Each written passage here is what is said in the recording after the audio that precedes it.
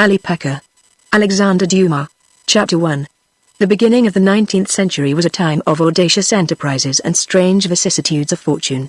Whilst Western Europe in turn submitted and struggled against a sub-lieutenant who made himself an emperor, who at his pleasure made kings and destroyed kingdoms, the ancient eastern part of the continent, like mummies which preserve but the semblance of life, was gradually tumbling to pieces, and getting parcelled out amongst bold adventurers who skirmished over its ruins. Without mentioning local revolts which produced only short-lived struggles and trifling changes of administration, such as that of Pacha, who refused to pay tribute because he thought himself impregnable in his citadel of St. Jean d'Acre, or that of Pacha Pacha, who planted himself on the walls of Widin as defender of the Janissaries against the institution of the regular militia decreed by Sultan Selim at Istanbul. There were wider spread rebellions which attacked the constitution of the Turkish Empire and diminished its extent, amongst them that of Czerny Georges, which raised Servia to the position of a free state, of Muhammad Ali, who made his Pachalik of Egypt into a kingdom, and finally that of the man whose history we are about to narrate, Ali Tepelini, Pacha of Janina, whose long resistance to the suzerain power proceeded and brought about the regeneration of Greece. Ali's own will counted for nothing in this important movement. He foresaw it, but without ever seeking to aid it, and was powerless to arrest it. He was not one of those men who place their lives and services at the disposal of any cause indiscriminately, and his sole aim was to acquire and increase a power of which he was both the guiding influence, and the end and object. His nature contained the seeds of every human passion, and he devoted all his long life to their development and gratification. This explains his whole temperament. His actions were merely the natural outcome of his character confronted with circumstances. Few men have understood themselves better or been on better terms with the orbit of their existence, and as the personality of an individual is all the more striking, in proportion as it reflects the manners and ideas of the time and country in which he has lived, so the figure of Ali Pacha stands out, if not one of the most brilliant, at least one of the most singular in contemporary history. From the middle of the 18th century Turkey had been a prey to the political gangrene of which she is vainly trying to cure herself today, and which, before long, will dismember her in the sight of all Europe. Anarchy and disorder reigned from one end of the empire to the other. The Osmanli race, bred on conquest alone, proved good for nothing when conquest failed. It naturally therefore came to pass when Sobieski, who saved Christianity under the walls of Vienna, as before his time Charles Martel had saved it on the plains of Poitiers, had set bounds to the wave of Mussulman westward invasion, and definitely fixed a limit which it should not pass, that the Osmanli warlike instincts recoiled upon themselves. The haughty descendants of Autokrul, who considered themselves born to command, seeing victory forsake them, fell back upon tyranny. Vainly did reason expostulate that oppression could not long be exercised by hands which had lost their strength, and that peace imposed new and different labors on those who no longer triumphed in war. They would listen to nothing, and, as fatalistic when condemned to a state of peace as when they marched forth conquering and to conquer, they cowered down in magnificent listlessness, leaving the whole burden of their support on conquered peoples. Like ignorant farmers, who exhaust fertile fields by forcing crops, they rapidly ruined their vast and rich empire by exorbitant exactions. Inexorable conquerors and insatiable masters, with one hand they flogged their slaves and with the other plundered them. Nothing was superior to their insolence, nothing on a level with their greed. They were never glutted, and never relaxed their extortions. But in proportion as their needs increased on the one hand, so did their resources diminish on the other. Their oppressed subjects soon found that they must escape at any cost from oppressors whom they could neither appease nor satisfy. Each population took the steps best suited to its position and character. Some chose inertia, others violence. The inhabitants of the plains, powerless and shelterless, bent like reeds before the storm and evaded the shock against which they were unable to stand. The mountaineers planted themselves like rocks in a torrent, and dammed its course with all their might. On both sides arose a determined resistance, different in method, similar in result. In the case of the peasants labor came to a standstill, in that of the hill folk open war broke out. The grasping exactions of the tyrant-dominant body produced nothing from wastelands and armed mountaineers. Destitution and revolt were equally beyond their power to cope with, and all that was left for tyranny to govern was a desert enclosed by a wall. But, all the same, the wants of a magnificent sultan, descendant of the prophet and distributor of crowns, must be supplied, and to do this, the sublime Porte needed money. Unconsciously imitating the Roman Senate, the Turkish divan put up the empire for sale by public auction. All employments were sold to the highest bidder, Pachas, beys, caddies, ministers of every rank, and clerks of every class had to buy their posts from their sovereign and get the money back out of his subjects. They spent their money in the capital, and recuperated themselves in the provinces. And as there was no other law than their master's pleasure, so there was no other guarantee than his caprice. They had therefore to set quickly to work. The post might be lost before its cost had been recovered. Thus all the science of administration resolved itself into plundering as much and as quickly as possible. To this end, the delegate of imperial power delegated in his turn, on similar conditions, other agents to seize for him and for themselves all they could lay their hands on, so that the inhabitants of the empire might be divided into three classes: those who were striving to seize everything, those who were trying to save a little, and those who, having nothing and hoping for nothing, took no interest in affairs at all. Albania was one of the most difficult provinces to manage. Its inhabitants were poor, brave, and the nature of the country was mountainous and inaccessible. The Pashas had great difficulty in collecting tribute, because the people were given to fighting for their bread. Whether Mohammedans or Christians, the Albanians were above all soldiers. Descended on the one side from the unconquerable Scythians, on the other from the ancient Macedonians, not long since masters of the world, crossed with Norman adventurers brought eastwards by the great movement of the Crusades, they felt the blood of warriors flow in their veins, and that war was their element.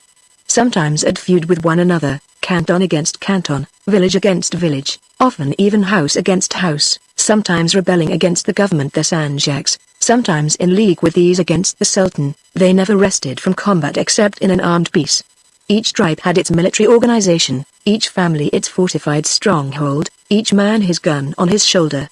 When they had nothing better to do, they tilled their fields, or mowed their neighbors, carrying off, it should be noted, the crop, or pastured their flocks, watching the opportunity to trespass over pasture limits.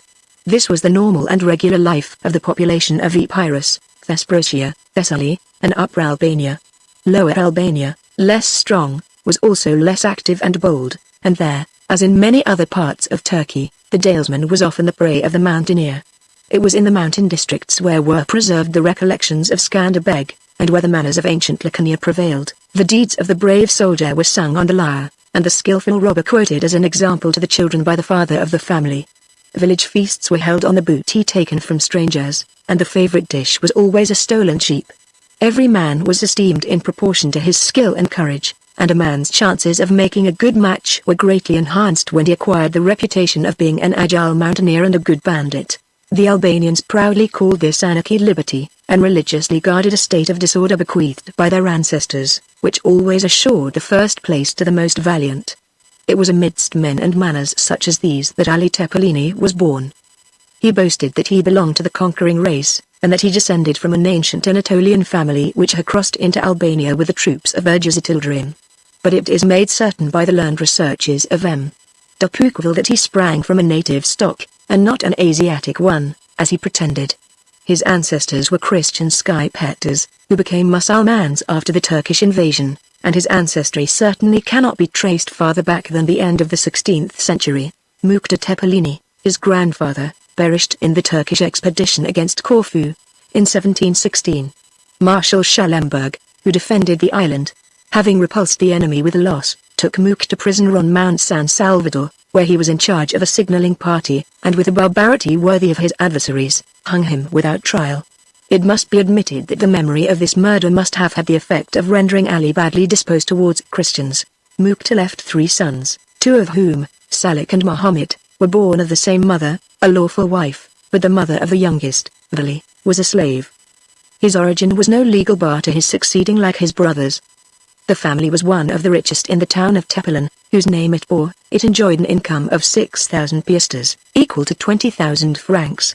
This was a large fortune in a poor country, where all commodities were cheap. But the Tepelini family, holding the rank of beys, had to maintain a state like that of the great financiers of feudal Europe. They had to keep a large stud of horses, with a great retinue of servants and men-at-arms, and consequently to incur heavy expenses. Thus they constantly found their revenue inadequate. The most natural means of raising it which occurred to them was to diminish the number of those who shared it. Therefore the 2 elder brothers, sons of the wife, combined against Vali, the son of the slave, and drove him out of the house. The latter, forced to leave home, bore his fate like a brave man, and determined to levy exactions on others to compensate him for the losses incurred through his brothers. He became a freebooter, patrolling highroads and lanes, with his gun on his shoulder and his yatahan in his belt, attacking, holding for ransom, or plundering all whom he encountered. After some years of this profitable business, he found himself a wealthy man and chief of a warlike band. Judging that the moment for vengeance had arrived, he marched for Tepelen, which he reached unsuspected, crossed the river Vojutsa, the ancient Aus, penetrated the streets unresisted, and presented himself before the paternal house, in which his brothers, forewarned, had barricaded themselves. He at once besieged them, soon forced the gates, and pursued them to a tent, in which they took a final refuge. He surrounded this tent, waited till they were inside it, and then set fire to the four corners. "See," said he to those around him, "they cannot accuse me of vindictive reprisals. My brothers drove me out of doors, and I retaliate by keeping them at home forever." In a few moments he was his father's solar and master of Tepelen. Arrived at the summit of his ambition, he gave up freebooting, and established himself in the town, of which he became chief ago. He had already a son by a slave, who soon presented him with another son, and afterwards with a daughter, so that he had no reason to fear dying without an heir. But finding himself rich enough to maintain more wives and bring up many children, he desired to increase his credit by allying himself to some great family of the country. He therefore solicited and obtained the hand of Kamko, daughter of a Bey of Kanutsa. This marriage attached him by the ties of relationship to the principal families of the province, among others to Pacha, vizier of Surat, who was descended from the illustrious race of Skanderbeg. After a few years, Vili had by his new wife a son named Ali, the subject of this history, and a daughter named Chanutsa. In spite of his intentions to reform, Vili could not entirely give up his old habits. Although his fortune placed him altogether above small gains and losses, he continued to amuse himself by raiding from time to time sheep, goats, and other perquisites, probably to keep his hand in. This innocent exercise of his taste was not to the fancy of his neighbors, and brawls and fights recommenced in fine style. Fortune did not always favor him, and the old mountaineer lost in the town part of what he had made on the hills. Vexations soured his temper and injured his health. Notwithstanding the injunctions of Mahomet, he sought consolation in wine, which soon closed his career. He died in 1754, Chapter 2. Ali thus at 13 years of age was free to indulge in the impetuosity of his character. From his early youth he had manifested a mettle and activity rare in young Turks, haughty by nature and self-restrained by education. Scarcely out of the nursery, he spent his time in climbing mountains, wandering through forests, scaling precipices, rolling in snow, inhaling the wind, defying the tempests, breathing out his nervous energy through every pore. Possibly he learned in the midst of every kind of danger to brave everything and subdue everything. Possibly in sympathy with the majesty of nature, he felt aroused in him a need of personal grandeur which nothing could satiate. In vain his father sought to calm his savage temper, and restrain his vagabond spirit. Nothing was of any use. As obstinate as intractable, he set at defiance all efforts and all precautions. If they shut him up, he broke the door or jumped out of the window. If they threatened him, he pretended to comply, conquered by fear, and promised everything that was required, but only to break his word the first opportunity. He had a tutor specially attached to his person and charged to supervise all his actions. He constantly deluded him by fresh tricks, and when he thought himself free from the consequences, he maltreated him with gross violence.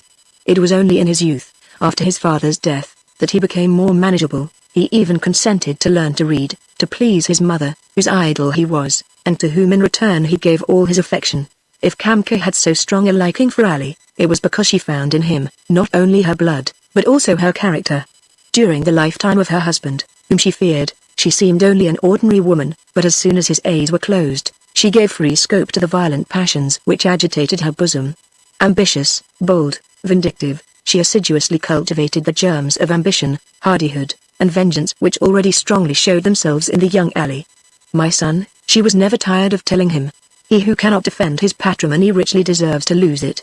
Remember that the property of others is only theirs so long as they are strong enough to keep it, and that when you find yourself strong enough to take it from them, it is yours. Success justifies everything, and everything is permissible to him who has the power to do it." Ali, when he reached the zenith of his greatness, used to declare that his success was entirely his mother's work. "I owe everything to my mother," he said one day to the French consul, "for my father, when he died, left me nothing but a den of wild beasts and a few fields. My imagination, inflamed by the counsels of her who has given me life twice over, since she has made me both a man and a vizier, revealed to me the secret of my destiny. Thenceforward I saw nothing in Tepelen but the natal air from which I was to spring on the prey which I devoured mentally. I dreamt of nothing else but power, treasures, palaces, in short what time has realized and still promises, for the point I have now reached is not the limit of my hopes.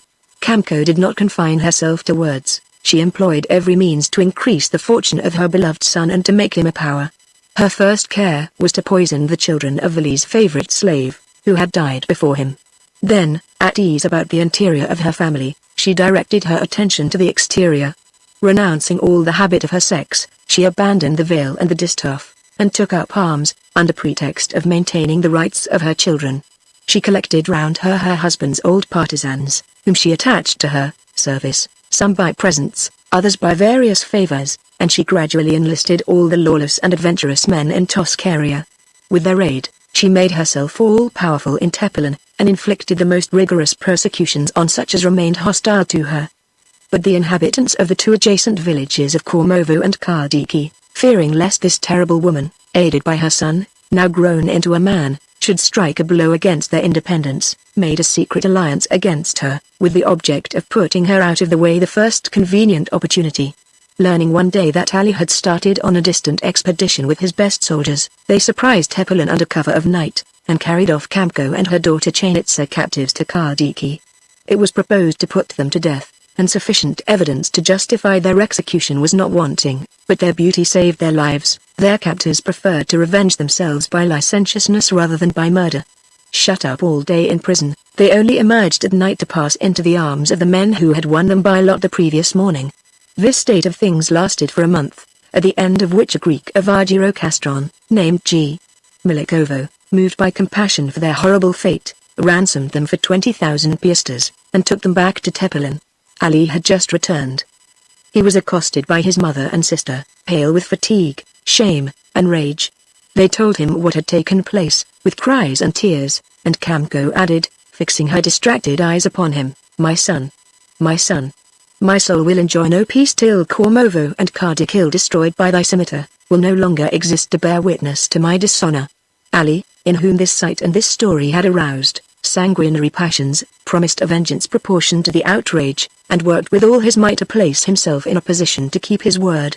A worthy son of his father, he had commenced life in the fashion of the heroes of ancient Greece, stealing sheep and goats, and from the age of 14 years he had acquired an equal reputation to that earned by the son of Jupiter and Maia. When he grew to manhood, he extended his operations. At the time of which we are speaking, he had long practiced open pillage. His plundering expeditions added to his mother's savings, who since her return from Kardiki had altogether withdrawn from public life, and devoted herself to household duties, enabled him to collect a considerable force for an expedition against Kormovo, one of the two towns he had sworn to destroy. He marched against it at the head of his banditti, but found himself vigorously opposed, lost part of his force, and was obliged to save himself and the rest by flight. He did not stop till he reached Tepelen, where he had a warm reception from Kamko, whose thirst for vengeance had been disappointed by his defeat. "Go," said she, "go, coward. Go spin with the women in the harem.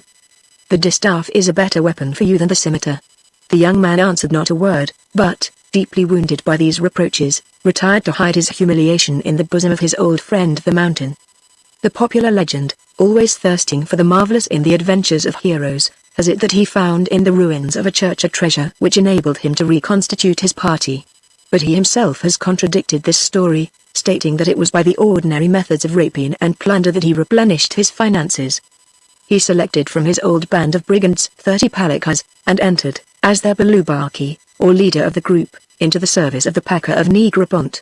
But he soon tired of the methodical life he was obliged to lead, and passed into Thessaly, where, following the example of his father Vali, he employed his time in brigandage on the highways.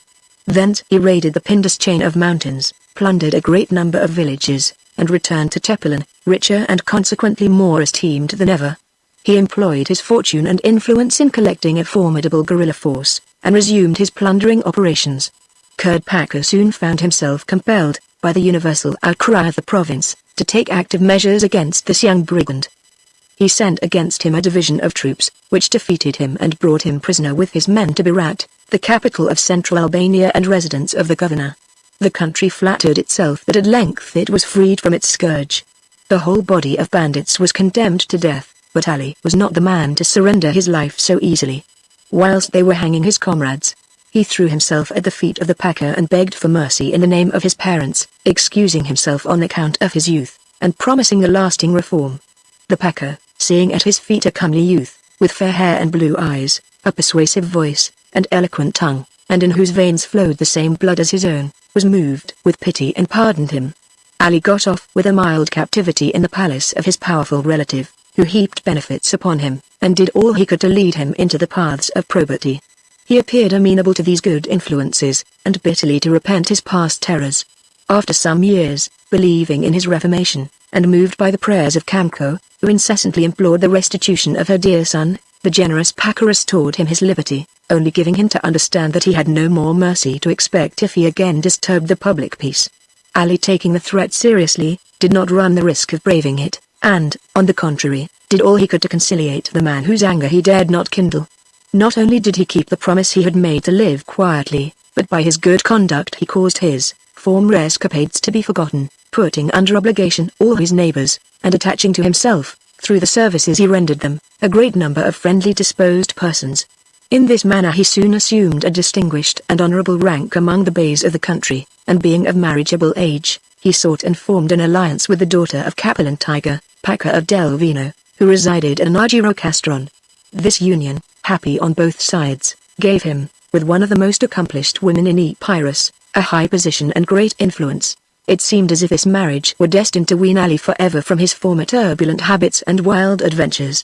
But the family into which he had married afforded violent contrasts and equal elements of good and mischief. Effeminate, his wife, was a model of virtue. His father-in-law, Capellan, was a composition of every vice: selfish, ambitious, turbulent, fierce, confident in his courage, and further emboldened by his remoteness from the capital. The Pacha of Delvino gloried in setting law and authority at defiance. Ali's disposition was too much like that of his father-in-law to prevent him from taking his measure very quickly. He soon got on good terms with him, and entered into his schemes, waiting for an opportunity to denounce him and become his successor. For this opportunity he had not long to wait. Capellan's object in giving his daughter to Tepelini was to enlist him among the beys of the province to gain independence, the ruling passion of viziers. The cunning young man pretended to enter into the views of his father-in-law, and did all he could to urge him into the path of rebellion. An adventurer named Stefano Piccolo, an emissary of Russia, had just raised in Albania the standard of the cross and called to arms all the Christians of the Acrosaronian mountains. The Divan sent orders to all the Pachas of northern Turkey in Europe to instantly march against the insurgents and quell the rising in blood. Instead of obeying the orders of the Divan and joining Kurd Pacha, who had summoned him, Capellan, at the instigation of his son-in-law, did all he could to embarrass the movement of the imperial troops, and without openly making common cause with the insurgents, he rendered them substantial aid in their resistance. They were, notwithstanding, conquered and dispersed, and their chief, Stefano Piccolo, had to take refuge in the unexplored caves of Montenegro. When the struggle was over, Capellan, as Ali had foreseen, was summoned to give an account of his conduct before the Rumelivalisi, supreme judge over Turkey in Europe. He was not only accused of the gravest offences, but proofs of them were forwarded to the Divan by the very man who had instigated them.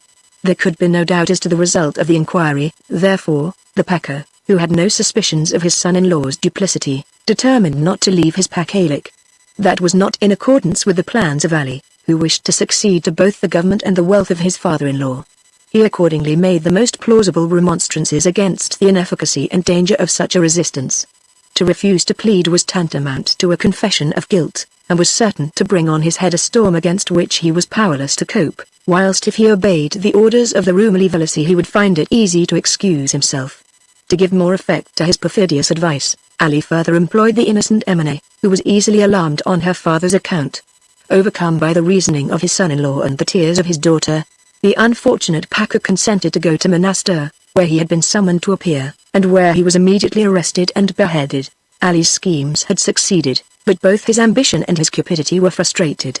Ali, Bey of Argyro Castron, who had throughout shown himself devoted to the Sultan, was nominated Pacha of Delvino in place of Capellan. He sequestered all the property of his predecessor, as confiscated to the Sultan, and thus deprived Ali Tepelini of all the fruits of his crime. This disappointment kindled the wrath of the ambitious Ali. He swore vengeance for the spoliation of which he considered himself the victim. But the moment was not favorable for putting his projects in train. The murder of Capelan, which its perpetrator intended for a mere crime, proved a huge blunder. The numerous enemies of Tepelini, silent under the administration of the late Pacha, whose resentment they had cause to fear, soon made common cause under the new one, for whose support they had hopes. Ali saw the danger, sought and found the means to obviate it.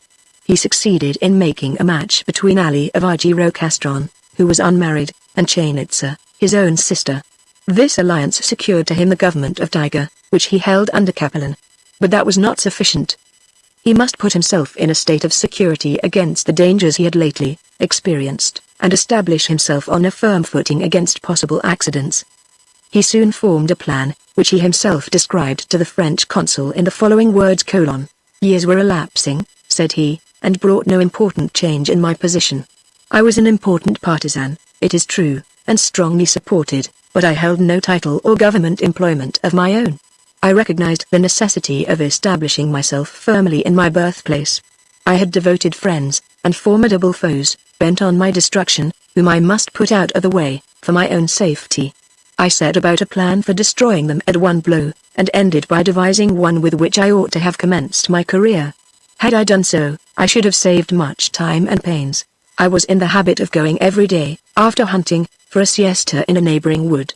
A confidential servant of mine suggested to my enemies the idea of surprising me and assassinating one there. I myself supplied the plan of the conspiracy, which was adopted. On the day agreed upon, I preceded my adversaries to the place where I was accustomed to repose, and caused a goat to be pinioned and muzzled, and fastened under the tree, covered with my cape. I then returned home by a roundabout path. Soon after I had left, the conspirators arrived, and fired a volley at the goat. They ran up to make certain of my death, but were interrupted by a picket of my men, who unexpectedly emerged from a copse where I had posted them, and they were obliged to return to Tepelin, which they entered, riotous with joy, crying, "Ali Bey is dead, now we are free." This news reached my harem, and I heard the cries of my mother and my wife mingled with the shouts of my enemies. I allowed the commotion to run its course and reach its height, so as to indicate which were my friends and which my foes. But when the former were at the depth of their distress and the latter at the height of their joy, and, exulting in their supposed victory, had drowned their prudence and their courage in floods of wine, then, strong in the justice of my cause, I appeared upon the scene. Now was the time for my friends to triumph and for my foes to tremble. I set to work at the head of my partisans, and before sunrise had exterminated the last of my enemies. I distributed their lands, their houses, and their goods amongst my followers, and from that moment I could call the town of Tepelin my own. A less ambitious man might perhaps have remained satisfied with such a result. But Ali did not look upon the suzerainty of a canton as a final object, but only as a means to an end, and he had not made himself master of Tepelin to limit himself to a petty state, but to employ it as a base of operations. He had allied himself to Ali of Argyro-Castron to get rid of his enemies. Once free from them, he began to plot against his supplanter. He forgot neither his vindictive projects nor his ambitious schemes. As prudent in execution as bold in design, he took good care not to openly attack a man stronger than himself, and gained by stratagem what he could not obtain by violence. The honest and straightforward character of his brother-in-law afforded an easy success to his perfidy. He began by endeavoring to suborn his sister Chainitza, and several times proposed to her to poison her husband, but she, who dearly loved the Pacha, who was a kind husband and to whom she had borne 2 children, repulsed his suggestions with horror, and threatened, if he persisted, to denounce him. Ali, fearing the consequences if she carried out her threat, begged forgiveness for his wicked plans, pretended deep repentance, and spoke of his brother-in-law in terms of the warmest affection. His acting was so consummate that even Chainitza, who well knew her brother's subtle character, was deceived by it. When he saw that she was his dupe, knowing that he had nothing more either to fear or to hope for from that side, he directed his attention to another. The Pacha had a brother named Solomon, whose character nearly resembled that of Tepelini. The latter, after having for some time quietly studied him, thought he discerned in him the man he wanted. He tempted him to kill the Pacha, offering him, as the price of this crime, his whole inheritance and the hand of Chainitza, only reserving for himself the long-coveted Sanjak. Solomon accepted the proposals, and the fratricidal bargain was concluded. The 2 conspirators, sole masters of the secret, the horrible nature of which guaranteed their mutual fidelity, and having free access to the person of their victim, could not fail in their object. One day, when and they were both received by the Pacha in private audience. Solomon, taking advantage of a moment when he was unobserved, drew a pistol from his belt and blew out his brother's brains. Chainitza ran at the sound, and saw her husband lying dead between her brother and her brother-in-law. Her cries for help were stopped by threats of death if she moved or uttered a sound. As she lay, fainting with grief and terror, Ali made a sign to Solomon, who covered her with his cloak, and declared her his wife. Ali pronounced the marriage concluded, and retired for it to be consummated. Thus was celebrated this frightful wedding, in the scene of an awful crime, beside the corpse of a man who a moment before had been the husband of the bride and the brother of the bridegroom. The assassins published the death of the Pacha, attributing it, as is usual in Turkey, to a fit of cerebral apoplexy. But the truth soon leaked out from the lying shrouds in which it had been wrapped. Reports even exceeded the truth, and public opinion implicated Chainitza in a crime of which she had been but the witness. Appearances certainly justified these suspicions. The young wife had soon consoled herself in the arms of her second husband for the loss of the first, and her son by him presently died suddenly, thus leaving Solomon in lawful and peaceful possession of all his brother's wealth. As for the little girl, as she had no rights and could hurt no one, her life was spared, and she was eventually married to a bey of Kisora, destined in the sequel to cut a tragic figure in the history of the Tepelini family. But Ali was once more deprived of the fruit of his bloody schemes. Notwithstanding all his intrigues, the Sanjak of Delvino was conferred, not upon him, but upon a bey of one of the first families of Zaporia. But, far from being discouraged, he recommenced with new boldness and still greater confidence the work of his elevation, so often begun and so often interrupted. He took advantage of his increasing influence to ingratiate himself with the new Pacha, and was so successful in insinuating himself into his confidence, that he was received into the palace and treated like the Pacha's son. There he acquired complete knowledge of the details of the Pachalich and the affairs of the Pacha, preparing himself to govern the one when he had got rid of the other. The Sanjak of Delvino was bounded from Venetian territory by the district of Buthrotum. Selim, a better neighbor and an abler politician than his predecessors, sought to renew and preserve friendly commercial relations with the purveyors of the magnificent republic. This wise conduct, equally advantageous for both the bordering provinces, instead of gaining for the Pacha the praise and favors which he deserved, rendered him suspected at a court whose sole political idea was hatred of the name of Christian, and whose sole means of government was terror. Ali immediately perceived the Pacha's error, and the advantage which he himself could derive from it. Selim, as one of his commercial transactions with the Venetians, had sold them, for a number of years, the right of felling timber in a forest near Lake Reloader. Ali immediately took advantage of this to denounce the Pacha as guilty of having alienated the territory of the Sublime Porte, and of a desire to deliver to the infidels all the province of Delvino. Masking his ambitious designs under the veil of religion and patriotism, he lamented, in his denunciatory report, the necessity under which he found himself, as a loyal subject and faithful Mussulman, of accusing a man who had been his benefactor, and thus at the same time gained the benefit of crime and the credit of virtue. Under the gloomy despotism of the Turks, a man in any position of responsibility is condemned almost as soon as accused, and if he is not strong enough to inspire terror, his ruin is certain. Ali received at Tepelen, where he had retired to more conveniently weave his perfidious plots, an order to get rid of the Pacha. At the receipt of the firman of execution he leapt with joy, and flew to Delvino to seize the prey which was abandoned to him. The noble Selim, little suspecting that his protégé had become his accuser and was preparing to become his executioner, received him with more tenderness than ever, and lodged him, as heretofore, in his palace. Under the shadow of this hospitable roof, Ali skillfully prepared the consummation of the crime which was forever to draw him out of obscurity. He went every morning to pay his court to the Pacha, whose confidence he doubted. Then, one day, feigning illness, he sent excuses for inability to pay his respects to a man whom he was accustomed to regard as his father, and begged him to come for a moment into his apartment. The invitation being accepted, he concealed assassins in one of the cupboards without shelves, so common in the East, which contain by day the mattresses spread by night on the floor for the slaves to sleep upon. At the hour fixed, the old man arrived. Ali rose from his sofa with a depressed air, met him, kissed the hem of his robe, and, after seating him in his place, himself offered him a pipe and coffee, which were accepted. But instead of putting the cup in the hand stretched to receive it, he let it fall on the floor, where it broke into 1,000 pieces. This was the signal. The assassins sprang from their retreat and darted upon Selim, who fell, exclaiming, like Caesar, "And it is thou, my son, who takest my life." At the sound of the tumult which followed the assassination, Selim's bodyguard, running up, found Ali erect, covered with blood, surrounded by assassins, holding in his hand the firman displayed, and crying with a menacing voice, "I have killed the traitor Selim by the order of our glorious Sultan, here is his imperial command."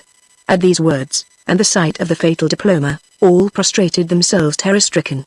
Ali, after ordering the decapitation of Selim, whose head he seized as a trophy, ordered the Cadi, the Beys, and the Greek archons to meet at the palace, to prepare the official account of the execution of the sentence. They assembled, trembling, the sacred hymn of the Fatihat was sung, and the murder declared legal, in the name of the merciful and compassionate God, Lord of the world. When they had sealed up the effects of the victim, the murderer left the palace, taking with him, as a hostage, Mustafa, son of Selim, destined to be even more unfortunate than his father. A few days afterwards, the Divan awarded to Ali Tepelini, as a reward for his zeal for the state and religion, the Sanjak of Thessaly, with the title of Dervand-ki Pacha, or Provost Marshal of the Roads. This latter dignity was conferred on the condition of his levying a body of 4,000 men to clear the valley of the penniless of a multitude of Christian chiefs who exercised more power than the officers of the Grand Seigneur. The new Pacha took advantage of this to enlist a numerous body of Albanians ready for any enterprise, and completely devoted to him. With two important commands, and with this strong force at his back, he repaired to Trikala, the seat of his government, where he speedily acquired great influence. His first act of authority was to exterminate the bands of Armatalis, or Christian militia, which infested the plain. He laid violent hands on all whom he caught, and drove the rest back into their mountains, splitting them up into small bands whom he could deal with at his pleasure. At the same time he sent a few heads to Constantinople, to amuse the Sultan and the mob, and some money to the ministers to gain their support. "For," said he, "water sleeps, but envy never does." These steps were prudent, and whilst his credit increased at court, order was re-established from the defiles of the Peribia of Pindus to the Vale of Tempe and to the pass of Thermopylae. These exploits of the Provost Marshal, amplified by Oriental exaggeration, justified the ideas which were entertained of the capacity of Ali Pacha. Impatient of celebrity, he took good care himself to spread his fame, relating his prowess to all comers, making presents to the Sultan's officers who came into his government, and showing travellers his palace courtyard festooned with decapitated heads. But what chiefly tended to consolidate his power was the treasure which he ceaselessly amassed by every means. He never struck for the mere pleasure of striking, and the numerous victims of his prescriptions only perished to enrich him. His death sentences always fell on beys and wealthy persons whom he wished to plunder. In his eyes the axe was but an instrument of fortune, and the executioner a tax gatherer. Chapter 3. Having governed Thessaly in this manner during several years, Ali found himself in a position to acquire the province of Janina, the possession of which, by making him master of Epirus, would enable him to crush all his enemies and to reign supreme over the 3 divisions of Albania. But before he could succeed in this, it was necessary to dispose of the Pacha already in possession. Fortunately for Ali, the latter was a weak and indolent man, quite incapable of struggling against so formidable a rival, and his enemy speedily conceived and put into execution a plan intended to bring about the fulfillment of his desires. He came to terms with the same Armatolians whom he had formerly treated so harshly, and let them loose, provided with arms and ammunition, on the country which he wished to obtain. Soon the whole region echoed with stories of devastation and pillage. The Pacha, unable to repel the incursions of these mountaineers, employed the few troops he had in oppressing the inhabitants of the plains, who, groaning under both extortion and rapine, vainly filled the air with their despairing cries. Ali hoped that the Divan, which usually judged only after the event, seeing that Epirus lay desolate, while Thessaly flourished under his own administration, would, before long, entrust himself with the government of both provinces, when a family incident occurred, which for a time diverted the course of his political maneuvers. For a long time his mother Kamka had suffered from an internal cancer, the result of a life of depravity. Feeling that her end drew near, she dispatched messenger after messenger, summoning her son to her bedside. He started, but arrived too late, and found only his sister Chainitsa mourning over the body of their mother, who had expired in her arms an hour previously. Breathing unutterable rage and pronouncing horrible imprecations against heaven, Kamka had commanded her children, under pain of her dying curse, to carry out her last wishes faithfully. After having long given way to their grief, Ali and Chainitsa read together the document which contained these commands. It ordained some special assassinations, mentioned sundry villages which, some day, were to be given to the flames, but ordered them most especially, as soon as possible, to exterminate the inhabitants of Kormovo and Kardiki, from whom she had endured the last horrors of slavery. Then, after advising her children to remain united, to enrich their soldiers, and to count as nothing people who were useless to them, Kamco ended by commanding them to send in her name a pilgrim to Mecca, who should deposit an offering on the tomb of the Prophet for the repose of her soul. Having perused these last injunctions, Ali and Chainitza joined hands, and over the inanimate remains of their departed mother swore to accomplish her dying behests. The pilgrimage came first under consideration. Now a pilgrim can only be sent as proxy to Mecca, or offerings be made at the tomb of Medina, at the expense of legitimately acquired property duly sold for the purpose. The brother and sister made a careful examination of the family estates, and after long hunting, thought they had found the correct thing in a small property of about 1,500 francs income, inherited from their great-grandfather, founder of the Tepelenian dynasty. But further investigations disclosed that even this last resource had been forcibly taken from a Christian, and the idea of a pious pilgrimage and a sacred offering had to be given up. They then agreed to atone for the impossibility of expiation by the grandeur of their vengeance, and swore to pursue without ceasing and to destroy without mercy all enemies of their family. The best mode of carrying out this terrible and self-given pledge was that Ali should resume his plans of aggrandizement exactly where he had left them. He succeeded in acquiring the Pakalik of Janina, which was granted him by the Porte under the title of Upperlik, or conquest. It was an old custom, natural to the warlike habits of the Turks, to bestow the government provinces or towns affecting to despise the authority of the Grand Seigneur on whomsoever succeeded in controlling them, and Janina occupied this position. It was principally inhabited by Albanians, who had an enthusiastic admiration for anarchy, dignified by them with the name of liberty, and who thought themselves independent in proportion to the disturbance they succeeded in making. Each lived retired as if in a mountain castle, and only went out in order to participate in the quarrels of his faction in the forum. As for the Pachas, they were relegated to the old castle on the lake, and there was no difficulty in obtaining their recall. Consequently there was a general outcry at the news of Ali Pacha's nomination, and it was unanimously agreed that a man whose character and power were alike dreaded must not be admitted within the walls of Janina. Ali, not choosing to risk his forces in an open battle with a warlike population, and preferring a slower and safer way to a short and dangerous one, began by pillaging the villages and farms belonging to his most powerful opponents. His tactics succeeded, and the very persons who had been foremost in vowing hatred to the son of Kamco and who had sworn most loudly that they would die rather than submit to the tyrant, seeing their property daily ravaged, and impending ruin if hostilities continued, applied themselves to procure peace. Messengers were sent secretly to Ali, offering to admit him into Janina if he would undertake to respect the lives and property of his new allies. Ali promised whatever they asked, and entered the town by night. His first proceeding was to appear before the Cadi, whom he compelled to register and proclaim his firmans of investiture. In the same year in which he arrived at this dignity, really the desire and object of Ali's whole life, occurred also the death of the Sultan Abdul Hamid, whose two sons, Mustafa and Mahmud, were confined in the old Seraglio. This change of rulers, however, made no difference to Ali, the peaceful Selim, exchanging the prison to which his nephews were now relegated, for the throne of their father, confirmed the Pacha of Janina in the titles, offices, and privileges which had been conferred on him. Established in his position by this double investiture, Ali applied himself to the definite settlement of his claims. He was now 50 years of age, and was at the height of his intellectual development. Experience had been his teacher, and the lesson of no single event had been lost upon him. An uncultivated but just and penetrating mind enabled him to comprehend facts, analyze causes, and anticipate results, and as his heart never interfered with the deductions of his rough intelligence, he had by a sort of logical sequence formulated an inflexible plan of action.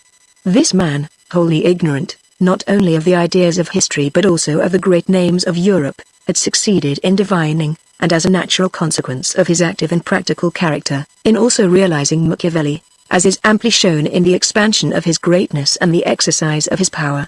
Without faith in God, despising men, loving and thinking only of himself, distrusting all around him, audacious in design, immovable in resolution, inexorable in execution, merciless in vengeance, by turns insolent, humble, violent, or supple according to circumstances, always and entirely logical in his egotism. He is Caesar Borgia reborn as a Mussulman. He is the incarnate ideal of Florentine policy, the Italian prince converted into a satrap. Age had as yet in no way impaired Ali's strength and activity, and nothing prevented his profiting by the advantages of his position.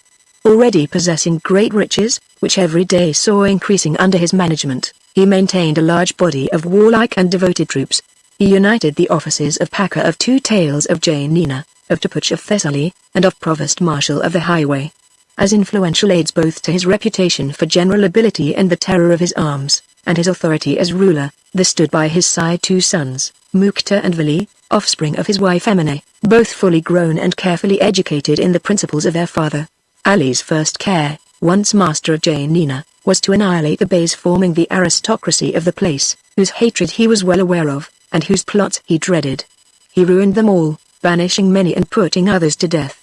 Knowing that he must make friends to supply the vacancy caused by the destruction of his foes, he enriched with the spoil the Albanian mountaineers in his pay, known by the name of skypetters, on whom he conferred most of the vacant employments. But much too prudent to allow all the power to fall into the hands of a single caste, although a foreign one to the capital, he, by a singular innovation, added to and mixed with them an infusion of Orthodox Greeks, a skillful but despised race, whose talents he could use without having to dread their influence. While thus endeavoring on one side to destroy the power of his enemies by depriving them of both authority and wealth, and on the other to consolidate his own by establishing a firm administration, he neglected no means of acquiring popularity.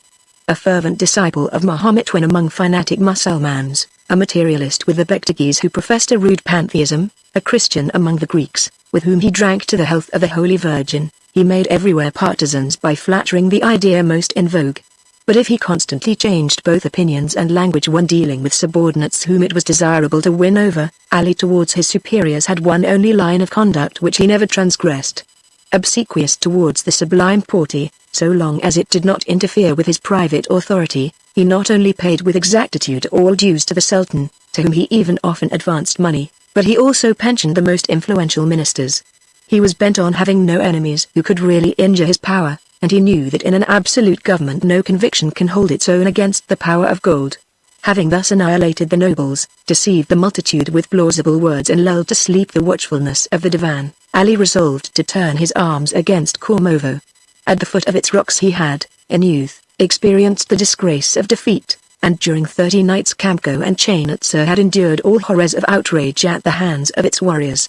Thus the implacable Pacha had a twofold wrong to punish, a double vengeance to exact. This time, profiting by experience, he called in the aid of treachery.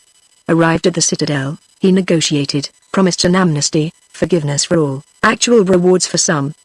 The inhabitants, only too happy to make peace with so formidable an adversary, demanded and obtained a truce to settle the conditions. This was exactly what Ali expected, and Kormovo, sleeping on the faith of the treaty, was suddenly attacked and taken. All who did not escape by flight perished by the sword in the darkness, or by the hand of the executioner the next morning. Those who had offered violence aforetime to Ali's mother and sister were carefully sought for, and whether convicted or merely accused, were impaled on spits, torn with red-hot pincers, and slowly roasted between two fires. The women were shaved and publicly scourged, and then sold as slaves. This vengeance, in which all the nobles of the province not yet entirely ruined were compelled to assist, was worth a decisive victory to Ali. Towns, cantons, whole districts, overwhelmed with terror, submitted without striking a blow, and his name, joined to the recital of a massacre which ranked as a glorious exploit in the eyes of this savage people, echoed like thunder from valley to valley and mountain to mountain. In order that all surrounding him might participate in the joy of his success, Ali gave his army a splendid festival of unrivaled activity, and, Mohammedan only in name, he himself led the chorus in the Pyrrhic and Clitic dances, the ceremonials of warriors and of robbers.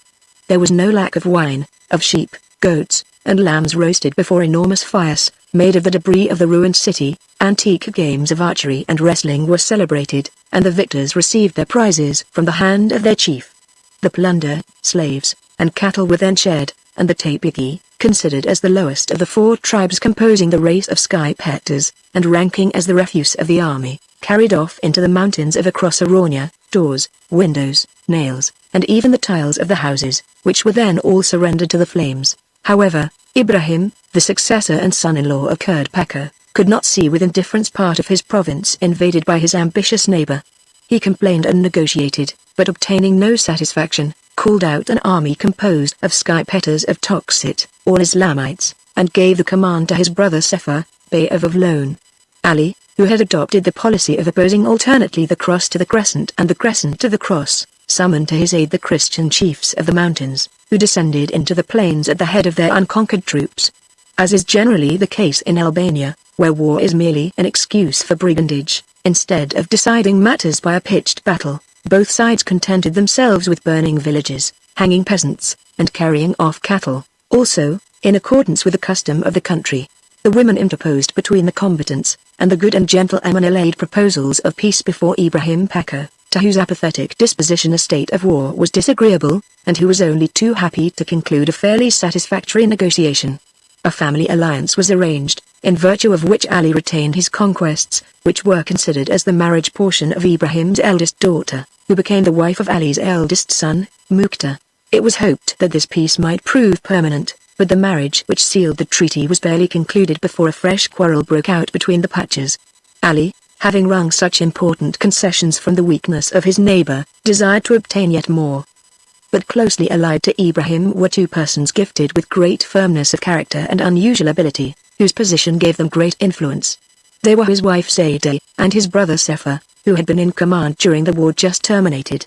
As both were inimical to Ali, who could not hope to corrupt them, the latter resolved to get rid of them.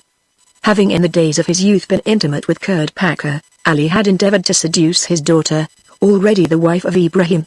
Being discovered by the latter in the act of scaling the wall of his harem, he had been obliged to fly the country. Wishing now to ruin the woman whom he had formerly tried to corrupt, Ali sought to turn his former crime to the success of a new one. Anonymous letters, secretly sent to Ibrahim, warned him that his wife intended to poison him, in order to be able later to marry Ali Pacha, whom she had always loved. In a country like Turkey, where to suspect a woman is to accuse her, and accusation is synonymous with condemnation, such a calumny might easily cause the death of the innocent Zayda.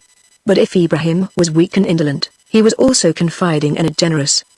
He took the letters to his wife, who had no difficulty in clearing herself, and who warned him against the writer, whose object and plots she easily divined, so that this odious conspiracy turned only to Ali's discredit.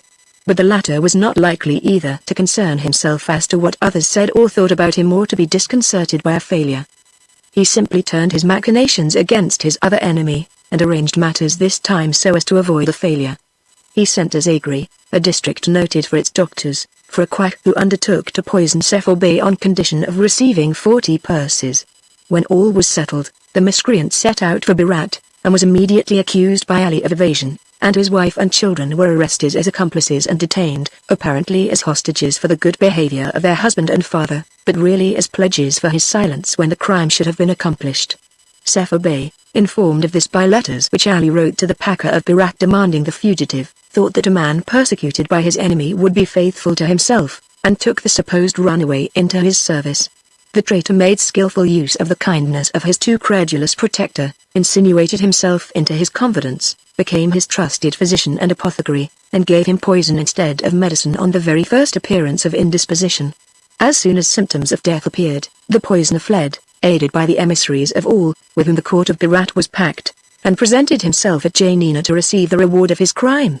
Ali thanked him for his zeal, commended his skill, and referred him to the treasurer. But the instant the wretch left the seraglio in order to receive his recompense, he was seized by the executioners and hurried to the gallows. In thus punishing the assassin, Ali at one blow discharged the debt he owed him, disposed of the single witness to be dreaded, and displayed his own friendship for the victim. Not content with this, he endeavored to again throw suspicion on the wife of Ibrahim Pacha, whom he accused of being jealous of the influence which Sefer Pacha had exercised in the family. This he mentioned regularly in conversation, writing in the same style to his agents at Constantinople, and everywhere where there was any profit in slandering a family whose ruin he desired for the sake of their possessions. Before long he made a pretext out of the scandal started by himself, and prepared to take up arms in order, he said, to avenge his friend Sefer Bey, when he was anticipated by Ibrahim Pacha, who roused against him the allied Christians of Thesprotia, foremost among whom ranked the Suliots famed through Albania for their courage and their love of independence. After several battles, in which his enemies had the advantage, Ali began negotiations with Ibrahim, and finally concluded a treaty offensive and defensive. This fresh alliance was, like the first, to be cemented by a marriage. The virtuous Emine, seeing her son Vali united to the second daughter of Ibrahim, trusted that the feud between the two families was now quenched, and thought herself at the summit of happiness. But her joy was not of long duration, The death groan was again to be heard amidst the songs of the marriage feast. The daughter of Chainitza, by her first husband, Ali, had married a certain Murad, the Bey of Clarisora. This nobleman, attached to Ibrahim Pacha by both blood and affection, since the death of Sefer Bey, had become the special object of Ali's hatred, caused by the devotion of Murad to his patron, over whom he had great influence, and from whom nothing could detach him.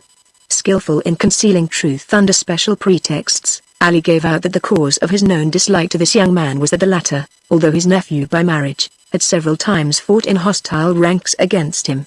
Therefore the amiable Ibrahim made use of the marriage treaty to arrange an honorable reconciliation between Murad Bey and his uncle, and appointed the former ruler of the marriage feast, in which capacity he was charged to conduct the bride to Janina and deliver her to her husband, the young Vali Bey. He had accomplished his mission satisfactorily, and was received by Ali with all apparent hospitality. The festival began on his arrival towards the end of November 1791, and had already continued several days, when suddenly it was announced that a shot had been fired upon Ali, who had only escaped by a miracle, and that the assassin was still at large. This news spread terror through the city and the palace, and everyone dreaded being seized as the guilty person. Spies were everywhere employed, but they declared search was useless, and that there must have been extensive conspiracy against Ali's life. The latter complained of being surrounded by enemies, and announced that henceforth he would receive only one person at a time, who should lay down his arms before entering the hall that now set apart for public audience. It was a chamber built over a vault, and entered by a sort of trapdoor, only reached by a ladder. After having for several days received his couriers in this sort of dovecote, Ali summoned his nephew in order to entrust with him the wedding gifts. Murad took this as a sign of favor, and joyfully acknowledged the congratulations of his friends. He presented himself at the time arranged. The guards at the foot of the ladder demanded his arms, which he gave up readily, and ascended the ladder full of hope. Scarcely had the trapdoor closed behind him when a pistol ball, fired from a dark corner, broke his shoulder blade, and he fell, but sprang up and attempted to fly. Ali issued from his hiding place and sprang upon him, but notwithstanding his wound the young Bey defended himself vigorously, uttering terrible cries. The Pacha, eager to finish, and finding his hands insufficient, caught a burning log from the hearth, struck his nephew in the face with it, felled him to the ground, and completed his bloody task. This accomplished, Ali called for help with loud cries, and when his guards entered he showed the bruises he had received and the blood with which he was covered, declaring that he had killed in self-defense a villain who endeavored to assassinate him. He ordered the body to be searched, and a letter was found in a pocket which Ali had himself just placed there, which purported to give the details of the pretended conspiracy. As Murad's brother was seriously compromised by this letter, he also was immediately seized, and strangled without any pretense of trial. The whole palace rejoiced. Thanks were rendered to heaven by one of those sacrifices of animals still occasionally made in the East to celebrate an escape from great danger, and Ali released some prisoners in order to show his gratitude to Providence for having protected him from so horrible a crime. He received congratulatory visits, and composed an apology attested by a judicial declaration by the Cadi, in which the memory of Murad and his brother was declared accursed. Finally, commissioners, escorted by a strong body of soldiers, were sent to seize the property of the two brothers, because, said the decree, it was just that the injured should inherit the possessions of his would-be assassins. Thus was exterminated the only family capable of opposing the Pacha of Janina, or which could counterbalance his influence over the weak Ibrahim of Berat. The latter, abandoned by his brave defenders, and finding himself at the mercy of his enemy, was compelled to submit to what he could not prevent, and protested only by tears against these crimes, which seemed to herald a terrible future for himself. As for Amine, it is said that from the date of this catastrophe she separated herself almost entirely from her blood-stained husband, and spent her life in the recesses of the harem, praying as a Christian both for the murderer and his victims. It is a relief, in the midst of this atrocious saturnalia, to encounter this noble and gentle character, which like a desert oasis, affords a rest to eyes wearied with the contemplation of so much wickedness and treachery. Ali lost in her the guardian angel who alone could in any way restrain his violent passions. Grieved at first by the withdrawal of the wife whom hitherto he had loved exclusively, he endeavored in vain to regain her affection, and then sought in new vices compensation for the happiness he had lost, and gave himself up to sensuality. Ardent in everything, he carried debauchery to a monstrous extent, and as if his palaces were not large enough for his desires, he assumed various disguises, such sometimes in order to traverse the streets by night in search of the lowest pleasures, sometimes penetrating by day into churches and private houses seeking for young men and maidens remarkable for their beauty, who were then carried off to his harem. His sons, following in his footsteps, kept also scandalous households, and seemed to dispute preeminence in evil with their father, each in his own manner.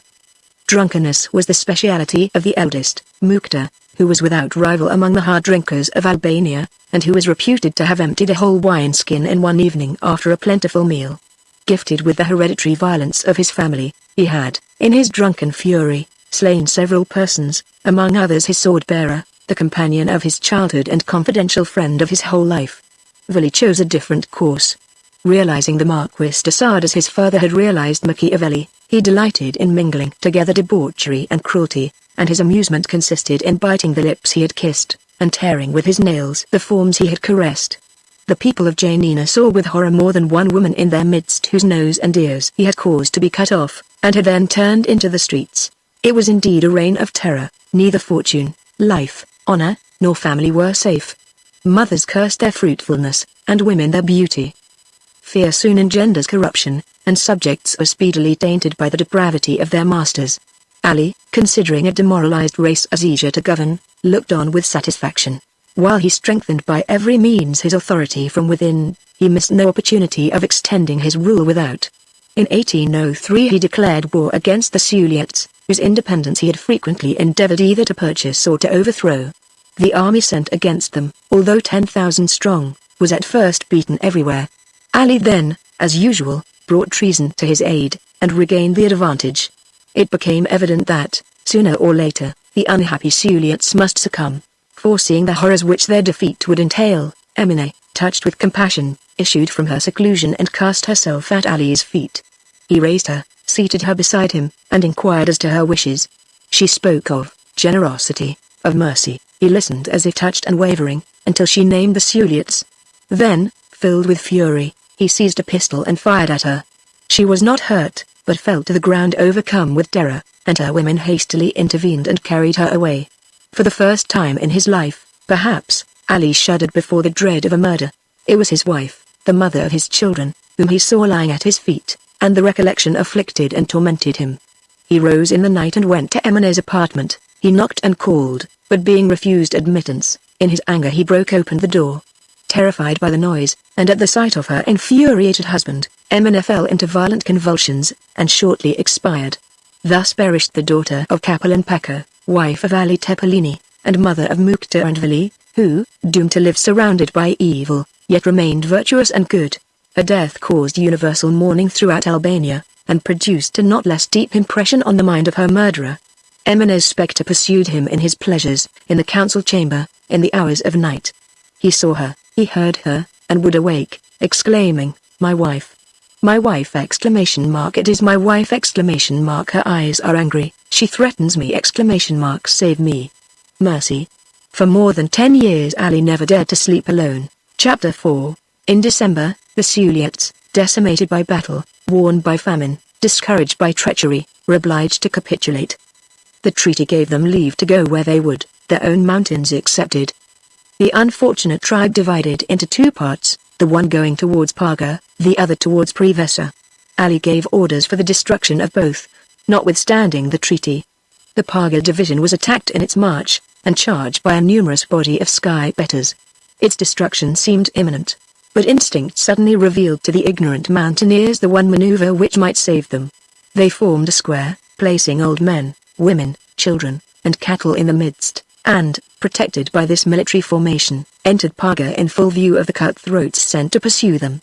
Less fortunate was the Prevesa division, which, terrified by a sudden and unexpected attack, fled in disorder to a Greek convent called Zalongos.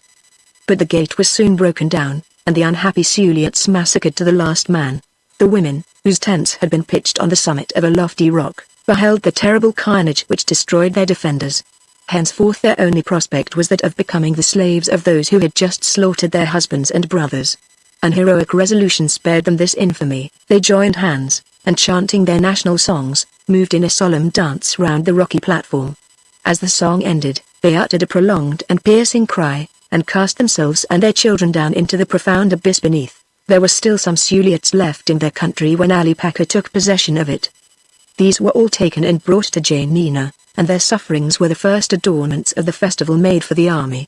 Every soldier's imagination was racked for the discovery of new tortures, and the most original among them had the privilege of themselves carrying out their inventions. There were some who, having had their noses and ears cut off, were compelled to eat them raw, dressed as a salad. One young man was scalped until the skin fell back upon his shoulders, then beaten round the court of the seraglio for the Pacha's entertainment, until at length a lance was run through his body and he was cast on the funeral pile. Many were boiled alive and their flesh then thrown to the dogs. From this time the cross has disappeared from the Selid mountains, and the gentle prayer of Christ no longer wakes the echoes of Sulai. During the course of this war, and shortly after the death of Emine, another dismal drama was enacted in the Pacha's family, whose active wickedness nothing seemed to weary. The scandalous libertinism of both father and sons had corrupted all around as well as themselves. This demoralization brought bitter fruits for all alike. The subjects endured a terrible tyranny, the masters sowed among themselves distrust, discord, and hatred. The father wounded his two sons by turns in their tenderest affections, and the sons avenged themselves by abandoning their father in the hour of danger. There was in Janina a woman named Euphrosyne, a niece of the archbishop, married to one of the richest Greek merchants, and noted for wit and beauty. She was already the mother of 2 children, when Mukta became enamored of her, and ordered her to come to his palace. The unhappy Euphrosyne, at once guessing his object, summoned a family council to decide what should be done. All agreed that there was no escape, and that her husband's life was in danger, on account of the jealousy of his terrible rival. He fled the city that same night, and his wife surrendered herself to Mukta, who, softened by her charms, soon sincerely loved her, and overwhelmed her with presents and favors. Things were in this position when Mukta was obliged to depart on an important expedition. Scarcely had he started before his wives complained to Ali that Euphrosyne usurped their rights and caused their husband to neglect them. Ali, who complained greatly of his son's extravagance, and regretted the money they squandered, at once struck a blow which was both to enrich himself and increase the terror of his name. One night he appeared by torchlight, accompanied by his guards, at Euphrosyne's house. Knowing his cruelty and avarice, she sought to disarm one by gratifying the other. She collected her money and jewels and laid them at Ali's feet with a look of supplication. "These things are only my own property, which you restore," said he, taking possession of the rich offering. "Can you give back the heart of Mukta, which you have stolen?" Euphrosyne besought him by his paternal feelings, for the sake of his son whose love had been her misfortune and was now her only crime, to spare a mother whose conduct had been otherwise irreproachable. But her tears and pleadings produced no effect on Ali, who ordered her to be taken, loaded with fetters and covered with a piece of sackcloth, to the prison of the seraglio. If it were certain that there was no hope for the unhappy Euphrosyne, one trusted that she might at least be the only victim. But Ali, professing to follow the advice of some severe reformers who wished to restore decent morality, arrested at the same time 15 ladies belonging to the best Christian families in Janina. A Wallachian, named Nicholas Jenko, took the opportunity to denounce his own wife, who was on the point of becoming a mother, as guilty of adultery, and handed her also over to the Pacha. These unfortunate women were brought before Ali to undergo a trial of which a sentence of death was the foregone conclusion. They were then confined in a dungeon, where they spent 2 days of misery. The third night, the executioners appeared to conduct them to the lake where they were to perish. Euphrosyne, too exhausted to endure the end, expired by the way, and when she was flung with the rest into the dark waters, her soul had already escaped from its earthly tenement. Her body was found the next day, and was buried in the cemetery of the monastery of Saint Sanagius, where her tomb, covered with white iris and sheltered by a wild olive tree, is yet shown. Mukta was returning from his expedition when a courier from his brother Vili brought him a letter informing him of these events. He opened it. "Euphrosyne!" he cried, and, seizing one of his pistols, fired it at the messenger, who fell dead at his feet. "Euphrosyne, behold thy first victim." Springing on his horse, he galloped towards Janina. His guards followed at a distance, and the inhabitants of all the villages he passed fled at his approach. He paid no attention to them, but rode till his horse fell dead by the lake which had engulfed Euphrosyne, and then, taking a boat, he went to hide his grief and rage in his own palace. Ali, caring little for passion which evaporated in tears and cries, sent an order to Mukta to appear before him at once. "He will not kill you," he remarked to his messenger, with a bitter smile. And, in fact, The man who a moment before was furiously raging and storming against his father, as if overwhelmed by this imperious message, calmed down, and obeyed. "Come hither, Mukta," said the Pacha, extending his murderous hand to be kissed as soon as his son appeared. "I shall take no notice of your anger, but in future never forget that a man who braves public opinion as I do fears nothing in the world. You can go now. When your troops have rested from their march, you can come and ask for orders. Go, remember what I have said." Mukta retired as submissively as if he had just received pardon for some serious crime, and found no better consolation than to spend the night with Vili in drinking and debauchery. But a day was to come when the brothers, alike outraged by their father, would plot and carry out a terrible vengeance. However, the Porte began to take umbrage at the continual aggrandizement of the Pacha of Janina. Not daring openly to attack so formidable a vassal, the Sultan sought by underhand means to diminish his power, and under the pretext that Ali was becoming too old for the labor of so many offices, the government of Thessaly was withdrawn from him. But, to show that this was not done in enmity, the province was entrusted to his nephew, Elmas Bey, son of Suleiman and Chainitza. Chainitza, fully as ambitious as her brother, could not contain her delight at the idea of governing in the name of her son, who was weak and gentle in character and accustomed to obey her implicitly. She asked her brother's permission to go to Trikali to be present at the installation, and obtained it. To everybody's astonishment, for no one could imagine that Ali would peacefully renounce so important a government as that of Thessaly. However, he dissembled so skillfully that everyone was deceived by his apparent resignation, and applauded his magnanimity, when he provided his sister with a brilliant escort to conduct her to the capital of the province of which he had just been deprived in favor of his nephew. He sent letters of congratulation to the latter as well as magnificent presents, among them a splendid pelisse of black fox, which had cost more than 100,000 francs of Western money. He requested Elmas Bey to honor him by wearing this robe on the day when the Sultan's envoy should present him with the firman of investiture, and Chainitza herself was charged to deliver both gifts and messages. Chainitza arrived safely at Trikala, and faithfully delivered the messages with which she had been entrusted. When the ceremony she so ardently desired took place, she herself took charge of all the arrangements.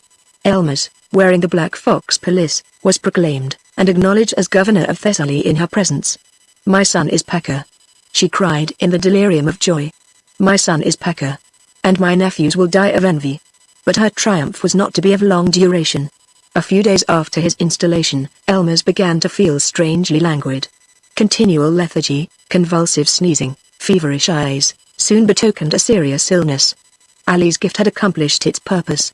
The pelisse, carefully impregnated with smallpox germs taken from a young girl suffering from this malady, had conveyed the dreaded disease to the new Pacha, who, not having been inoculated, died in a few days. The grief of Chainitza at her son's death displayed itself in sobs, threats, and curses, but, not knowing whom to blame for her misfortune, she hastened to leave the scene of it, and returned to Janina, to mingle her tears with those of her brother. She found Ali apparently in such depths of grief, that instead of suspecting, she was actually tempted to pity him, and this seeming sympathy soothed her distress, aided by the caresses of her second son, Aden Bey. Ali, thoughtful of his own interests, took care to send one of his own officers to Trikala, to administer justice in the place of his deceased nephew, and the Porte, seeing that all attempts against him only caused misfortune, consented to his resuming the government of Thessaly. This climax roused the suspicions of many persons. But the public voice, already discussing the causes of the death of Alinas, was stifled by the thunder of the cannon, which, from the ramparts of Janina, announced to Epirus the birth of another son to Ali, Salik Bey, whose mother was a Georgian slave. Fortune, seemingly always ready both to crown Ali's crimes with success and to fulfill his wishes, had yet in reserve a more precious gift than any of the others, that of a good and beautiful wife, who should replace, and even efface the memory of the beloved Emine. The Porte, while sending to Ali the firman which restored to him the government of Thessaly, ordered him to seek out and destroy a society of coiners who dwelt within his jurisdiction. Ali, delighted to prove his zeal by a service which cost nothing but bloodshed, at once set his spies to work, and having discovered the abode of the gang, set out for the place attended by a strong escort. It was a village called Plikivitsa. Having arrived in the evening, he spent the night in taking measures to prevent escape, and at break of day attacked the village suddenly with his whole force. The coiners were seized in the act. Ali immediately ordered the chief to be hung at his own door and the whole population to be massacred. Suddenly a young girl of great beauty made her way through the tumult and sought refuge at his feet. Ali, astonished, asked who she was. She answered with a look of mingled innocence and terror, kissing his hands, which she bathed with tears, and said, "O my lord, I implore thee to intercede with the terrible Vizier Ali for my mother and brothers. My father is dead, behold where he hangs at the door of our cottage. But we have done nothing to rouse the anger of our dreadful master. My mother is a poor woman who never offended anyone, and we are only weak children. Save us from him." Touched in spite of himself, the Pacha took the girl in his arms, and answered her with a gentle smile. "Thou hast come to the wrong man, child. I am this terrible Vizier. Oh no, no. You are good, you will be our good lord. Well, be comforted, my child, and show me thy mother and thy brothers, they shall be spared. Thou hast saved their lives." And as she knelt at his feet, overcome with joy, he raised her and asked her name. "Basilissa," she replied. "Basilissa, Queen. It is a name of good augury. Basilissa, thou shalt dwell with me henceforth." And he collected the members of her family, and gave orders for them to be sent to Janina in company with a maiden, who repaid his mercy with boundless love and devotion. Let us mention one trait of gratitude shown by Ali at the end of this expedition, and his record of good deeds is then closed. Compelled by a storm to take refuge in a miserable hamlet, he inquired its name, and on hearing it appeared surprised and thoughtful, as if trying to recall lost memories. Suddenly he asked if a woman named Nusa dwelt in the village, and was told there was an old infirm woman of that name in great poverty. He ordered her to be brought before him. She came and prostrated herself in terror. Ali raised her kindly. "Dost thou not know me?" he asked. "Have mercy, great Vizier," answered the poor woman, who, having nothing to lose but her life, imagined that even that would be taken from her. "I see," said the Pacha, "that if thou knowest me, thou dost not really recognize me." The woman looked at him wonderingly, not understanding his words in the least. "Dost thou remember," continued Ali, "that 40 years ago a young man asked for shelter from the foes who pursued him?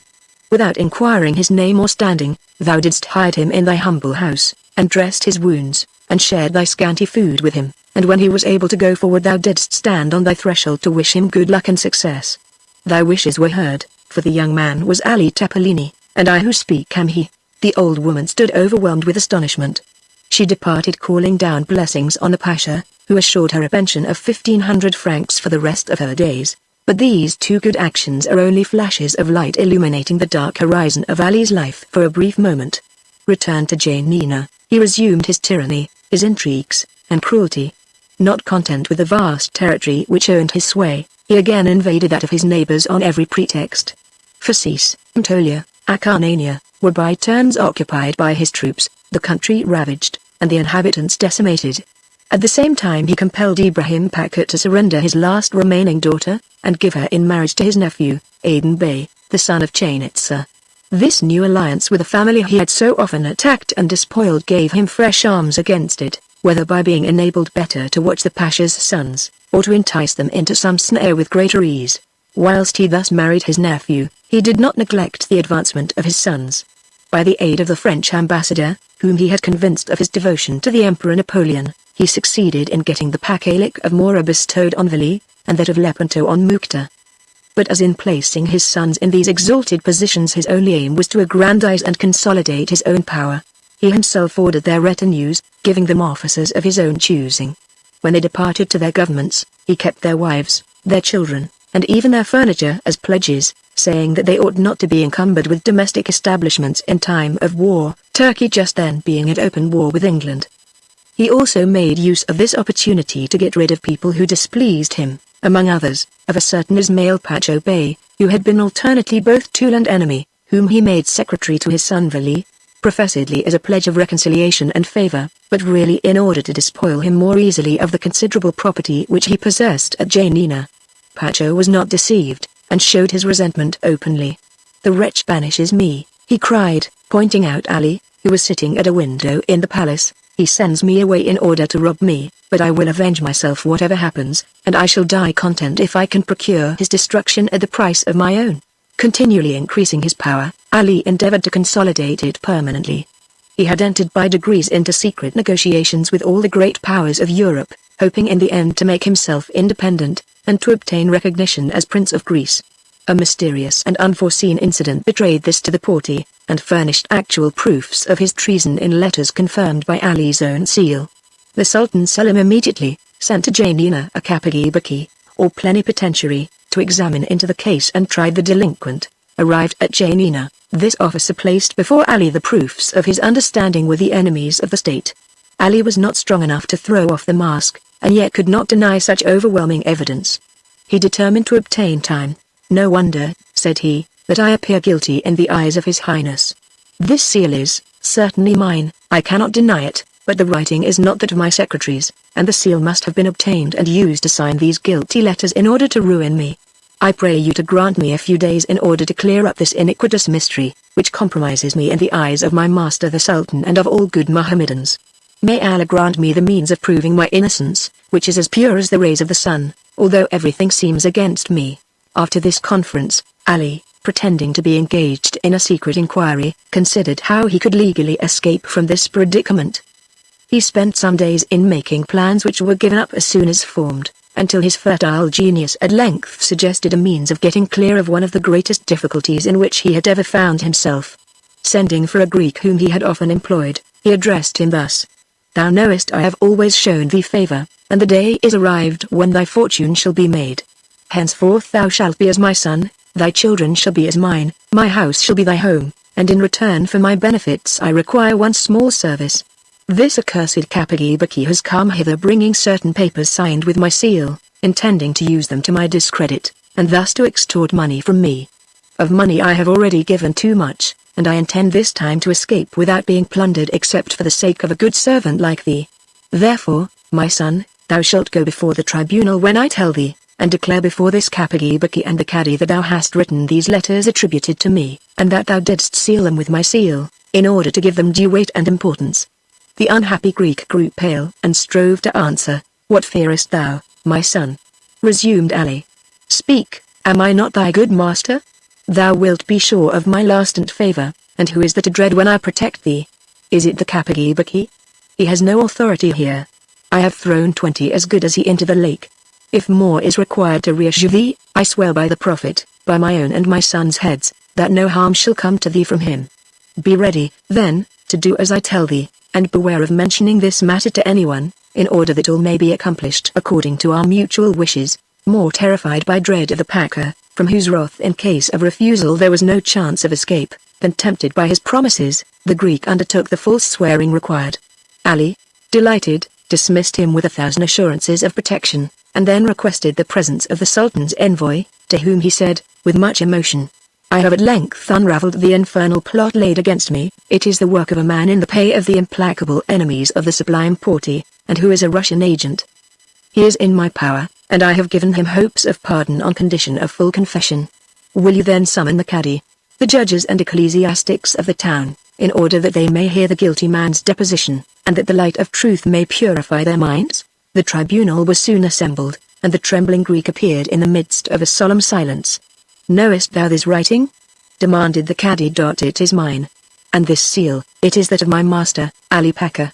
How does it come to be placed at the foot of these letters? I did this by order of my chief, abusing the confidence of my master, who occasionally allowed me to use it to sign his orders. It is enough, thou canst withdraw." Uneasy as to the success of his intrigue, Ali was approaching the Hall of Justice. As he entered the court, the Greek, who had just finished his examination, threw himself at his feet, assuring him that all had gone well. "It is good," said Ali, "thou shalt have thy reward."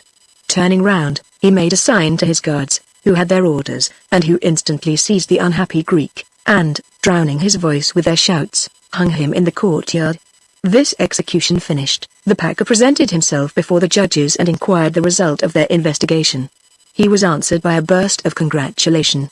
"Well," said he, "the guilty author of this plot aimed at me is no more. I ordered him to be hung without waiting to hear your decision. May all enemies of our glorious Sultan perish even as he." A report of what had occurred was immediately drawn up, and, to assist matters still further, Ali sent the Kapagi a gift of 50 purses, which he accepted without difficulty, and also secured the favor of the Divan by considerable presents. The Sultan, yielding to the advice of his counselors, appeared to have again received him into favor.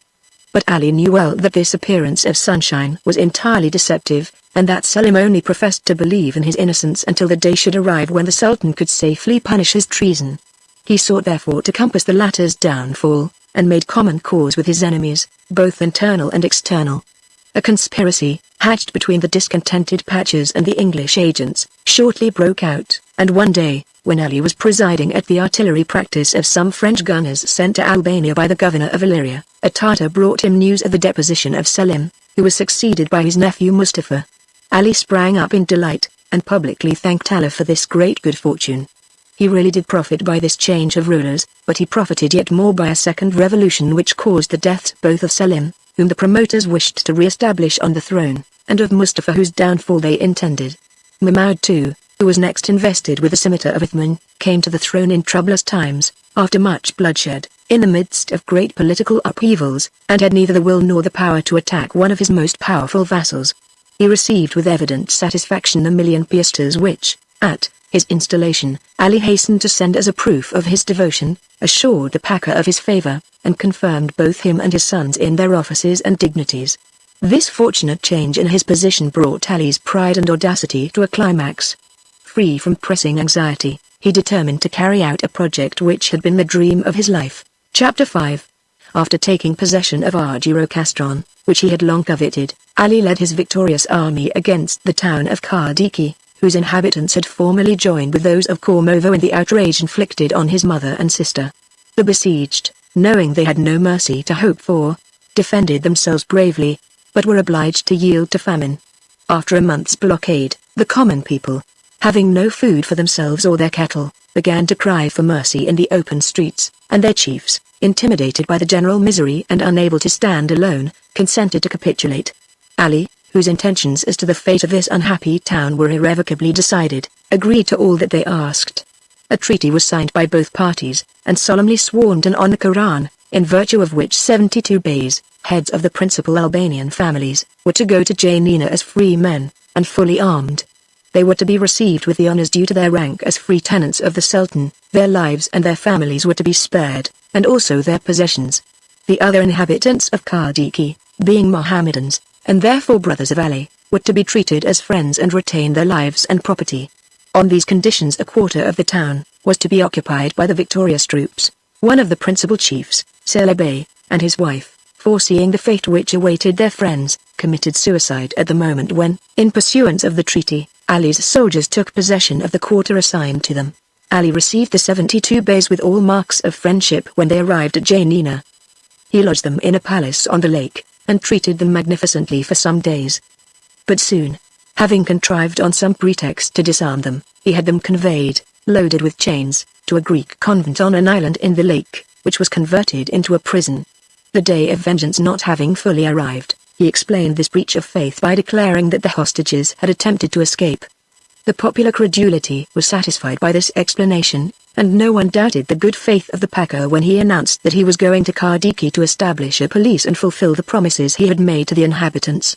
Even the number of soldiers he took excited no surprise, as Ali was accustomed to travel with a very numerous suite. After 3 days' journey, he stopped at Libokovo, where his sister had resided since the death of Aden Bey, her second son, cut off recently by weakness. What passed in the long interview they had no one knew, but it was observed that Chainitsa's tears, which till then had flowed incessantly, stopped as if by magic, and her women, who were wearing mourning, received an order to attire themselves as for a festival. Feasting and dancing, begun in Ali's honor, did not cease after his departure. He spent the night at Chendiria, a castle built on a rock, whence the town of Kardiki was plainly visible. Next day at daybreak Ali dispatched an usher to summon all the male inhabitants of Kardiki to appear before Chendiria, in order to receive assurances of the Pacha's pardon and friendship. The Kardikites at once divined that this injunction was the precursor of a terrible vengeance. The whole town echoed with cries and groans, the mosques were filled with people praying for deliverance. The appointed time arrived, they embraced each other as if parting forever, and then the men, unarmed, in number 670, started for Chendiria. At the gate of the town they encountered a troop of Albanians, who followed as if to escort them, and which increased in number as they proceeded. Soon they arrived in the dread presence of Ali Pacha. Grouped in formidable masses around him stood several thousand of his fierce soldiery. The unhappy Kardikites realized their utter helplessness, and saw that they, their wives and children, were completely at the mercy of their implacable enemy. They fell prostrate before the Pacha, and with all the fervor which the utmost terror could inspire, implored him to grant them a generous pardon. Ali for some time silently enjoyed the pleasure of seeing his ancient enemies lying before him prostrate in the dust. He then desired them to rise, reassured them, called them brothers, sons, friends of his heart. Distinguishing some of his old acquaintances, he called them to him, spoke familiarly of the days of their youth, of their games, their early friendships, and pointing to the young men, said, with tears in his eyes, "The discord which has divided us for so many years has allowed children not born at the time of our dissension to grow into men. I have lost the pleasure of watching the development of the offspring of my neighbors and the early friends of my youth, and of bestowing benefits on them, but I hope shortly to repair the natural results of our melancholy divisions." He then made them splendid promises, and ordered them to assemble in a neighboring caravanserai, where he wished to give them a banquet in proof of reconciliation. Passing from the depths of despair to transports of joy, the Kardikiots repaired gaily to the caravanserai, heaping blessings on the Pacha, and blaming each other for having ever doubted his good faith. Ali was carried down from Chenderia in a litter, attended by his courtiers, who celebrated his clemency in pompous speeches, to which he replied with gracious smiles. At the foot of the steep descent he mounted his horse, and, followed by his troops, rode towards the caravanserai. Alone, and in silence, he rode twice round it, then, returning to the gate, which had just been closed by his order, he pulled up his horse, and, signing to his own bodyguard to attack the building, slay them, he cried in a voice of thunder. The guards remained motionless in surprise and horror, then as the Pacha, with a roar, repeated his order, they indignantly flung down their arms. In vain he harangued, flattered, or threatened them, some preserved a sullen silence, others ventured to demand mercy.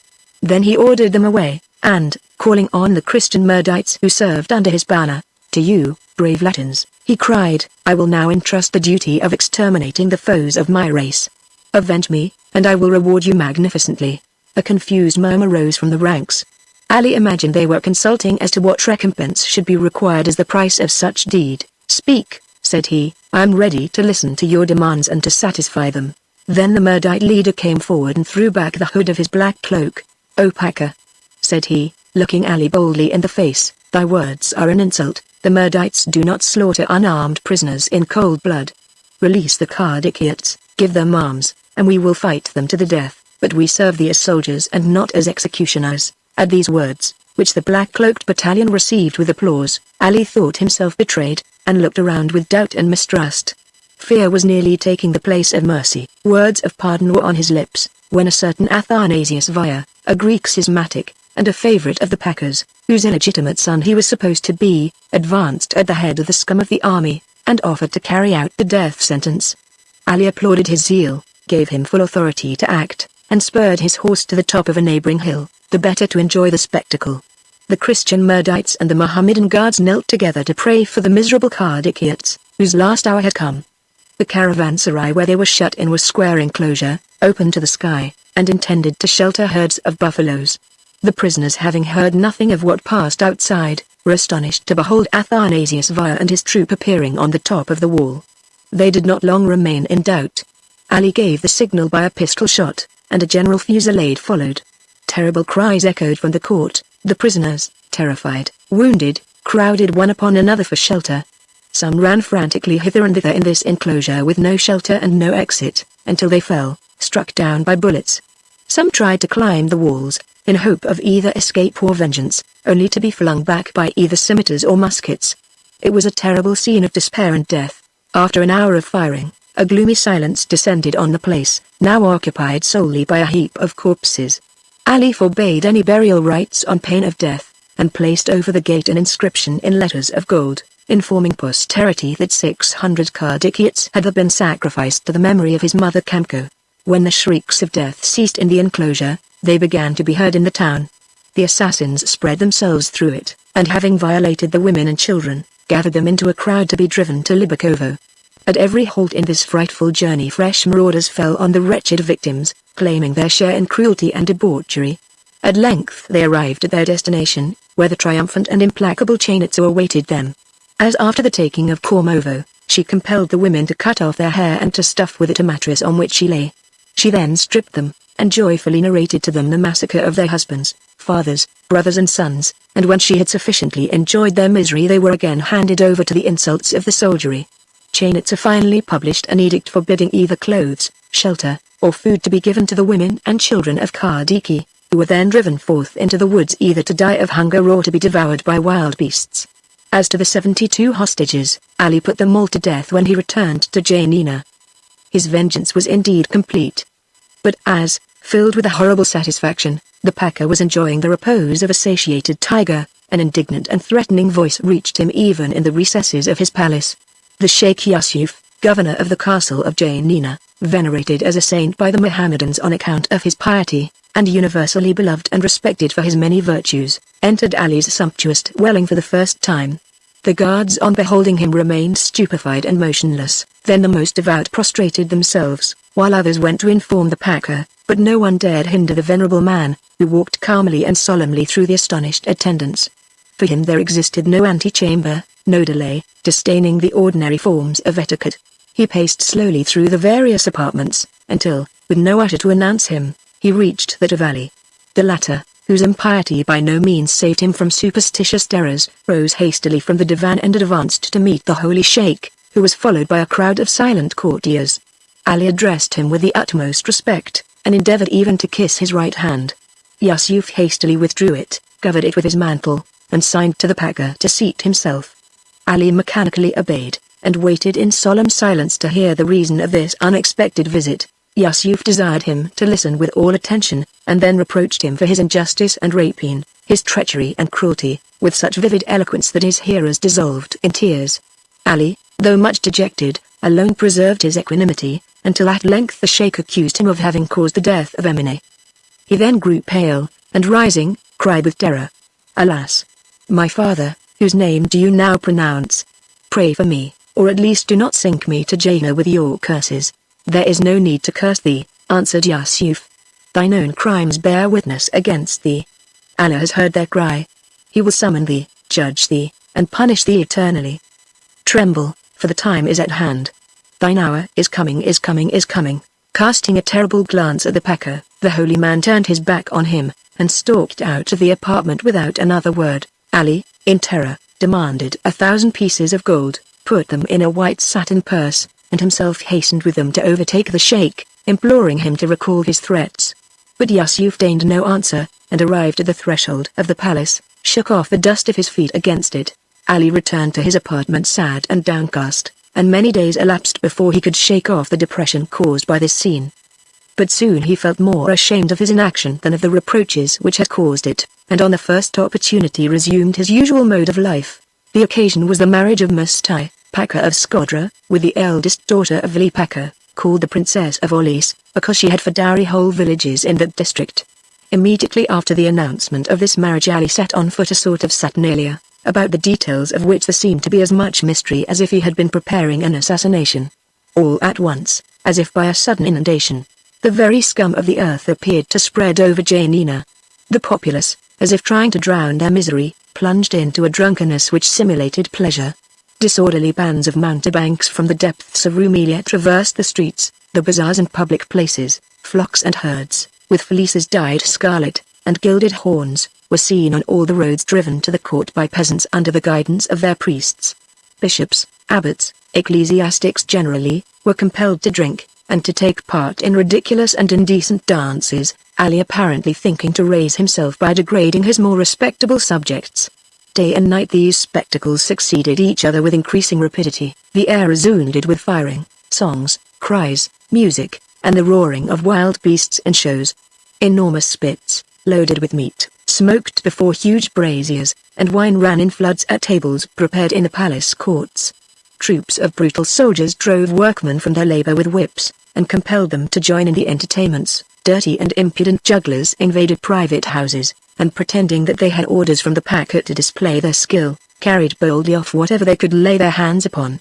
Ali saw the general demoralization with pleasure, especially as it tended to the gratification of his avarice. Every guest was expected to bring to the palace gate a gift in proportion to his means, and foot officers watched to see that no one forgot this obligation. At length, on the 19th day, Ali resolved to crown the feast by an orgy worthy of himself. He caused the galleries and halls of his castle by the lake to be decorated with unheard-of splendor, and 1,500 guests assembled for a solemn banquet. The Pacha appeared in all his glory, surrounded by his noble attendants and courtiers, and seating himself on a dais raised above this base crowd which trembled at his glance, gave the signal to begin. At his voice, vice plunged into its most shameless diversions, and the wine-steeped wings of debauchery outspread themselves over the feast. All tongues were at their freest, all imaginations ran wild, all evil passions were at their height, when suddenly the noise ceased, and the guests clung together in terror. A man stood at the entrance of the hall, pale, disordered, and wild-eyed, clothed in torn and blood-stained garments. As everyone made way at his approach, he easily reached the Pacha, and prostrating himself at his feet, presented a letter. Ali opened and rapidly perused it. His lips trembled, his eyebrows met in a terrible frown, the muscles of his forehead contracted alarmingly. He vainly endeavored to smile and to look as if nothing had happened. His agitation betrayed him, and he was obliged to retire, after desiring a herald to announce that he wished the banquet to continue. Now for the subject of the message, and the cause of the dismay it produced. Chapter 6. Ali had long cherished a violent passion for Zobeide, the wife of his son Veli Pacha. Having vainly attempted to gratify it after his son's departure, and being indignantly repulsed, he had recourse to drugs, and the unhappy Zobeide remained in ignorance of her misfortune until she found she was pregnant. Then, half-avowals from her women, compelled to obey the Pacha from fear of death, mixed with confused memories of her own, revealed the whole terrible truth. Not knowing in her despair which way to turn, she wrote to Ali, entreating him to visit the harem. As head of the family, he had a right to enter, being supposed responsible for the conduct of his sons' families, no lawgiver having hitherto contemplated the possibility of so disgraceful a crime. When he appeared, Zobeide flung herself at his feet, speechless with grief. Ali acknowledged his guilt, pleaded the violence of his passion, wept with his victim, and entreating her to control herself and keep silence, promised that all should be made right. Neither the prayers nor tears of Zobeide could induce him to give up the intention of effacing the traces of his first crime by a second even more horrible. But the story was already whispered abroad, and Pacha Bey learnt all its details from the spies he kept in Janina. Delighted at the prospect of avenging himself on the father, he hastened with his news to the son. Veli Pacha, furious, vowed vengeance, and demanded Pacha Bey's help, which was readily promised. But Ali had been warned, and was not a man to be taken unawares. Pacha Bey, whom Veli had just promoted to the office of sword-bearer, was attacked in broad daylight by 6 emissaries sent from Janina. He obtained timely help, however, and 5 of the assassins, taken red-handed, were at once hung without ceremony in the marketplace. The 6th was the messenger whose arrival with the news had caused such dismay at Ali's banquet. As Ali reflected how the storm he had raised could best be laid, he was informed that the ruler of the marriage feast sent by Mustai, Pacha of Skodra, to receive the young bride who should reign in his harem, had just arrived in the plain of Janina. He was Yusuf Bey of the Delairs, an old enemy of Ali's, and had encamped with his escort of 800 warriors at the foot of Tamoras of Dodona. Dreading some treachery, he absolutely refused all entreaties to enter the town, and Ali, seeing that it was useless to insist, and that his adversary for the present was safe, at once sent his granddaughter, the Princess of Orleans, out to him. This matter disposed of, Ali was able to attend to his hideous family tragedy. He began by effecting the disappearance of the women whom he had been compelled to make his accomplices. They were simply sewn up in sacks by gypsies and thrown into the lake. This done, he himself led the executioners into a subterranean part of the castle, where they were beheaded by black mutes as a reward for their obedience. He then sent a doctor to Zobeide, who succeeded in causing a miscarriage, and who, his work done, was seized and strangled by the black mutes who had just beheaded the gypsies. Having thus got rid of all who could bear witness to his crime, he wrote to Veli that he might now send for his wife and 2 of his children, hitherto detained as hostages, and that the innocence of Zobeide would confound a calumniator who had dared to assail him with such injurious suspicions. When this letter arrived, Pacha Bey, distrusting equally the treachery of the father and the weakness of the son, and content with having sown the seeds of dissension in his enemy's family, had sufficient wisdom to seek safety in flight. Ali, furious, vowed, on hearing this, that his vengeance should overtake him even at the ends of the earth. Meanwhile he fell back on Yusuf Bey of the Delairs, whose escape when lately at Janina still rankled in his mind. As Yusuf was dangerous both from character and influence, Ali feared to attack him openly, and sought to assassinate him. This was not precisely easy, for, exposed to 1,000 dangers of this kind, the nobles of that day were on their guard. Steel and poison were used up, and another way had to be sought. Ali found it. One of the many adventurers with whom Janina was filled penetrated to the Pacha's presence, and offered to sell the secret of a powder whereof 3 grains would suffice to kill a man with a terrible explosion explosive powder, in short. Ali heard with delight, but replied that he must see it in action before purchasing. In the dungeons of the castle by the lake, a poor monk of the order of Saint Basil was slowly dying, for having boldly refused a sacrilegious simony proposed to him by Ali. He was a fit subject for the experiment, and was successfully blown to pieces, to the great satisfaction of Ali, who concluded his bargain, and hastened to make use of it. He prepared a false firman, which, according to custom, was enclosed and sealed in a cylindrical case, and sent to Yusuf Bey by a Greek, wholly ignorant of the real object of his mission.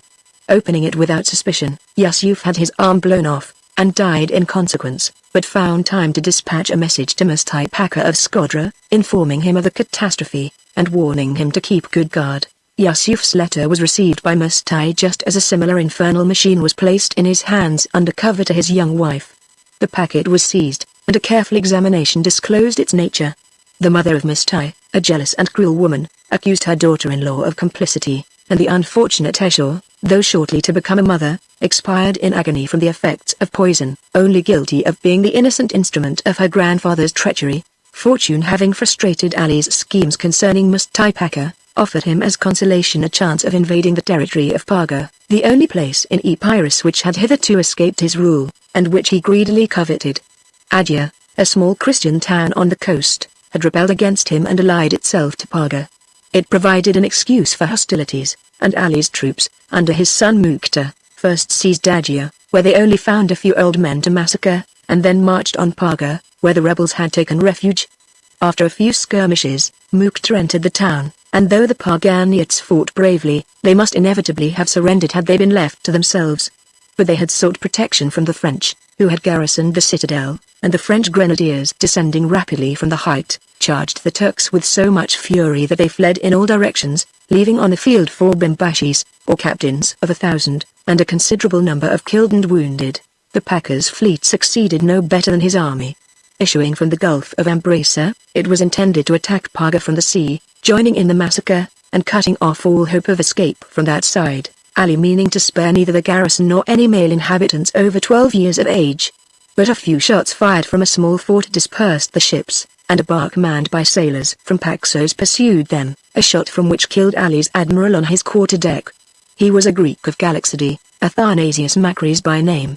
Filled with anxiety, Ali awaited news at Prevessa, where a courier, sent off at the beginning of the action, had brought him oranges gathered in the orchards of Paga.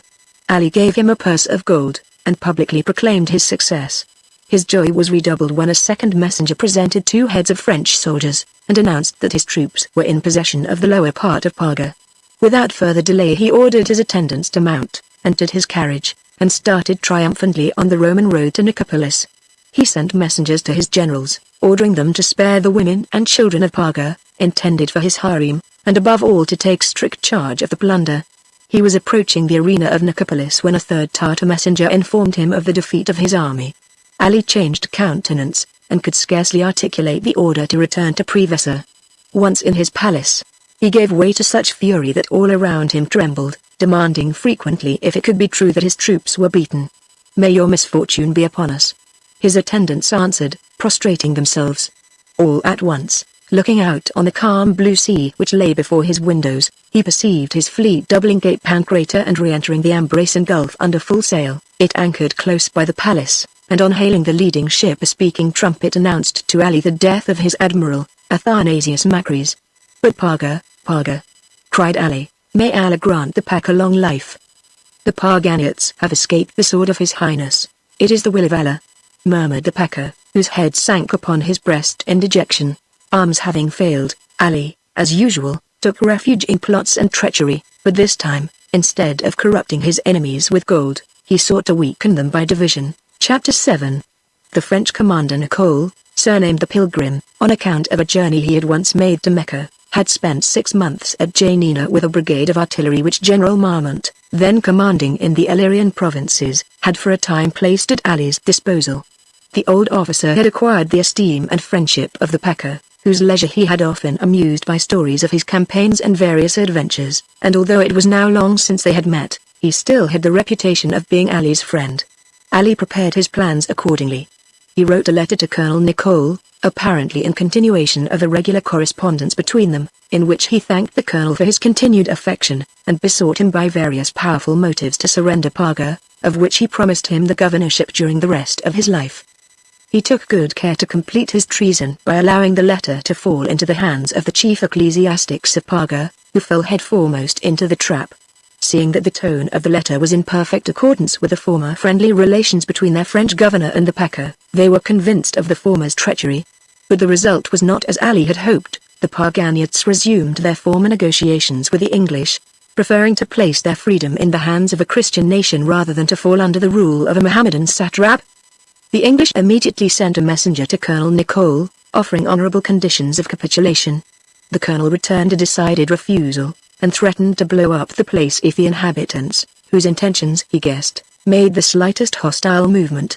However, a few days later, the citadel was taken at night, owing to the treachery of a woman who admitted an English detachment, and the next day, to the general astonishment, the British standard floated over the Acropolis of Pacha. All Greece was then profoundly stirred by a faint gleam of the dawn of liberty, and shaken by a suppressed agitation. The Bourbons again reigned in France, and the Greeks built 1,000 hopes on an event which changed the basis of the whole European policy. Above all, they reckoned on powerful assistance from Russia. But England had already begun to dread anything which could increase either the possessions or the influence of this formidable power. Above all, she was determined that the Ottoman Empire should remain intact, and that the Greek navy, beginning to be formidable, must be destroyed. With these objects in view, negotiations with Ali Pacha were resumed. The latter was still smarting under his recent disappointment, and to all overtures answered only, "Pacha. I must have Pacha." And the English were compelled to yield it. Trusting to the word of General Campbell, who had formerly promised, on its surrender, that Pacha should be classed along with the 7 Ionian Isles, its grateful inhabitants were enjoying a delicious rest after the storm, when a letter from the Lord High Commissioner, addressed to Lieutenant Colonel de Bosset, undeceived them, and gave warning of the evils which were to burst on the unhappy town. On the 25th of March, 1817, notwithstanding the solemn promise made to the Parganiots, when they admitted the British troops, that they should always be on the same footing as the Ionian Isles, a treaty was signed at Constantinople by the British plenipotentiary, which stipulated the complete and stipulated cession of Pacha and all its territory to the Ottoman Empire. Soon there arrived at Janine Sir John Cartwright, the English consul at Patras, to arrange for the sale of the lands of the Parganiots and discuss the conditions of their emigration. Never before had any such compact disgraced European diplomacy, accustomed hitherto to regard Turkish encroachments as simple sacrilege. But Ali Pacha fascinated the English agents, overwhelming them with favors, honors, and feasts, carefully watching them all the while. Their correspondence was intercepted, and he endeavored by means of his agents to rouse the Parganiots against them. The latter lamented bitterly, and appealed to Christian Europe, which remained deaf to their cries. In the name of their ancestors, they demanded the rights which had been guaranteed them. "They will buy our lands," they said. "Have we asked to sell them? And even if we received their value, can gold give us a country and the tombs of our ancestors?" Ali Pacha invited the Lord High Commissioner of Great Britain, Sir Thomas Maitland, to a conference at Prevesa, and complained of the exorbitant price of 1,500,000, at which the commissioners had estimated Pacha and its territory, including private property and church furniture. It had been hoped that Ali's avarice would hesitate at this high price, but he was not so easily discouraged. He gave a banquet for the Lord High Commissioner, which degenerated into a shameless orgy.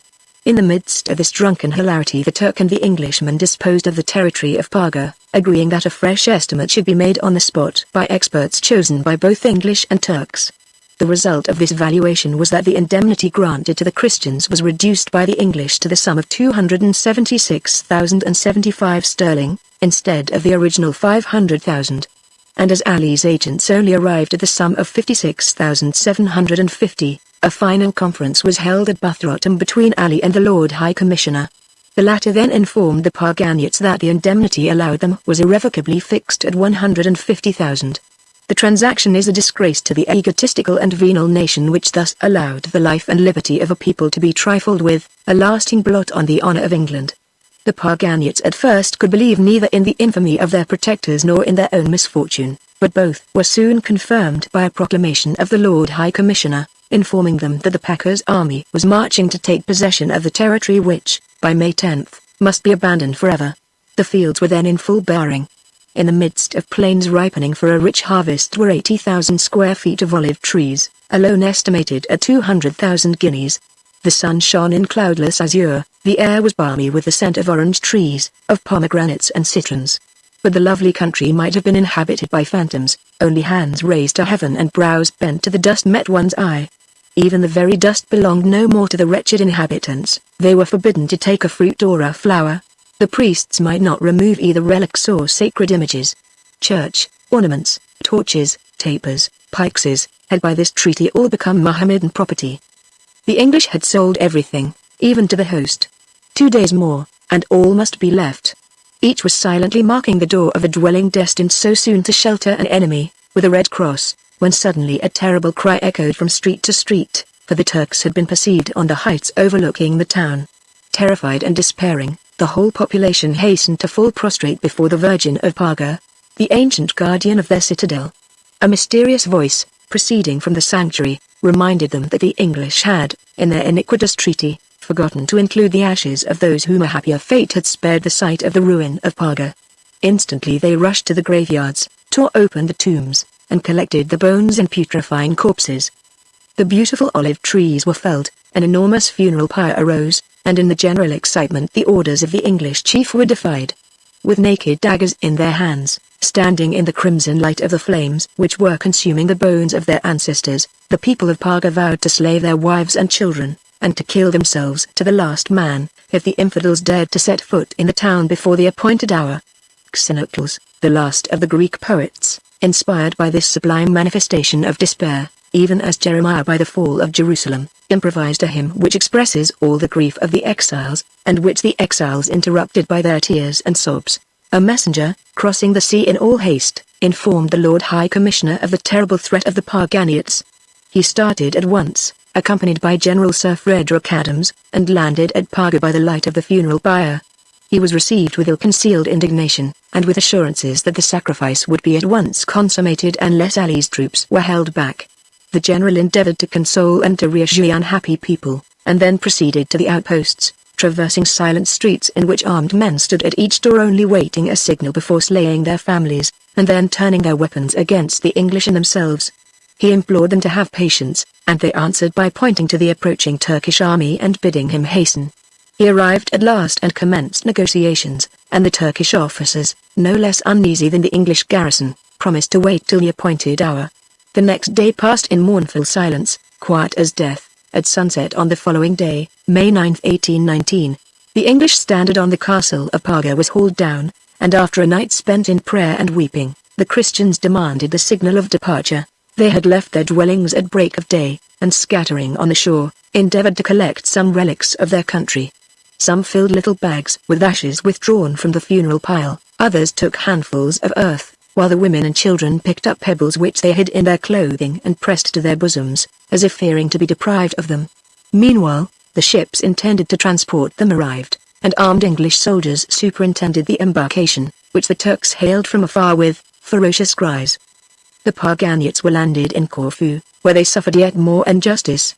Under various pretexts the money promised them was reduced and withheld, until destitution compelled them to accept the little that was offered. Thus closed one of the most odious transactions which modern history has been compelled to record. The satrap of Janina had arrived at the fulfillment of his wishes. In the retirement of his fairy-like palace by the lake he could enjoy voluptuous pleasures to the full. But already 78 years had passed over his head, and old age had laid the burden of infirmity upon him. His dreams were dreams of blood, and vainly he sought refuge in chambers glittering with gold, adorned with arabesques, decorated with costly armor and covered with the richest of oriental carpets. Remorse stood ever beside him. Through the magnificence which surrounded him there constantly passed the gale spectre of Emine, leading onwards a vast procession of mournful phantoms, and the guilty Pacha buried his face in his hands and shrieked loud for help. Sometimes, ashamed of his weakness, he endeavored to defy both the reproaches of his conscience and the opinion of the multitude, and sought to encounter criticism with bravado. If, by chance, he overheard some blind singer chanting in the streets the satirical verses which, faithful to the poetical and mocking genius of the ancestors, the Greeks frequently composed about him, he would order the singer to be brought, would bid him repeat his verses, and, applauding him, would relate some fresh anecdote of cruelty, saying, Go, add that to thy tale, let thy hearers know what I can do, let them understand that I stop at nothing in order to overcome my foes. If I reproach myself with anything, it is only with the deeds I have sometimes failed to carry out. Sometimes it was the terrors of the life after death which assailed him.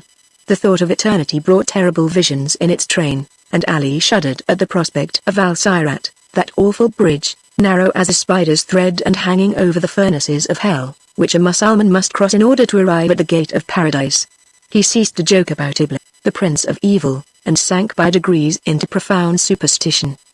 He was surrounded by magicians and soothsayers, he consulted omens, and demanded talismans and charms from the dervishes, which he had either sewn into his garments, or suspended in the most secret parts of his palace, in order to avert evil influences. A Quran was hung about his neck as a defense against the evil eye, and frequently he removed it and knelt before it, as did Louis XI before the leaden figures of saints which adorned his hat. He ordered a complete chemical laboratory from Venice, and engaged alchemists to distill the water of immortality, by the help of which he hoped to ascend to the planets and discover the philosopher's stone. Not perceiving any practical result of their labors, he ordered the laboratory to be burnt and the alchemists to be hung. Ali hated his fellow men. He would have liked to leave no survivors, and often regretted his inability to destroy all those who would have cause to rejoice at his death. Consequently he sought to accomplish as much harm as he could during the time which remained to him, and for no possible reason but that of hatred, he caused the arrest of both Ibrahim Pasha, who had already suffered so much at his hands, and his son, and confined them both in a dungeon purposely constructed under the grand staircase of the castle by the lake, in order that he might have the pleasure of passing over their heads each time he left his apartments or returned to them. It was not enough for Ali merely to put to death those who displeased him. The form of punishment must be constantly varied in order to produce a fresh mode of suffering, therefore new tortures had to be constantly invented. Now it was a servant, guilty of absence without leave, who was bound to a stake in the presence of his sister, and destroyed by a cannon placed 6 paces off, but only loaded with powder, in order to prolong the agony. Now, a Christian accused of having tried to blow up Janina by introducing mice with tinder fastened to their tails into the powder magazine, who was shut up in the cage of Ali's favorite tiger and devoured by it. The Pasha despised the human race as much as he hated it. A European having reproached him with the cruelty shown to his subjects, Ali replied: "You do not understand the race with which I have to deal. Were I to hang a criminal on yonder tree, the sight would not deter even his own brother from stealing in the crowd at its foot. If I had an old man burnt alive, his son would steal the ashes and sell them.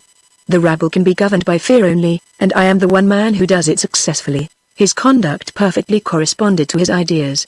One great feast day, 2 gypsies devoted their lives in order to avert the evil destiny of the Pasha, and, solemnly convoking on their own heads all misfortunes which might possibly befall him, cast themselves down from the palace roof. One arose with difficulty, stunned and suffering, the other remained on the ground with a broken leg. Ali gave them each 40 francs and an annuity of 2 pounds of maize daily, and considering this sufficient, took no further trouble about them. Every year, at Ramadan, a large sum was distributed in alms among poor women without distinction of sect. But Ali contrived to change this act of benevolence into a barbarous form of amusement. As he possessed several palaces in Janina at a considerable distance from each other, the one at which a distribution was to take place was each day publicly announced. And when the women had waited there for an hour or two, exposed to sun, rain or cold, as the case might be, they were suddenly informed that they must go to some other palace, at the opposite end of the town. When they got there, they usually had to wait for another hour, fortunate if they were not sent off to a third place of meeting. When the time at length arrived, an eunuch appeared, followed by Albanian soldiers armed with staves, carrying a bag of money, which he threw by handfuls right into the midst of the assembly. Then began a terrible uproar. The women rushed to catch it, upsetting each other, quarreling, fighting, and uttering cries of terror and pain, while the Albanians, pretending to enforce order, pushed into the crowd, striking right and left with their batons. The Pacha meanwhile sat at a window enjoying the spectacle, and impartially applauding all well-delivered blows, no matter whence they came. During these distributions, which really benefited no one, many women were always severely hurt, and some died from the blows they had received. Ali maintained several carriages for himself and his family, but allowed no one else to share in this prerogative. To avoid being jolted, he simply took up the pavement in Janina and the neighboring towns, with the result that in summer one was choked by dust, and in winter could hardly get through the mud. He rejoiced in the public inconvenience, and one day having to go out in a heavy rain, he remarked to one of the officers of his escort, "How delightful to be driven through this in a carriage, while you will have the pleasure of following on horseback. You will be wet and dirty, whilst I smoke my pipe and laugh at your condition." He could not understand why Western sovereigns should permit their subjects to enjoy the same conveniences and amusements as themselves. "If I had a theatre," he said, "I would allow no one to be present at performances except my own children, but these idiotic Christians do not know how to uphold their own dignity." There was no end to the mystifications which it amused the Pacha to carry out with those who approached him. One day he chose to speak Turkish to a Maltese merchant who came to display some jewels. He was informed that the merchant understood only Greek and Italian. He nonetheless continued his discourse without allowing anyone to translate what he said into Greek. The Maltese at length lost patience, shut up his cases, and departed. Ali watched him with the utmost calm, and as he went out told him, still in Turkish, to come again the next day. An unexpected occurrence seemed, like the warning finger of destiny, to indicate an evil omen for the Pacha's future. "Misfortunes arrive in troops," says the forcible Turkish proverb, and a forerunner of disasters came to Ali Dacha. One morning he was suddenly roused by the Sheikh Yusuf, who had forced his way in spite of the guards. "Behold," said he, handing Ali a letter, "Allah, who punishes the guilty, has permitted thy seraglio of Tepelen to be burned. Thy splendid palace, thy beautiful furniture, costly stuffs, cashmeres, furs, arms, all are destroyed. And it is thy youngest and best beloved son, Salik Bey himself, whose hand kindled the flames." So saying, Yusuf turned and departed, crying with a triumphant voice, "Fire! Fire! Fire!" Ali instantly ordered his horse, and, followed by his guards, rode without drawing rein to Tepelen. As soon as he arrived at the place where his palace had formerly insulted the public misery, he hastened to examine the cellars where his treasures were deposited. All was intact, silver plate, jewels, and 50 millions of francs in gold, enclosed in a well over which he had caused a tower to be built. After this examination he ordered all the ashes to be carefully sifted in hopes of recovering the gold in the tassels and fringes of the sofas, and the silver from the plate in the armor. He next proclaimed through the length and breadth of the land, that, being by the hand of Allah deprived of his house, and no longer possessing anything in his native town, he requested all who loved him to prove their affection by bringing help in proportion. He fixed the day of reception for each commune, and for almost each individual of any rank, however small, according to their distance from Tepelen, whither these evidences of loyalty were to be brought. During 5 days Ali received these forced benevolences from all parts. He sat, covered with rags, on a shabby palm leaf mat placed at the outer gate of his ruined palace, holding in his left hand a villainous pipe of the kind used by the lowest people, and in his right an old red cap, which he extended for the donations of the passers-by. Behind stood a Jew from Janina, charged with the office of testing each piece of gold and valuing jewels which were offered instead of money, for, in terror, each endeavored to appear generous. No means of obtaining a rich harvest were neglected. For instance, Ali distributed secretly large sums among poor and obscure people, such as servants, mechanics, and soldiers, in order that by returning them in public they might appear to be making great sacrifices, so that richer and more distinguished persons could not, without appearing ill-disposed towards the Pacha, offer only the same amount as did the poor, but were obliged to present gifts of enormous value. After this charity extorted from their fears, the Pacha's subjects hoped to be at peace. But a new decree proclaimed throughout Albania required them to rebuild and refurnish the formidable palace of Tepelen entirely at the public expense. Ali then returned to Janina, followed by his treasure and a few women who had escaped from the flames, and whom he disposed of amongst his friends, saying that he was no longer sufficiently wealthy to maintain so many slaves. Fate soon provided him with a second opportunity for amassing wealth. Arta, a wealthy town with a Christian population, was ravaged by the plague, and out of 8,000 inhabitants, 7,000 were swept away. Hearing this, Ali hastened to send commissioners to prepare an account of furniture and lands which the Pacha claimed as being heir to his subjects. A few livid and emaciated spectres were yet to be found in the streets of Arta. In order that the inventory might be more complete, these unhappy beings were compelled to wash in the innocuous blankets, sheets, and clothes steeped in bubonic infection, while the collectors were hunting everywhere for imaginary hidden treasure. Hollow trees were sounded, walls pulled down, the most unlikely corners examined, and a skeleton which was discovered still girt with a belt containing Venetian sequins was gathered up with the utmost care. The urchins of the town were arrested and tortured in the hope of discovering buried treasure, the clue to which had disappeared along with the owners.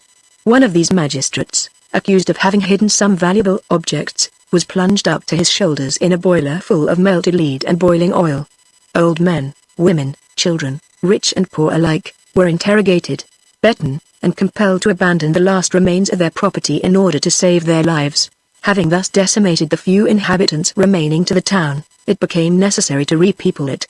With this object in view, Ali's emissaries overran the villages of Thessaly, driving before them all the people they met in flocks, and compelling them to settle in Arta. These unfortunate colonists were also obliged to find money to pay the Pacha for the houses they were forced to occupy. This business being settled, Ali turned to another which had long been on his mind. We have seen how Ismail Pacha Bey escaped the assassins sent to murder him. A ship, dispatched secretly from Prevesa, arrived at the place of his retreat. The captain, posing as a merchant, invited Ismail to come on board and inspect his goods. But the latter, guessing a trap, fled promptly, and for some time all trace of him was lost. Ali, in revenge, turned his wife out of the palace at Janina which he still occupied, and placed her in a cottage, where she was obliged to earn a living by spinning. But he did not stop there, and learning after some time that Pacha Bey had sought refuge with the Nazir of Drama, who had taken him into favor, he resolved to strike a last blow, more sure and more terrible than the others.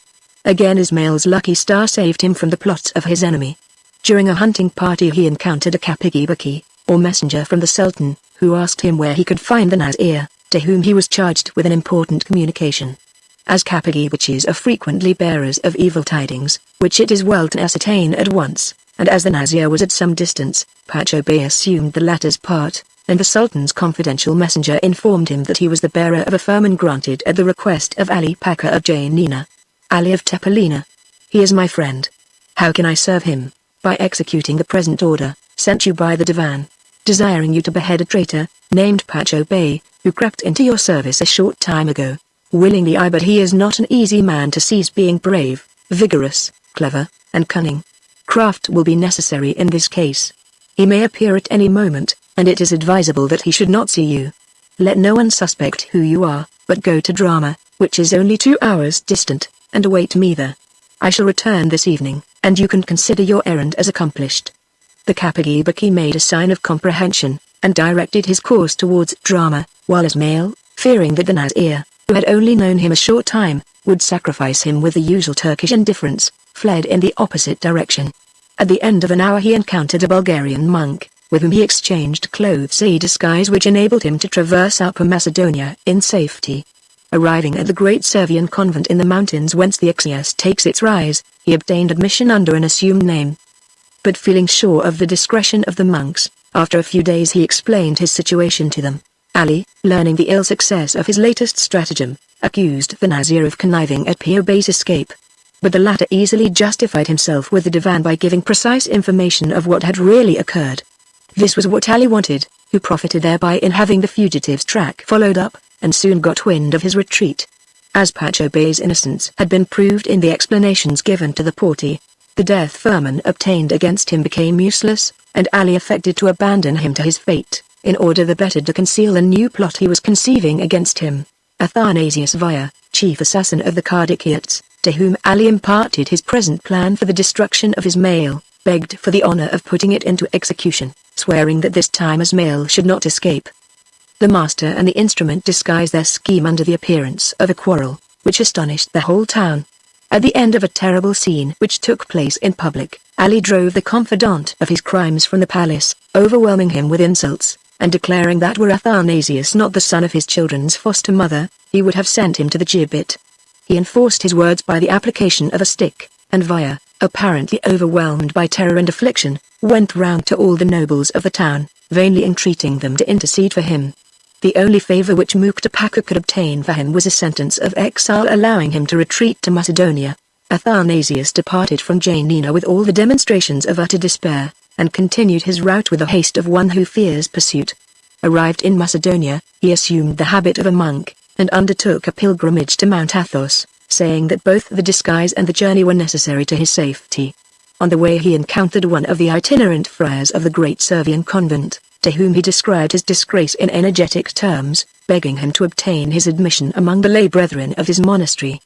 Delighted at the prospect of bringing back to the fold of the church a man so notorious for his crimes, the friar hastened to inform his superior, who in his turn lost no time in announcing to Pacha Bey that his compatriot and companion in misfortune was to be received among the lay brethren, and in relating the history of Athanasius as he himself had heard it. Pacha Bey, however, was not easily deceived, and at once guessing that Via's real object was his own assassination, told his doubts to the superior, who had already received him as a friend. The latter retarded the reception of Via so as to give Pacha time to escape and take the road to Constantinople. Once arrived there, he determined to brave the storm and encounter Ali openly. Endowed by nature with a noble presence and with masculine firmness, Pacha Bey possessed also the valuable gift of speaking all the various tongues of the Ottoman Empire. He could not fail to distinguish himself in the capital and to find an opening for his great talents.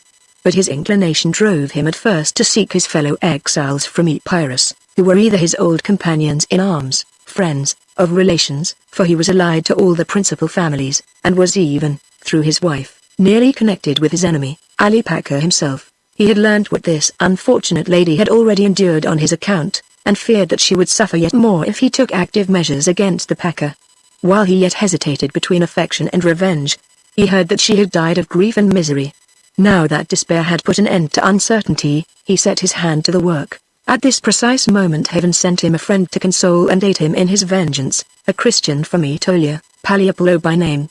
This man was on the point of establishing himself in Russian Bessarabia, when he met Pacha Bey and joined with him in the singular coalition which was to change the fate of the Tepelenian dynasty. Pagliapolo reminded his companion in misfortune of a memorial presented to the Divan in 1812, which had brought upon Ali a disgrace from which he only escaped in consequence of the overwhelming political events which just then absorbed the attention of the Ottoman government. The Grand Seigneur had sworn by the tombs of his ancestors to attend to the matter as soon as he was able, and it was only requisite to remind him of his vow. Pacha Bey and his friend drew up a new memorial, and knowing the Sultan's avarice, took care to dwell on the immense wealth possessed by Ali, on his scandalous exactions, and on the enormous sums diverted from the imperial treasury. By overhauling the accounts of his administration, millions might be recovered. To these financial considerations Pacha Bey added some practical ones. Speaking as a man sure of his facts and well acquainted with the ground, he pledged his head that with 20,000 men he would, in spite of Ali's troops and strongholds, arrive before Janina without firing a musket. However good these plans appeared, they were by no means to the taste of the Sultan's ministers, who were each and all in receipt of large pensions from the man at whom they struck. Besides, as in Turkey it is customary for the great fortunes of government officials to be absorbed on their death by the imperial treasury, it of course appeared easier to await the natural inheritance of Ali's treasures than to attempt to seize them by a war which would certainly absorb part of them. Therefore, while Pacha Bey's zeal was commended, he obtained only dilatory answers, followed at length by a formal refusal. Meanwhile, the old Aetolian, Pagliapolo, died, having prophesied the approaching Greek insurrection among his friends, and pledged Pacha Bey to persevere in his plans of vengeance, assuring him that before long Ali would certainly fall a victim to them. Thus left alone, Pacha, before taking any active steps in his work of vengeance, affected to give himself up to the strictest observances of the Mohammedan religion. Ali, who had established a most minute surveillance over his actions, finding that his time was spent with ulamas and dervishes, imagined that he had ceased to be dangerous, and took no further trouble about him. Chapter 8. A career of successful crime had established Ali's rule over a population equal to that of the two kingdoms of Sweden and Norway. But his ambition was not yet satisfied. The occupation of Paga did not crown his desires, and the delight which it caused him was much tempered by the escape of the Parganiots, who found in exile a safe refuge from his persecution. Scarcely had he finished the conquest of Middle Albania before he was exciting a faction against the young Mstai Pacha in Skodra, a new object of greed. He also kept an army of spies in Wallachia, Moldavia, Thrace, and Macedonia, and, thanks to them, he appeared to be everywhere present, and was mixed up in every intrigue, private or political, throughout the empire. He had paid the English agents the price agreed on for Paga, but he repaid himself 5 times over, by gifts extorted from his vassals, and by the value of the Paga lands, now become his property. His palace of Tepelen had been rebuilt at the public expense, and was larger and more magnificent than before. Janina was embellished with new buildings, elegant pavilions rose on the shores of the lake. In short, Ali's luxury was on a level with his vast riches. His sons and grandsons were provided for by important positions, and Ali himself was sovereign prince in everything but the name. There was no lack of flattery, even from literary persons. At Vienna a poem was pointed in his honor, and a French-Greek grammar was dedicated to him, and such titles as most illustrious, most powerful, and most clement, were showered upon him, as upon a man whose lofty virtues and great exploits echoed through the world. A native of Bergamo, learned in heraldry, provided him with a coat of arms, representing, on a field gules, a lion, embracing 3 cubs, emblematic of the Tepelenian dynasty.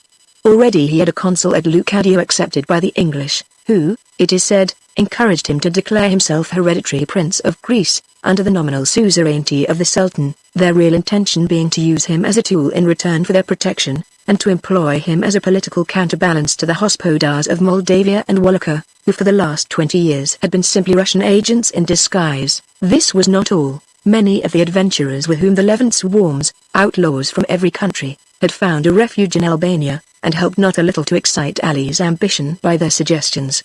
Some of these men frequently saluted him as king, a title which he affected to reject with indignation, and he disdained to imitate other states by raising a private standard of his own, preferring not to compromise his real power by puerile displays of dignity, and he lamented the foolish ambition of his children, who would ruin him, he said, by aiming, each, at becoming of his ear. Therefore he did not place his hope or confidence in them, but in the adventurers of every sort and kind, pirates, coiners, renegades, assassins, whom he kept in his pay and regarded as his best support. These he sought to attach to his person as men who might some day be found useful, for he did not allow the many favors of fortune to blind him to the real danger of his position. Of his ear, he was answered, resembles a man wrapped in costly furs, but he sits on a barrel of powder, which only requires a spark to explode it. The Divan granted all the concessions which Ali demanded, affecting ignorance of his projects of revolt and his intelligence with the enemies of the state, but then apparent weakness was merely prudent temporizing. It was considered that Ali, already advanced in years, could not live much longer, and it was hoped that, at his death, continental Greece, now in some measure detached from the Ottoman rule, would again fall under the Sultan's sway. Meanwhile, Pacha Bey, bent on silently undermining Ali's influence, had established himself as an intermediary for all those who came to demand justice on account of the Pacha's exactions, and he contrived that both his own complaints and those of his clients should penetrate to the ears of the Sultan, who, pitying his misfortunes, made him a kapigi-baki, as a commencement of better things.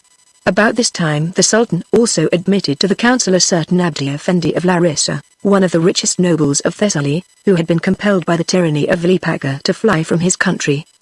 The 2 new dignitaries, having secured Khalid Effendi as a partisan, resolved to profit by his influence to carry out their plans of vengeance on the Tepelenian family. The news of Pacha Bey's promotion roused Ali from the security in which he was plunged, and he fell a prey to the most lively anxiety. Comprehending at once the evil which this man, trained in his own school, might cause him, he exclaimed, "Ah! If heaven would only restore me the strength of my youth, I would plunge my sword into his heart even in the midst of the divan." It was not long before Ali's enemies found an extremely suitable opportunity for opening their attack.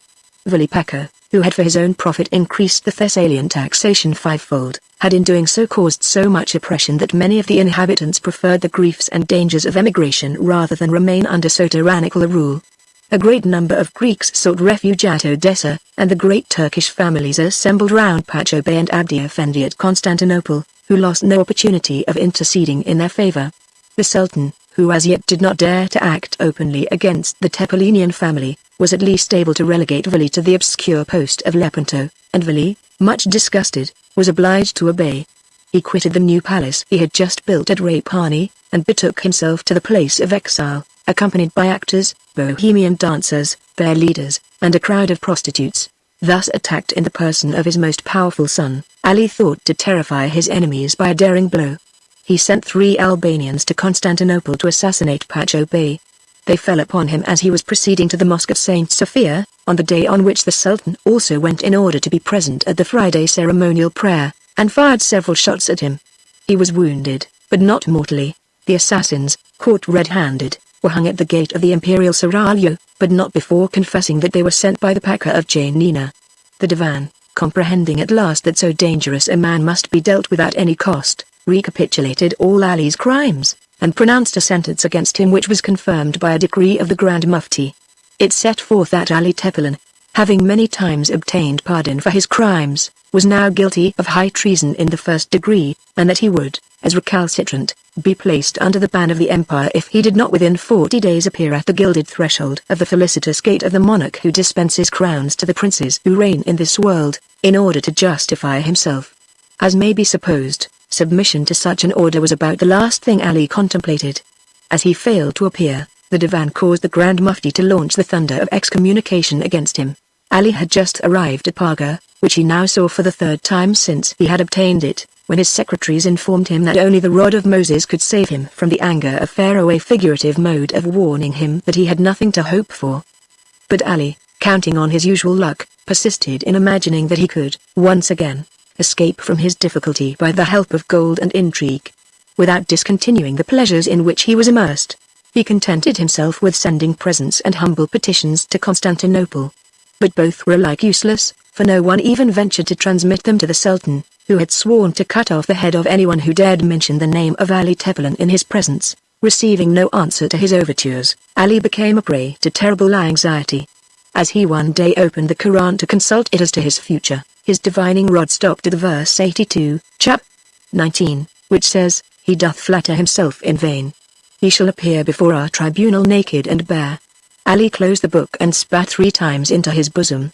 He was yielding to the most dire presentiments, when a courier, arriving from the capital, informed him that all hope of pardon was lost. He ordered his galley to be immediately prepared, and left his seraglio, casting a look of sadness on the beautiful gardens where only yesterday he had received the homage of his prostrate slaves. He bade farewell to his wives, saying that he hoped soon to return, and descended to the shore, where the rowers received him with acclamations. The sail was set to a favorable breeze, and Ali, leaving the shore he was never to see again, sailed towards Erevesa, where he hoped to meet the Lord High Commissioner Maitland.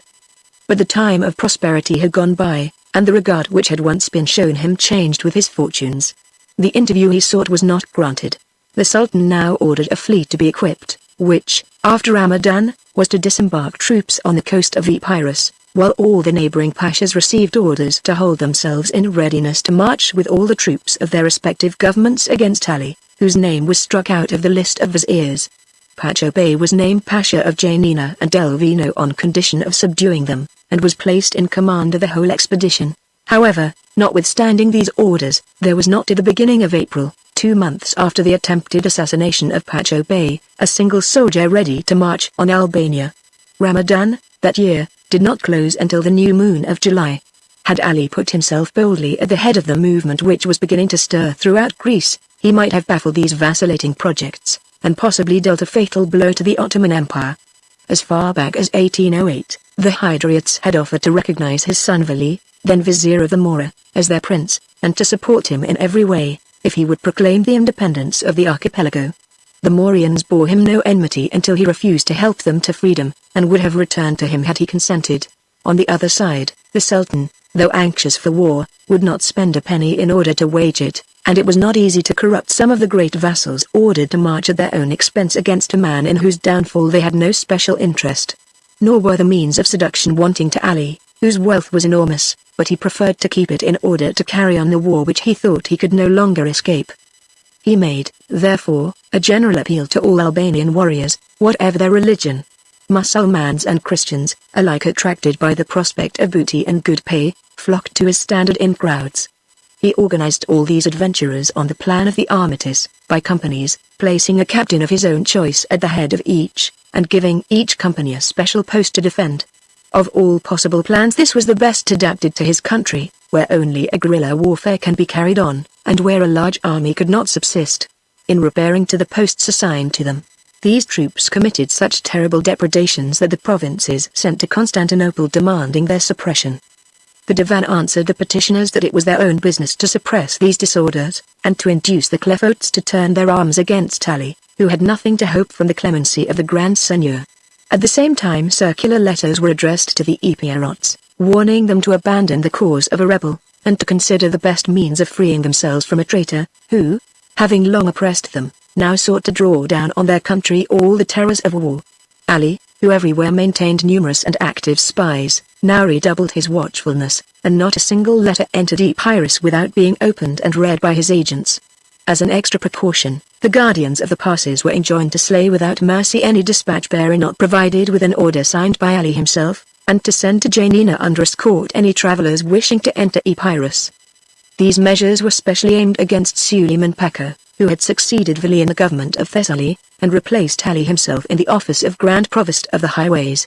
Suleiman's secretary was a Greek called Ananauto, a native of Macedonia, whose estates Ali had seized, and who had fled with his family to escape further persecution. He had become attached to the court party, less for the sake of vengeance on Ali than to aid the cause of the Greeks, for whose freedom he worked by underhand methods.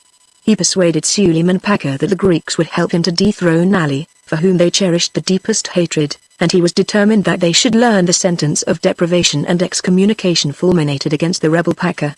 He introduced into the Greek translation which he was commissioned to make, ambiguous phrases which were read by the Christians as a call to take up arms in the cause of liberty.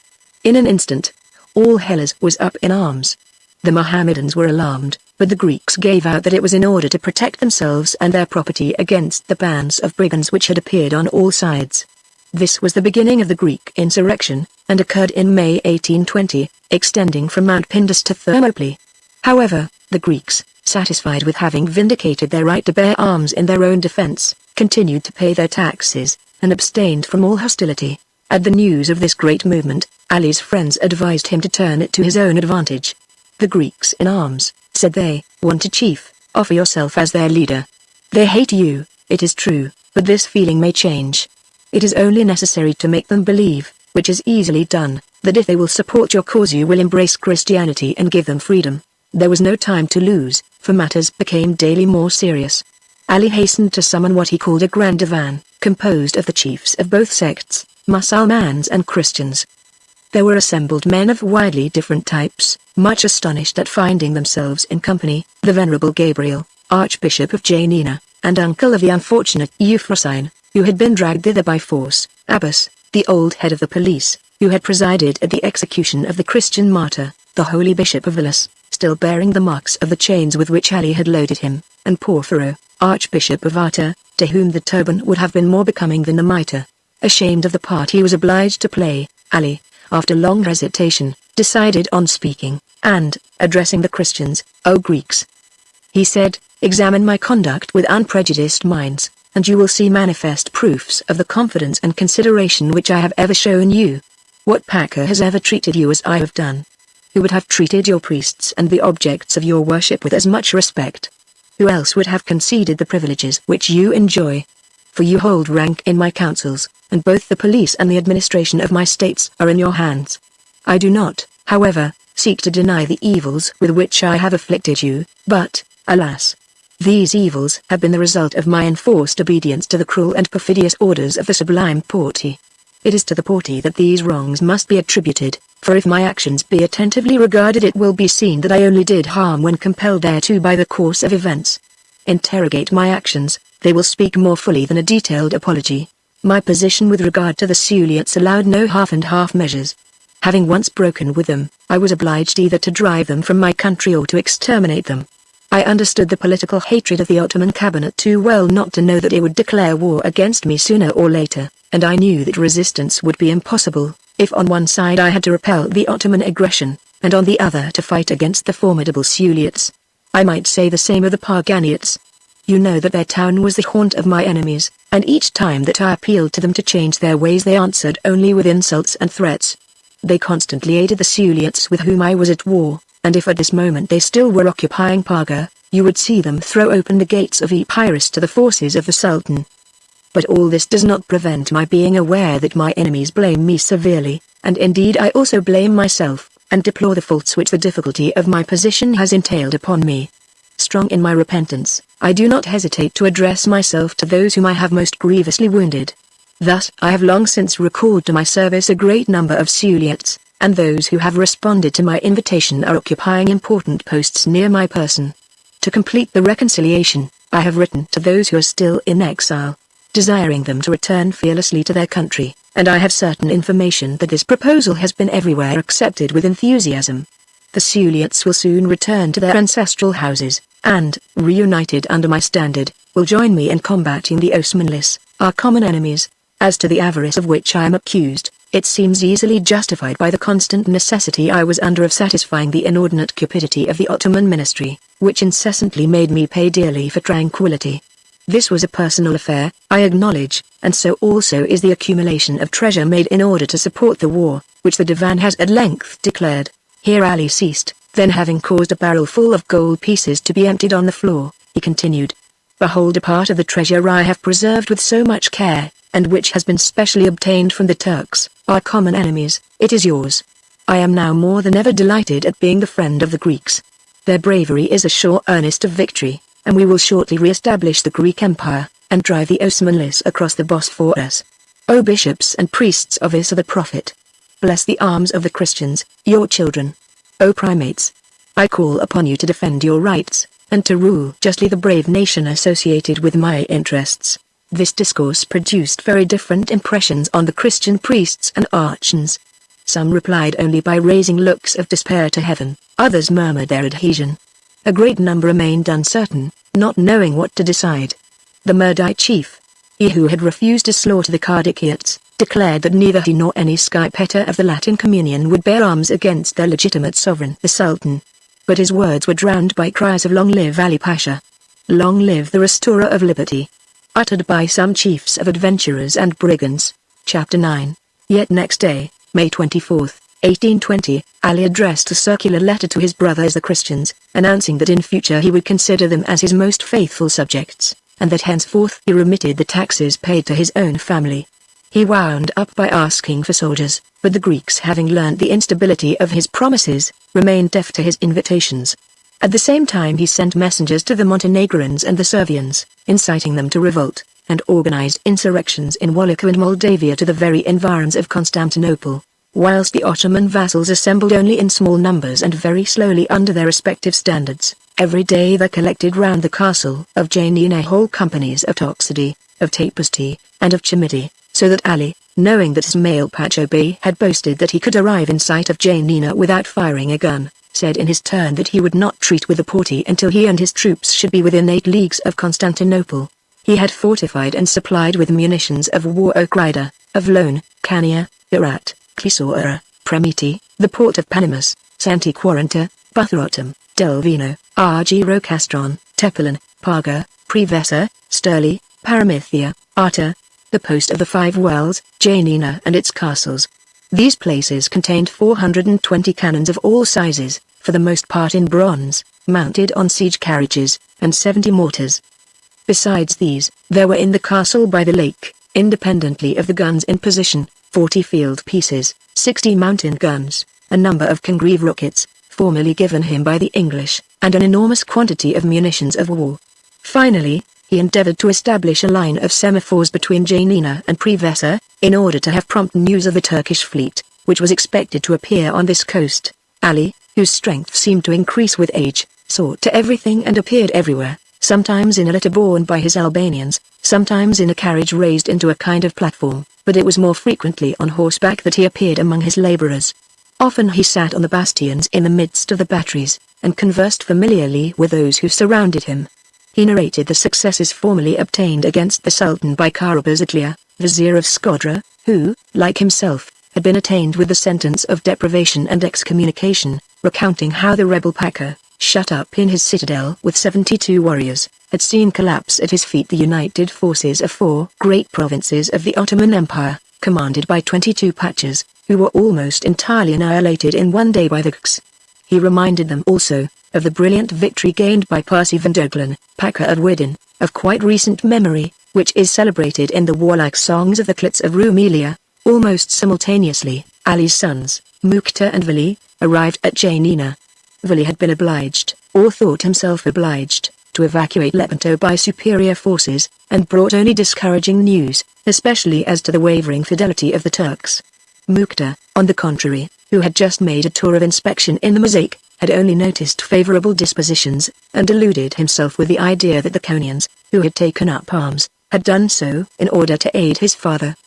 He was curiously mistaken, for these tribes hated Ali with a hatred all the deeper for being compelled to conceal it, and were only in arms in order to repel aggression. The advice given by the sons to their father as to the manner of treating the Mohammedans differed widely in accordance with their respective opinions. Consequently, a violent quarrel arose between them, ostensibly on account of this dispute, but in reality on the subject of their father's inheritance, which both equally coveted. Ali had brought all his treasure to Janina, and henceforth neither son would leave the neighborhood of so excellent a father. They overwhelmed him with marks of affection, and vowed that the one had left Lepanto, and the other Berat, only in order to share his danger. Ali was by no means duped by these protestations, of which he divined the motive only too well, and though he had never loved his sons, he suffered cruelly in discovering that he was not beloved by them. Soon he had other troubles to endure. One of his gunners assassinated a servant of Vala's, and Ali ordered the murderer to be punished, but when the sentence was to be carried out the whole corps of artillery mutinied. In order to save appearances, the Pacha was compelled to allow them to ask for the pardon of the criminal whom he dared not punish. This incident showed him that his authority was no longer paramount, and he began to doubt the fidelity of his soldiers. The arrival of the Ottoman fleet further enlightened him to his true position. Mussulman and Christian alike, all the inhabitants of northern Albania, who had hitherto concealed their disaffection under an exaggerated semblance of devotion, now hastened to make their submission to the Sultan. The Turks, continuing their success, laid siege to Pacha, which was held by Mehmet, Vali's eldest son. He was prepared to make a good defense, but was betrayed by his troops, who opened the gates of the town, and he was compelled to surrender at discretion. He was handed over to the commander of the naval forces, by whom he was well treated, being assigned the best cabin in the admiral's ship and given a brilliant suite. He was assured that the Sultan, whose only quarrel was with his grandfather, would show him favor, and would even deal mercifully with Ali, who, with his treasures, would merely be sent to an important province in Asia Minor. He was induced to write in this strain to his family and friends in order to induce them to lay down their arms. The fall of Pacha made a great impression on the Epirot's, who valued its possession far above its real importance. Ali rent his garments and cursed the days of his former good fortune, during which he had neither known how to moderate his resentment nor to foresee the possibility of any change of fortune. The fall of Pacha was succeeded by that of Atta of Mongliana, where was situated Ali's country house, and of the post of the 5 wells. Then came a yet more overwhelming piece of news. Omar Brianis, whom Ali, having formerly despoiled of its wealth, have nonetheless, recently appointed general-in-chief, had gone over to the enemy with all his troops. Ali then decided on carrying out a project he had formed in case of necessity, namely, on destroying the town of Janina, which would afford shelter to the enemy and a point of attack against the fortresses in which he was entrenched. When this resolution was known, the inhabitants thought only of saving themselves and their property from the ruin from which nothing could save their country. But most of them were only preparing to depart, when Ali gave leave to the Albanian soldiers yet faithful to him to sack the town. The place was immediately invaded by an unbridled soldiery. The metropolitan church, where Greeks and Turks alike deposited their gold, jewels, and merchandise, even as did the Greeks of old in the temples of the gods, became the first object of pillage. Nothing was respected. The cupboards containing sacred vestments were broken open, so were the tombs of the archbishops, in which were interred reliquaries adorned with precious stones, and the altar itself was defiled with the blood of ruffians who fought for chalices and silver crosses. The town presented an equally terrible spectacle. Neither Christians nor Mussulmans were spared, and the women's apartments, forcibly entered, were given up to violence. Some of the more courageous citizens endeavored to defend their houses' arid families against these bandits, and the clash of arms mingled with cries and groans. All at on either roar of a terrible explosion rose above the other sounds, and a hail of bombs, shells, grenades, and rockets carried devastation and fire into the different quarters of the town, which soon presented the spectacle of an immense conflagration. Ali, seated on the great platform of the castle by the lake, which seemed to vomit fire like a volcano, directed the bombardment, pointing out the places which must be burned. Churches, mosques, libraries, bazaars, houses, all were destroyed, and the only thing spared by the flames was the gallows, which remained standing in the midst of the ruins. Of the 30,000 persons who inhabited Janina a few hours previously, perhaps 1/2 had escaped. But these had not fled many leagues before they encountered the outposts of the Ottoman army, which, instead of helping or protecting them, fell upon them, plundered them, and drove them towards the camp, where slavery awaited them. The unhappy fugitives, taken thus between fire and sword, death behind and slavery before, uttered a terrible cry, and fled in all directions. Those who escaped the Turks were stopped in the hill passes by the mountaineers rushing down to the Ray. Only large numbers who held together could force a passage. In some cases terror bestows extraordinary strength. There were mothers who, with infants at the breast, covered on foot in one day the 14 leagues which separate Janina from Pacha. But others, seized with the pangs of travail in the midst of their flight, expired in the woods, after giving birth to babes, who, destitute of succor, did not survive their mothers. And young girls, having disfigured themselves by gashes, hid themselves in caves, where they died of terror and hunger. The Albanians, intoxicated with plunder and debauchery, refused to return to the castle, and only thought of regaining their country and enjoying the fruit of their rapine. But they were assailed on the way by peasants covetous of their booty, and by those of Janina who had sought refuge with them. The roads and passes were strewn with corpses, and the trees by the roadside converted into gibbets. The murderers did not long survive their victims. The ruins of Janina were still smoking when, on the 19th August, Pacha Bey made his entry. Having pitched his tent out of range of Ali's cannon, he proclaimed aloud the firman which inaugurated him as Pacha of Janina and Delvino, and then raised the tails, emblem of his dignity. Ali heard on the summit of his keep the acclamations of the Turks who saluted Pacha Bey, his former servant with the titles of Vali of Epirus, and Ghazi, of Victorious. After this ceremony, the Cadi read the sentence, confirmed by the Mufti, which declared Tepelen Valizade to have forfeited his dignities and to be excommunicated, adding an injunction to all the faithful that henceforth his name was not to be pronounced except with the addition of Kara, or black, which is bestowed on those cut off from the congregation of Sunnites, or Orthodox Mohammedans. A marabout then cast a stone towards the castle, and the anathema upon Kara Ali was repeated by the whole Turkish army, ending with the cry of "Long live the Sultan!" So be it. But it was not by ecclesiastical thunders that 3 fortresses could be reduced, which were defended by artillerymen drawn from different European armies, who had established an excellent school for gunners and bombardiers. The besieged, having replied with hootings of contempt to the acclamations of the besiegers, proceeded to enforce their scorn with well-aimed cannon shots, while the rebel flotilla, dressed as if for a fete day, passed slowly before the Turks, saluting them with cannon shot if they ventured near the edge of the lake. This noisy rhodomontade did not prevent Ali from being consumed with grief and anxiety.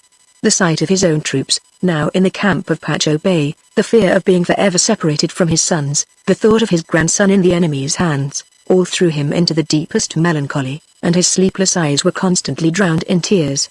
He refused his food, and sat for 7 days with untrimmed beard, clad in mourning, on a mat at the door of his antechamber, extending his hands to his soldiers, and imploring them to slay him rather than abandon him. His wives, seeing him in this state, and concluding all was lost, filled the air with their lamentations. All began to think that grief would bring Ali to the grave, but his soldiers, to whose protestations he at first refused any credit, represented to him that their fate was indissolubly linked with his. Pacha Bey having proclaimed that all taken in arms for Ali would be shot as sharers in rebellion, it was therefore their interest to support his resistance with all their power. They also pointed out that the campaign was already advanced, and that the Turkish army, which had forgotten its siege artillery at Constantinople, could not possibly procure any before the end of October, by which time the rains would begin, and the enemy would probably be short of food.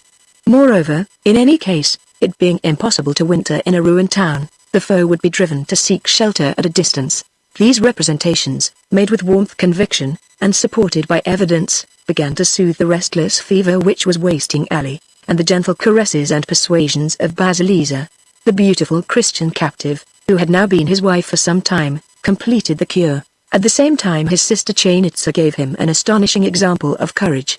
She had persisted, in spite of all that could be said, in residing in her castle of Libakovo. The population, whom she had cruelly oppressed, demanded her death, but no one dared attack her. Superstition declared that the spirit of her mother, with whom she kept up a mysterious communication even beyond the portals of the grave, watched over her safety. The menacing form of Kamka had, it was said, appeared to several inhabitants of Tepelen, brandishing bones of the wretched Gardikiats, and demanding fresh victims with loud cries.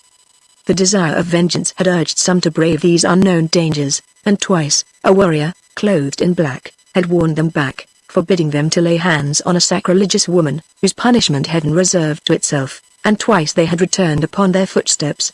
But soon, ashamed of their terror, they attempted another attack, and came attired in the color of the prophet. This time no mysterious stranger appeared to forbid their passage, and with a cry they climbed the mountain, listening for any supernatural warning. Nothing disturbed the silence and solitude save the bleating of flocks and the cries of birds of prey. Arrived on the platform of Libakovo, they prepared in silence to surprise the guards, believing the castle full of them. They approached crawling, like hunters who stalk a deer. Already they had reached the gate of the enclosure, and prepared to burst it open, when lo! It opened of itself, and they beheld Chainitsa standing before them, a carabine in her hand, pistols in her belt, and, for all guard, 2 large dogs. "Halt! Ye daring ones," she cried, "neither my life nor my treasure will ever be at your mercy. Let one of you move a step without my permission, and this place and the ground beneath your feet will engulf you. 10,000 pounds of powder are in these cellars. I will, however, grant your pardon, unworthy though you are. I will even allow you to take these sacks filled with gold. They may recompense you for the losses which my brother's enemies have recently inflicted on you. But depart this instant without a word, and dare not to trouble me again. I have other means of destruction at command besides gunpowder. Life is nothing to me, remember that, but your mountains may yet at my command become the tomb of your wives and children. Go." She ceased, and her would-be murderers fled terror. Shortly after the plague broke out in these mountains, Chainitsa had distributed infected garments among gypsies, who scattered contagion wherever they went. "We are indeed of the same blood," cried Ali with pride, when he heard of his sister's conduct, and from that hour he appeared to regain all the fire and audacity of his youth.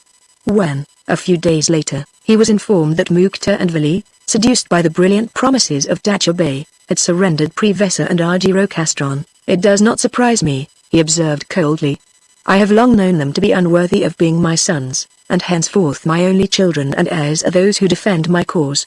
And on hearing a report that both had been beheaded by Dacha Bey's order, he contented himself with saying, "They betrayed their father, and have only received their deserts, speak no more of them." And to show how little it discouraged him, he redoubled his fire upon the Turks. But the latter, who had at length obtained some artillery, answered his fire with vigor, and began to rally to discrown the old Pacha's fortress. Feeling that the danger was pressing, Ali redoubled both his prudence and activity. His immense treasures were the real reason of the war waged against him, and these might induce his own soldiers to rebel, in order to become masters of them. He resolved to protect them from either surprise or conquest. The sum necessary for present use was deposited in the powder magazine, so that, if driven to extremity, it might be destroyed in a moment. The remainder was enclosed in strong boxes, and sunk in different parts of the lake.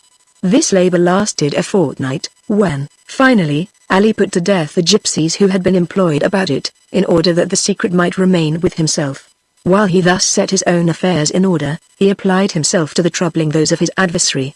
A great number of Suliots had joined the Ottoman army in order to assist in the destruction of him who formerly had ruined their country. Their camp, which for a long time had enjoyed immunity from the guns of Janina, was one day overwhelmed with bombs. The Suliots were terrified, until they remarked that the bombs did not burst. They then, much astonished, proceeded to pick up and examine these projectiles. Instead of a match, they found rolls of paper enclosed in a wooden cylinder, on which was engraved these words, "Open carefully." The paper contained a truly Machiavellian letter from Ali, which began by saying that they were quite justified in having taken up arms against him, and added that he now sent them a part of the pay of which the traitress's mail was defrauding them, and that the bombs thrown into their cantonment contained 6,000 sequins in gold. He bade them to amuse his mail by complaints and recriminations, while his gondola should by night fetch one of them, to whom he would communicate what more he had to say. If they accepted his proposition, they were to light 3 fires as a signal. The signal was not long in appearing. Ali dispatched his barge, which took on board a monk, the spiritual chief of the Suliots. He was clothed in sackcloth, and repeated the prayers for the dying, as one going to execution. Ali, however, received him with the utmost cordiality. He assured the priest of his repentance, his good intentions, his esteem for the Greek captains, and then gave him a paper which startled him considerably.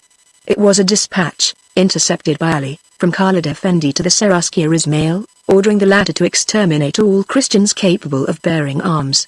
All male children were to be circumcised, and brought up to form a legion drilled in European fashion, and the letter went on to explain how the Suliots, the Armatalis, the Greek races of the mainland and those of the archipelago should be disposed of. Seeing the effect produced on the monk by the perusal of this paper, Ali hastened to make him the most advantageous offers, declaring that his own wish was to give Greece a political existence, and only requiring that the Suliot captains should send him a certain number of their children as hostages. He then had cloaks and arms brought which he presented to the monk, dismissing him in haste, in order that darkness might favor his return. The next day Ali was resting, with his head on Basilissa's lap, when he was informed that the enemy was advancing upon the entrenchments which had been raised in the midst of the ruins of Janina. Already the outposts had been forced, and the fury of the assailants threatened to triumph over all obstacles. Ali immediately ordered a sortie of all his troops, announcing that he himself would conduct it. His master of the horse brought him the famous Arab charger called the Dervish. His chief huntsman presented him with his guns, weapons still famous in Epirus, where they figure in the ballads of the sky betters. The first was an enormous gun, of Versailles manufacture, formerly presented by the conqueror of the pyramids to Djezza, the Pacha of Street Jeanne d'Arc, who amused himself by enclosing living victims in the walls of his palace, in order that he might hear their groans in the midst of his festivities. Next came a carabine given to the Pacha of Janina in the name of Napoleon in 1806, then the battle musket of Charles XII of Sweden, and finally the much revered sabre of Crinkry. The signal was given, the drawbridge crossed. The Gs and other adventurers uttered a terrific shout, to which the cries of the assailants replied.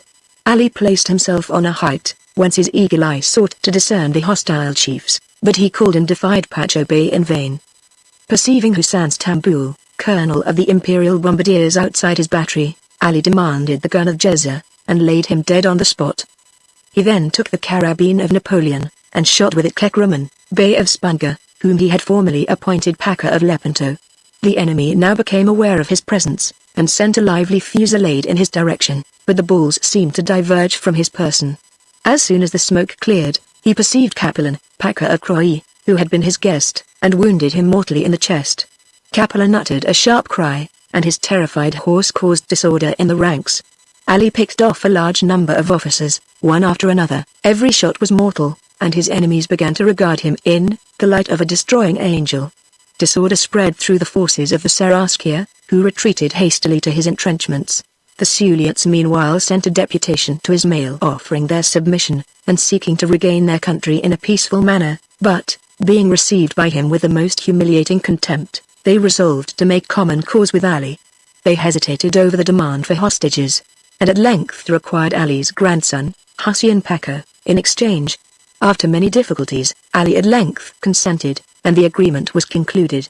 The Suliots received 500,000 piastres and 150 charges of ammunition. Husayn Pacha was given up to them, and they left the Ottoman camp at dead of night. Morco Bosseries remained with 320 men, threw down the palisades, and then ascending Mount Pactoras with his troops, waited for dawn in order to announce his defection to the Turkish army. As soon as the sun appeared he ordered a general salvo of artillery and shouted his war cry. A few Turks in charge of an outpost were slain, the rest fled. A cry of to arms was raised, and the standard of the cross floated before the camp of the infidels. Signs and omens of a coming general insurrection appeared on all sides. There was no lack of prodigies, visions, or popular rumors, and the Mohammedans became possessed with the idea that the last hour of their rule in Greece had struck. Ali Pacha favored the general demoralization, and his agents, scattered throughout the land, fanned the flame of revolt. Ismail Pacha was deprived of his title of Seraskier, and superseded by Khurshid Pacha. As soon as Ali heard this, he sent a messenger to Khurshid, hoping to influence him in his favor. Ismail, distrusting the Skypetters, who formed part of his troops, demanded hostages from them. The Skypetters were indignant, and Ali, hearing of their discontent, wrote inviting them to return to him, and endeavoring to dazzle them by the most brilliant promises. These overtures were received by the offended troops with enthusiasm, and Alexis Nautzer, Ali's former general, who had forsaken him for Ismail, but who had secretly returned to his allegiance and acted as a spy on the imperial army, was deputed to treat with him. As soon as he arrived, Ali began to enact a comedy in the intention of rebutting the accusation of incest with his daughter-in-law Zobeide. For this charge, which, since Vali himself had revealed the secret of their common shame, could only be met by vague denials, had never ceased to produce a most unfavorable impression on Nautzer's mind. Scarcely had he entered the castle by the lake, when Ali rushed to meet him, and flung himself into his arms. In presence of his officers and the garrison, he loaded him with the most tender names, calling him his son, his beloved Alexis, his own legitimate child, even as Salik Pacha. He burst into tears, and, with terrible oaths, called heaven to witness that Mukta and Vili, whom he disavowed on account of their cowardice, were the adulterous offspring of Emenes Amors. Then, raising his hand against the tomb of her whom he had loved so much, he drew the stupefied Nautza into the recess of a casemate, and sending for Basilissa, presented him to her as a beloved son, whom only political considerations had compelled him to keep at a distance, because, being born of a Christian mother, he had been brought up in the faith of Jesus. Having thus softened the suspicions of his soldiers, Ali resumed his underground intrigues. The Suliots had informed him that the Sultan had made them extremely advantageous offers if they would return to his service, and they demanded pressingly that Ali should give up to them the citadel of Kiafa, which was still in his possession, and which commanded Sulai. He replied with the information that he intended, January 26, to attack the camp of Pacha Bay early in the morning, and requested their assistance. In order to cause a diversion, they were to descend into the valley of Janina at night, and occupy a position which he pointed out to them, and he gave there the word Fleury as password for the night. If successful, he undertook to grant their request. Ali's letter was intercepted, and fell into Ismail's hands, who immediately conceived a plan for snaring his enemy in his own toils. When the night fixed by Ali arrived, the Seraskier marched out a strong division under the command of Omar Bryanes, who had been recently appointed Pacha, and who was instructed to proceed along the western slope of Mount Pactoras as far as the village of Bizdown, where he was to place an outpost, and then to retire along the other side of the mountain, so that, being visible in the starlight, the sentinels placed to watch on the hostile towers might take his men for the Suliots and report to Ali that the position of St. Nicholas, assigned to them, has been occupied as arranged. All preparations for battle were made, and the two mortal enemies, Ismail and Ali, retired to rest, each cherishing the darling hope of shortly annihilating his rival. At break of day a lively cannonade, proceeding from the castle of the lake and from Litharitsa, announced that the besieged intended a sortie. Soon Ali's sky petters, preceded by a detachment of French, Italians, and Swiss, rushed through the Ottoman fire and carried the first redoubt, held by Ibrahim Aga Stambul. They found 6 pieces of cannon, which the Turks, notwithstanding their terror, had had time to spike.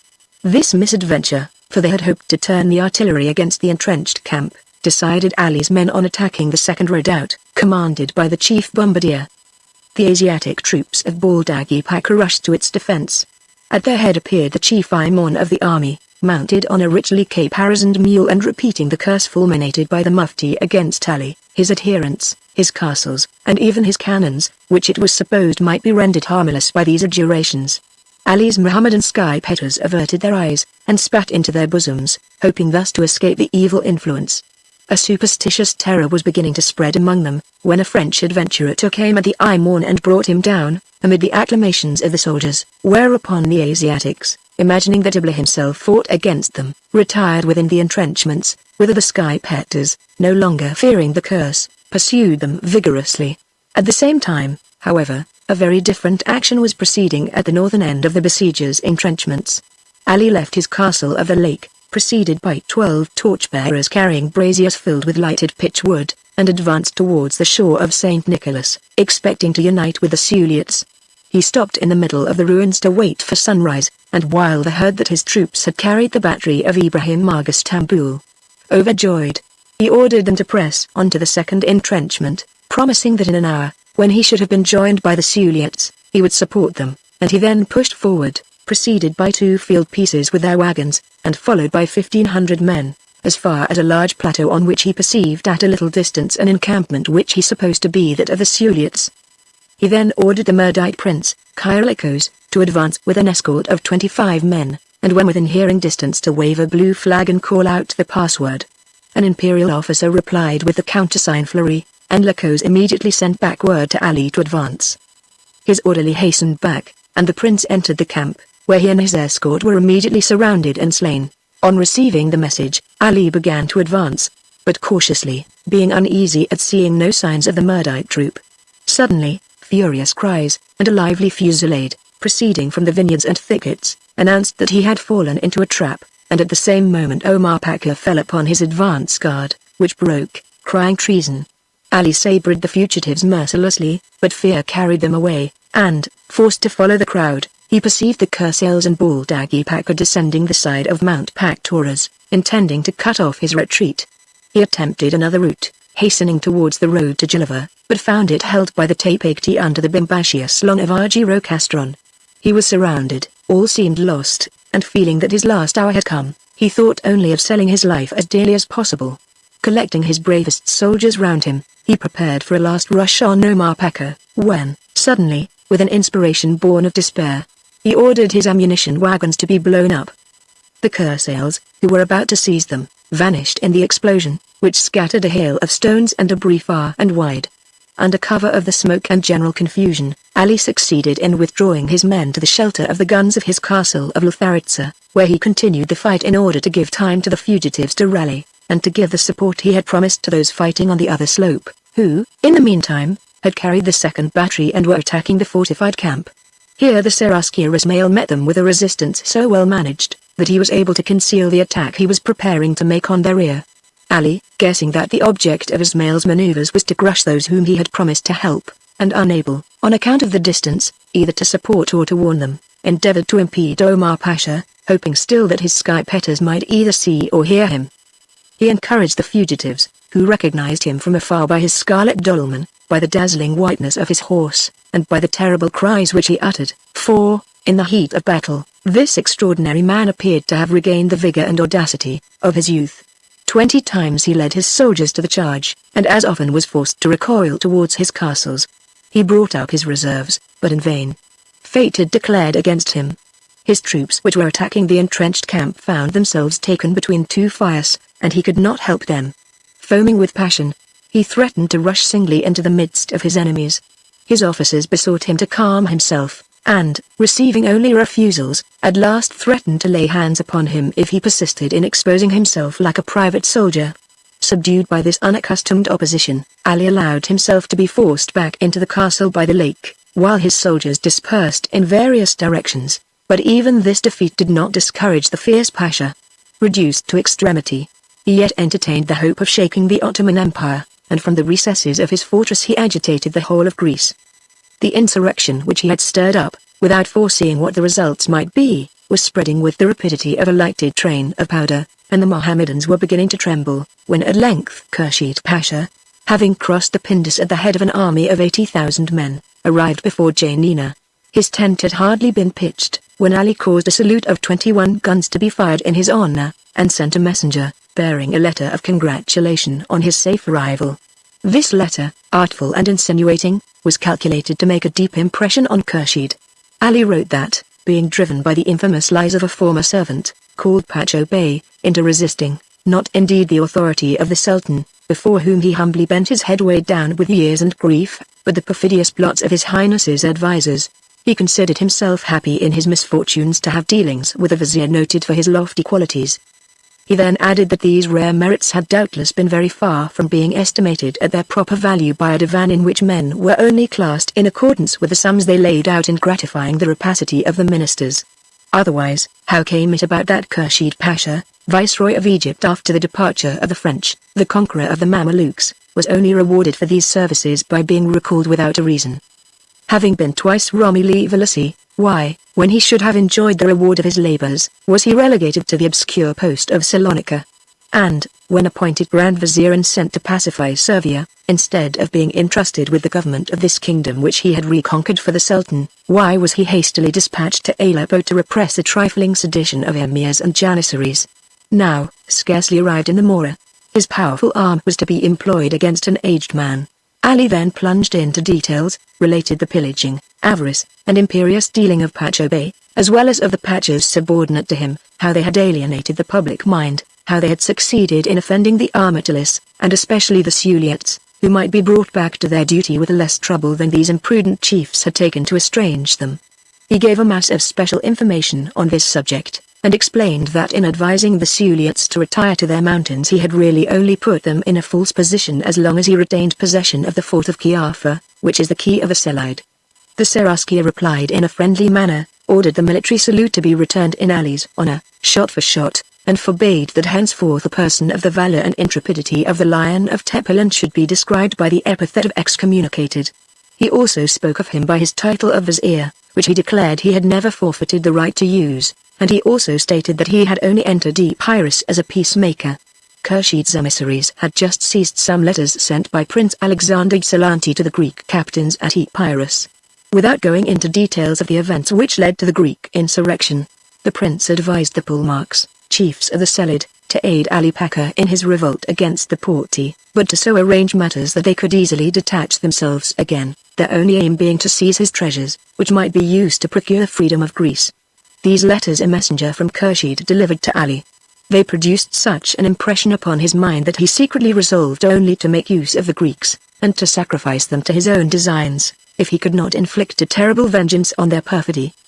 He heard from the messenger at the same time of the agitation in European Turkey, the hopes of the Christians, and the apprehension of a rupture between the Porte and Russia. It was necessary to lay aside vain resentment and to unite against these threatening dangers.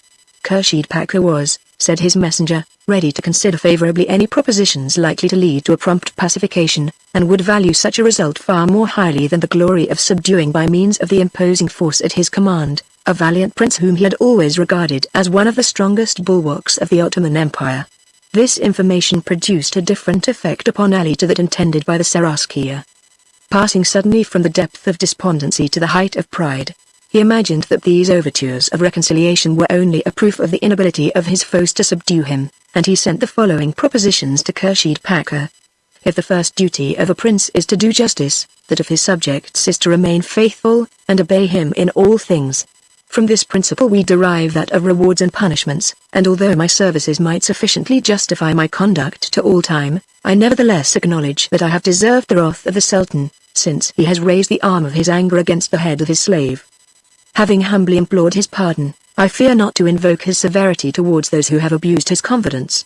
With this object I offer first, to pay the expenses of the war and the tribute in arrears due from my government without delay.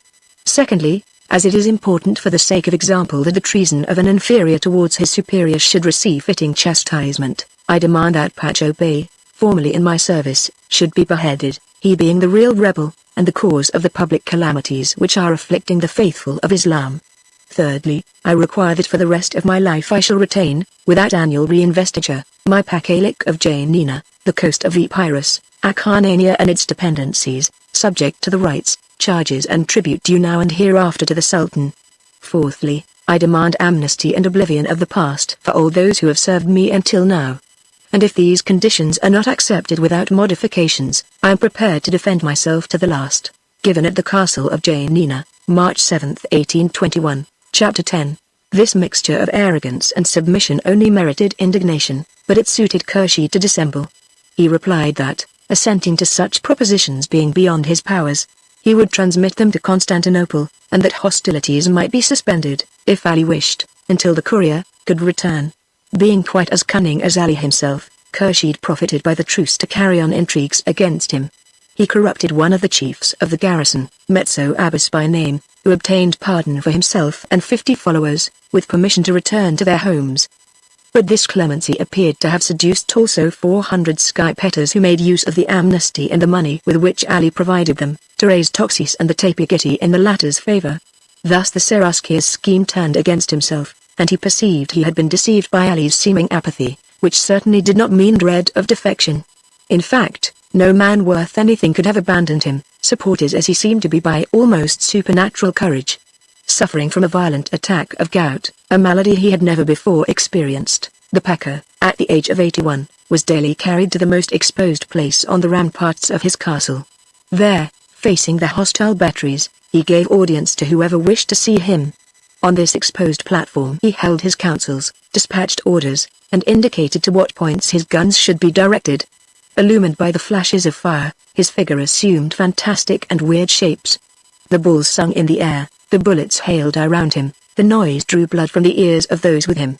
Calm and immovable, he gave signals to the soldiers who were still occupying part of the ruins of Janina, and encouraged them by voice and gesture.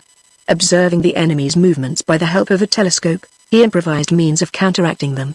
Sometimes he amused himself by greeting curious persons and newcomers after a fashion of his own. Thus the Chancellor of the French consul at Prevesa, sent as an envoy to Khurshid Pacha, had scarcely entered the lodging assigned to him, when he was visited by a bomb which caused him to leave it again with all haste. This greeting was due to Ali's chief engineer, Caretto, who next day sent a whole shower of balls and shells into the midst of a group of Frenchmen, whose curiosity had brought them to Tika, where Khurshid was forming a battery. "It is time," said Ali, "that these contemptible gossip-mongers should find listening at doors may become uncomfortable. I have furnished matter enough for them to talk about. Frangistan, Christendom, shall henceforth hear only of my triumph or my fall, which will leave it considerable trouble to pacify." Then, after a moment's silence, he ordered the public criers to inform his soldiers of the insurrections in Wallachia and the Mora, which news, proclaimed from the ramparts, and spreading immediately in the imperial camp, caused them much dejection. The Greeks were now everywhere proclaiming their independence, and Khurshid found himself unexpectedly surrounded by enemies. His position threatened to become worse if the siege of Janina dragged on much longer. He seized the island in the middle of the lake, and threw up redoubts upon it, whence he kept up an incessant fire on the southern front of the castle of Lutharitsa, and a practicable trench of nearly 40 feet having been made, an assault was decided on. The troops marched out boldly, and performed prodigies of valor, but at the end of an hour, Ali, carried on a little because of his gout, having led a sortie, the besiegers were compelled to give way and retire to their entrenchments, leaving 300 dead at the foot of the rampart. "The Pindian bear is yet alive," said Ali in a message to Khurshid. "Thou mayest take thy dead and bury them. I give them up without ransom, and as I shall always do when thou attackest me as a brave man ought." Then, having entered his fortress amid the acclamations of his soldiers, he remarked on hearing of the general rising of Greece and the archipelago, "It is enough. 2 men have ruined Turkey." He then remained silent, and vouchsafed no explanation of this prophetic sentence. Ali did not on this occasion manifest his usual delight on having gained a success. As soon as he was alone with Basilissa, he informed her with tears of the death of Chainitza. A sudden apoplexy had stricken this beloved sister, the life of his counsels, in her palace of Libakovo, where she remained undisturbed until her death. She owed this special favor to her riches and to the intercession of her nephew, Chiladin Pacha of Akrida, who was reserved by fate to perform the funeral obsequies of the guilty race of Tepelin. A few months afterwards, Ibrahim Pacha of Berat died of poison, being the last victim whom Chainitza had demanded from her brother. Ali's position was becoming daily more difficult, when the time of Ramadan arrived, during which the Turks relaxed hostilities, and a species of truce ensued. Ali himself appeared to respect the old popular customs, and allowed his Mohammedan soldiers to visit the enemy's outposts and confer on the subject of various religious ceremonies. Discipline was relaxed in Khurshid's camp, and Ali profited thereby to ascertain the smallest details of all that passed. He learned from his spies that the general's staff, counting on the truce of God, a tacit suspension of all hostilities during the feast of Bahram, the Mohammedan Easter, intended to repair to the chief mosque, in the quarter of Laucha.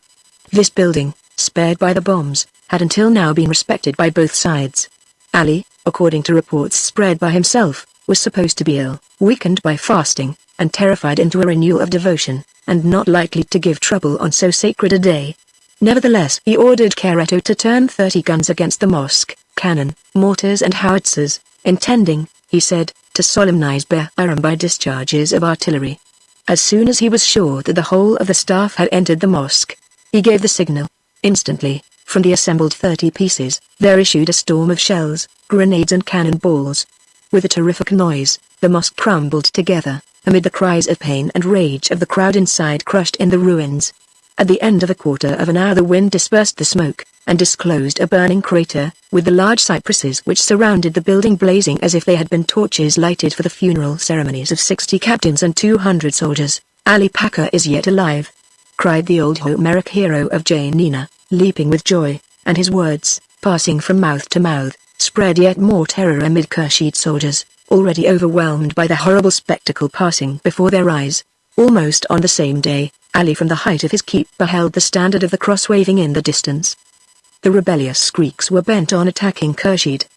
The insurrection promoted by the vizier of Janina had passed far beyond the point he intended, and the rising had become a revolution.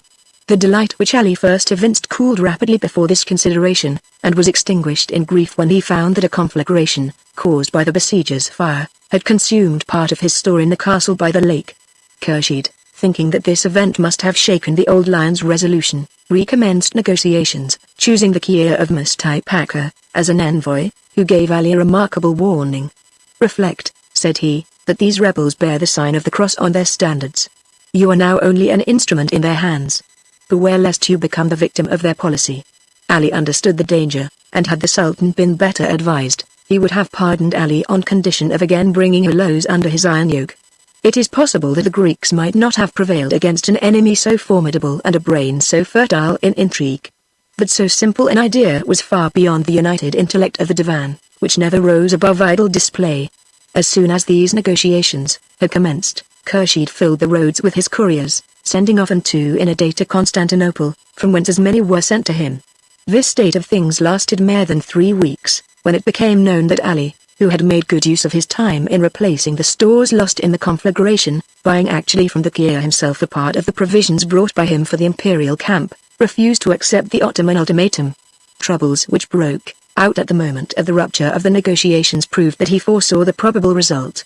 Khurshid was recompensed for the deception by which he had been duped by the reduction of the fortress of Lutharitsa. The Skypetters, who composed the garrison, badly paid, wearied out by the long siege, and won by the Seraskier's bribes, took advantage of the fact that the time of their engagement with Ali had elapsed some months previously, and delivering up the fortress they defended, passed over to the enemy. Henceforth Ali's force consisted of only 600 men. It was to be feared that this handful of men might also become a prey to discouragement, and might surrender their chief to an enemy who had received all fugitives with kindness. The Greek insurgents dreaded such an event, which would have turned all Khurshid's army, hitherto detained before the castle of Janina, loose upon themselves. Therefore they hastened to send to their former enemy, now their ally, assistance which he declined to accept. Ali saw himself surrounded by enemies thirsting for his wealth, and his avarice increasing with the danger. He had for some months past refused to pay his defenders. He contented himself with informing his captains of the insurgents' offer, and telling them that he was confident that bravery such as theirs required no reinforcement. And when some of them besought him to at least receive 200 or 300 Palikas into the castle, "No," said he, "old serpents always remain old serpents. I distrust the Suliots and their friendship." Ignorant of Ali's decision, the Greeks of the Selid were advancing, as well as the Toxidi, towards Janina, when they received the following letter from Ali Pacha. "My well-beloved children, I have just learned that you are preparing to dispatch a party of your Palikas against our common enemy, Khurshid. I desire to inform you that this my fortress is impregnable, and that I can hold out against him for several years. The only service I require of your courage is, that you should reduce Arta, and take alive Ismail Pacha Bey, my former servant, the mortal enemy of my family, and the author of the evils and frightful calamities which have so long oppressed our unhappy country, which he has laid waste before our eyes. Use your best efforts to accomplish this. It will strike at the root of the evil, and my treasures shall reward your Palikas, whose courage every day gains a higher value in my eyes."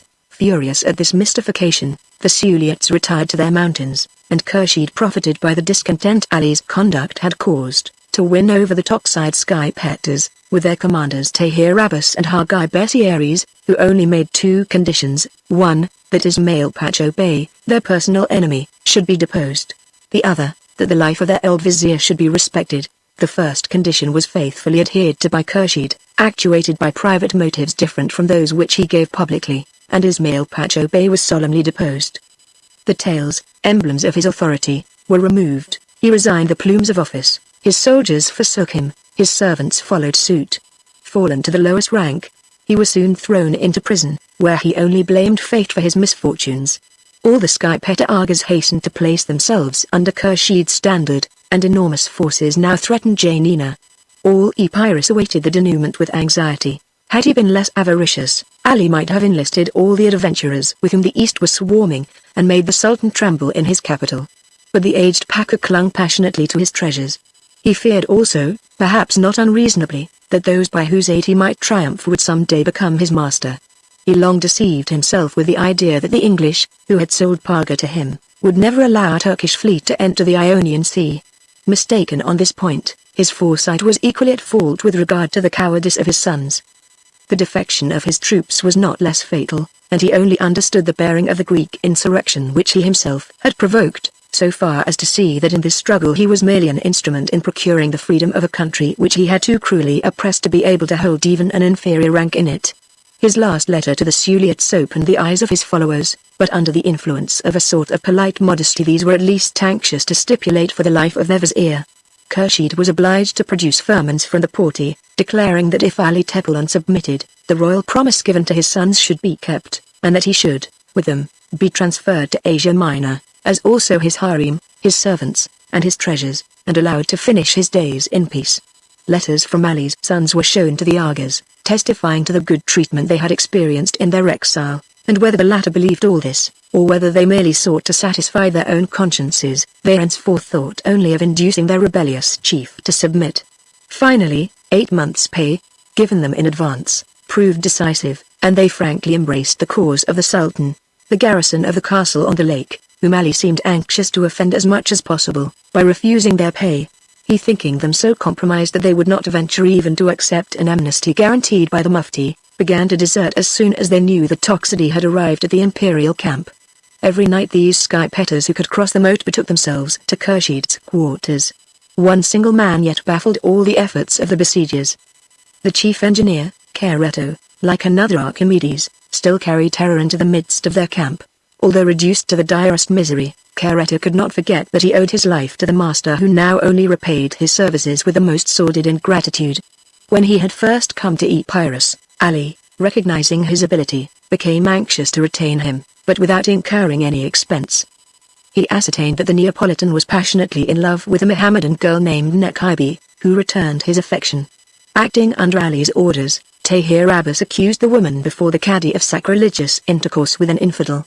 She could only escape death by the apostasy of her lover. If he refused to deny his God, he shared her fate, and both would perish at the stake. Caretto refused to renounce his religion, but only Nekaibi suffered death. Caretto was withdrawn from execution, and Ali kept him concealed in a place of safety, whence he produced him in the time of need. No one had served him with greater zeal. It is even possible that a man of this type would have died at his post, had his cup not been filled with mortification and insult. Eluding the vigilance of Athanasius Via, whose charge it was to keep guard over him, Caretto let himself down by a cord fastened to the end of a cannon. He fell at the foot of the rampart, and thence dragged himself, with a broken arm, to the opposite camp. He had become nearly blind through the explosion of a cartridge which had burned his face. He was received as well as a Christian from whom there was now nothing to fear, could expect. He received the bread of charity, and as a refugee is only valued in proportion to the use which can be made of him, he was despised and forgotten. The desertion of Caretto was soon followed by a defection which annihilated Ali's last hopes. The garrison which had given him so many proofs of devotion, discouraged by his avarice, suffering from a disastrous epidemic, and no longer equal to the necessary labor in defense of the place, opened all the gates simultaneously to the enemy. But the besiegers, fearing a trap, advanced very slowly, so that Ali, who had long prepared against a very sort of surprise, had time to gain a place which he called his refuge. It was a sort of fortified enclosure, of solid masonry, bristling with cannon, which surrounded the private apartments of his seraglio, called the Women's Tower. He had taken care to demolish everything which could be set on fire, reserving only a mosque and the tomb of his wife Emine, whose phantom, after announcing an eternal repose, had ceased to haunt him. Beneath was an immense natural cave, in which he had stored ammunition, precious articles, provisions, and the treasures which had not been sunk in the lake. In this cave an apartment had been made for Basilissa and his harem, also a shelter in which he retired to sleep when exhausted with fatigue. This place was his last resort, a kind of mausoleum, and he did not seem distressed at beholding the castle in the hands of his enemies. He calmly allowed them to occupy the entrance, deliver their hostages, overrun the ramparts, count the cannon which were on the platforms, grumbling from the hostile shells, but when they came within hearing, he demanded by one of his servants that Khurshid should send him an envoy of distinction. Meanwhile he forbade anyone to pass beyond a certain place which he pointed out. Khurshid, imagining that, being in the last extremity, he would capitulate, sent out Tahir Abbas and Hagi Bessiaries. Ali listened without reproaching them for their treachery, but simply observed that he wished to meet some of the chief officers. The Seraskier then deputed his keeper of the wardrobe, accompanied by his keeper of the seals and other persons of quality. Ali received them with all ceremony, and, after the usual compliments had been exchanged, invited them to descend with him into the cavern. There he showed them more than 2,000 barrels of powder carefully arranged beneath his treasures, his remaining provisions, and a number of valuable objects which adorned this slumbering volcano. He showed them also his bedroom, a sort of cell richly furnished, and close to the powder. It could be reached only by means of 3 doors, the secret of which was known to no one but himself. Alongside of this was the harem, and in the neighboring mosque was quartered his garrison, consisting of 50 men, all ready to bury themselves under the ruins of this fortification, the only spot remaining to him of all Greece, which had formerly bent beneath his authority. After this exhibition, Ali presented one of his most devoted followers to the envoys. Selim, who watched over the fire, was a youth in appearance as gentle as his heart was intrepid, and his special duty was to be in readiness to blow up the whole place at any moment. The Pacha gave him his hand to kiss, inquiring if he were ready to die, to which he only responded by pressing his master's hand fervently to his lips. He never took his eyes off Ali, and the lantern, near which a match was constantly smoking, was entrusted only to him and to Ali, who took turns with him in watching it. Ali drew a pistol from his belt, making as if to turn it towards the powder magazine, and the envoys fell at his feet, uttering involuntary cries of terror. He smiled at their fears, and assured them that, being wearied of the weight of his weapons, he had only intended to relieve himself of some of them. He then bade them to seat themselves, and added that he should like even a more terrible funeral than that which they had just ascribed to him. "I do not wish to drag down with me," he exclaimed, "those who have come to visit me as friends. It is Khurshid, whom I have long regarded as my brother; his chiefs, those who have betrayed me; his whole army, in short, whom I desire to follow me to the tomb, a sacrifice which will be worthy of my renown, and of the brilliant end to which I aspire." The envoys gazed at him with stupefaction, which did not diminish when Ali further informed them that they were not only sitting over the arch of a casemate filled with 200,000 pounds of powder, but that the whole castle, which they had so rashly occupied, was undermined. "The rest you have seen," he said, "but of this you could not be aware. My riches are the sole cause of the war which has been made against me, and in one moment I can destroy them. Life is nothing to me. I might have ended it among the Greeks, but could I, a powerless old man, resolve to live on terms of equality among those whose absolute master I have been? Thus, whichever way I look, my career is ended. However, I am attached to those who still surround me, so hear my last resolve. Let a pardon, sealed by the Sultan's hands, be given me, and I will submit. I will go to Constantinople, to Asia Minor, or wherever I am sent. The things I should see here would no longer be fitting for me to behold." To this Khurshid's envoys made answer that without doubt these terms would be conceded. Ali then touched his breast and forehead, and, drawing forth his watch, presented it to the keeper of the wardrobe. "I mean what I say, my friend," he observed, "my word will be kept. If within an hour thy soldiers are not withdrawn from this castle which has been treacherously yielded to them, I will blow it up. Return to the Seraskier, warn him that if he allows 1 minute more to elapse than the time specified, his army, his garrison, I myself and my family, will all perish together. 200,000 pounds of powder can destroy all that surrounds us. Take this watch, I give it thee, and forget not that I am a man of my word." Then, dismissing the messengers, he saluted them graciously, observing that he did not expect an answer until the soldiers should have evacuated the castle. The envoys had barely returned to the camp when Khurshid sent orders to abandon the fortress. As the reason for this step could not be concealed, everyone, exaggerating the danger, imagined deadly mines ready to be fired everywhere, and the whole army clamored to break up the camp. Thus Ali and his 50 followers cast terror into the hearts of nearly 30,000 men, crowded together on the slopes of Janina. Every sound, every whiff of smoke, ascending from near the castle, became a subject of alarm for the besiegers. And as the besieged had provisions for a long time, Khurshid saw little chance of successfully ending his enterprise, when Ali's demand for pardon occurred to him. Without stating his real plans, he proposed to his council to unite in signing a petition to the Divan for Ali's pardon. This deed, formally executed, and bearing more than 60 signatures, was then shown to Ali, who was greatly delighted. He was described in it as vizier, as Aulic counselor, and also as the most distinguished veteran among His Highness the Sultan's slaves. He sent rich presents to Khurshid and the principal officers, whom he hoped to corrupt, and breathed as though the storm had passed away. The following night, however, he heard the voice of Emine, calling him several times, and concluded that his end drew nigh. During the 2 next nights he again thought he heard Emine's voice, and sleep forsook his pillow. His countenance altered, and his endurance appeared to be giving way. Leaning on a long malacca cane, He repaired at early dawn to Emine's tomb, on which he offered a sacrifice of 2 spotted lambs, sent him by Tahir Abbas, whom in return he consented to pardon, and the letters he received appeared to mitigate his trouble. Some days later, he saw the keeper of the wardrobe, who encouraged him, saying that before long there would be good news from Constantinople.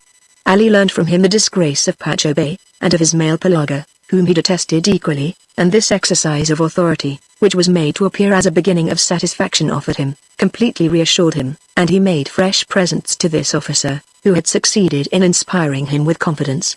Whilst awaiting the arrival of the firman of pardon which Ali was reassured must arrive from Constantinople without fail, the keeper of the wardrobe advised him to seek an interview with Khurshid. It was clear that such a meeting could not take place in the undermined castle, and Ali was therefore invited to repair to the island in the lake. The magnificent pavilion, which he had constructed there in happier days, had been entirely refurnished, and it was proposed that the conference should take place in this kiosk. Ali appeared to hesitate at this proposal, and the keeper of the wardrobe, wishing to anticipate his objections, added that the object of this arrangement was to prove to the army, already aware of it, that there was no longer any quarrel between himself and the commander-in-chief. He added that Khurshid would go to the conference attended only by members of his divan, but that as it was natural an outlawed man should be on his guard, Ali might, if he liked, send to examine the place, might take with him such guards as he thought necessary, and might even arrange things on the same footing as in his citadel, even to his guardian with the lighted match, as the surest guarantee which could be given him.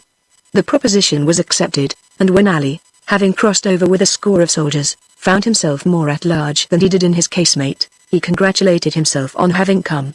He had Basilissa brought over, also his diamonds, and several chests of money. 2 days passed without his thinking of anything but procuring various necessaries, and he then began to inquire what caused the Seraskier to delay his visit. The latter excused himself on the plea of illness, and offered meanwhile to send anyone Ali might wish to see, to visit him. The Pacha immediately mentioned several of his former followers, now employed in the imperial army, and as no difficulty was made in allowing them to go, he profited by the permission to interview a large number of his old acquaintances, who united in reassuring him and in giving him great hopes of success. Nevertheless, time passed on, and neither the Seraskier nor the firman appeared. Ali, at first uneasy, ended by rarely mentioning either the one or the other, and never was deceiver more completely deceived. His security was so great that he loudly congratulated himself on having come to the island. He had begun to form a net of intrigue to cause himself to be intercepted on the road when he should be sent to Constantinople, and he did not despair of soon finding numerous partisans in the imperial army. Chapter 11. For a whole week all seemed going well, when, on the morning of February 5th, Khurshid sent Hassan Pacha to convey his compliments to Ali, and announced that the Sultan's firman, so long desired, had at length arrived. Their mutual wishes had been heard, but it was desirable, for the dignity of their sovereign, that Ali, in order to show his gratitude and submission, should order Selim to extinguish the fatal match and to leave the cave, and that the rest of the garrison should first display the imperial standard and then evacuate the enclosure. Only on this condition could Khurshid deliver into Ali's hands the Sultan's decree of clemency. Ali was alarmed, and his eyes were at length opened. He replied hesitatingly, that on leaving the citadel he had charged Selim to obey only his own verbal order, that no written command, even though signed and sealed by himself, would produce any effect, and therefore he desired to repair himself to the castle, in order to fulfill what was required. Thereupon a long argument ensued, in which Ali's sagacity, skill, and artifice struggled vainly against a decided line of action. New protestations were made to deceive him, oaths were even taken on the Quran that no evil designs, no mental reservations, were entertained. At length, yielding to the prayers of those who surrounded him, perhaps concluding that all his skill could no longer fight against destiny, he finally gave way, drawing a secret token from his bosom. He handed it to Khurshid's envoy, saying, "Go, show this to Selim, and you will convert a dragon into a lamp." And in fact, at sight of the talisman, Selim prostrated himself, extinguished the match, and fell, stabbed to the heart. At the same time the garrison withdrew, the imperial standard displayed its blazonry, and the lake castle was occupied by the troops of the Seraskier, who rent the air with their acclamations. It was then noon. Ali, in the island, had lost all illusions. His pulse beat violently, but his countenance did not betray his mental trouble.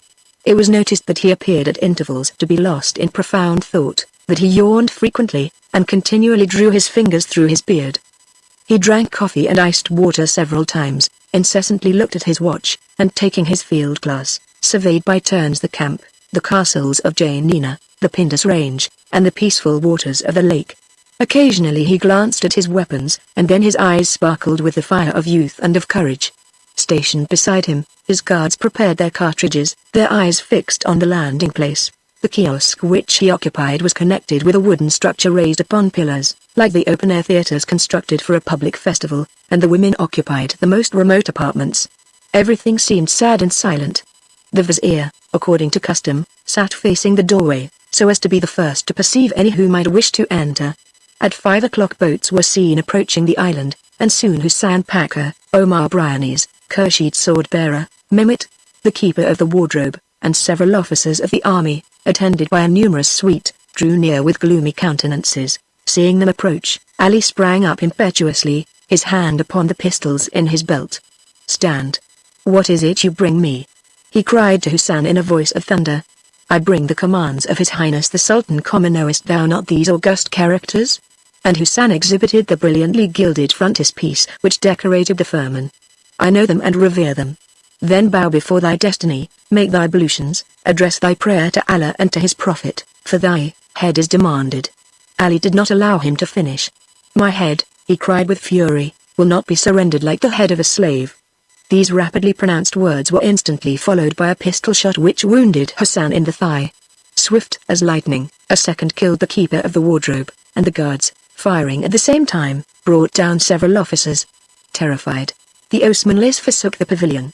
Ali, perceiving blood flowing from a wound in his chest, roared like a bull with rage.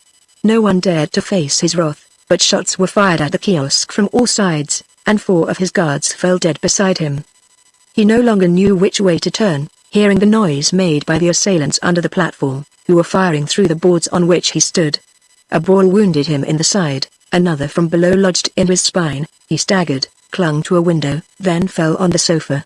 "Hasten," he cried to one of his officers, "run, my friend, and strangle my poor Basilissa, let her not fall a prey to these infamous wretches." The door opened, all resistance ceased, the guards hastened to escape by the windows. Khurshid's sword-bearer entered, followed by the executioners. "Let the justice of Allah be accomplished," said a Cadi. At these words the executioners seized Ali, who was still alive, by the beard, and dragged him out into the porch, where, placing his head on one of the steps, they separated it from the body with many blows of a jagged cutlass. Thus ended the career of the dreaded Ali Pacha. His head still preserved so terrible and imposing an aspect that those present beheld it with a sort of stupor.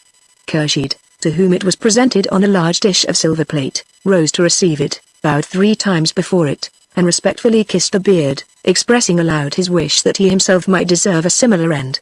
To such an extent did the admiration with which Ali's bravery inspired these barbarians efface the memory of his crimes. Khurshid ordered the head to be perfumed with the most costly essences, and dispatched to Constantinople, and he allowed the sky petters to render the last honors to their former master.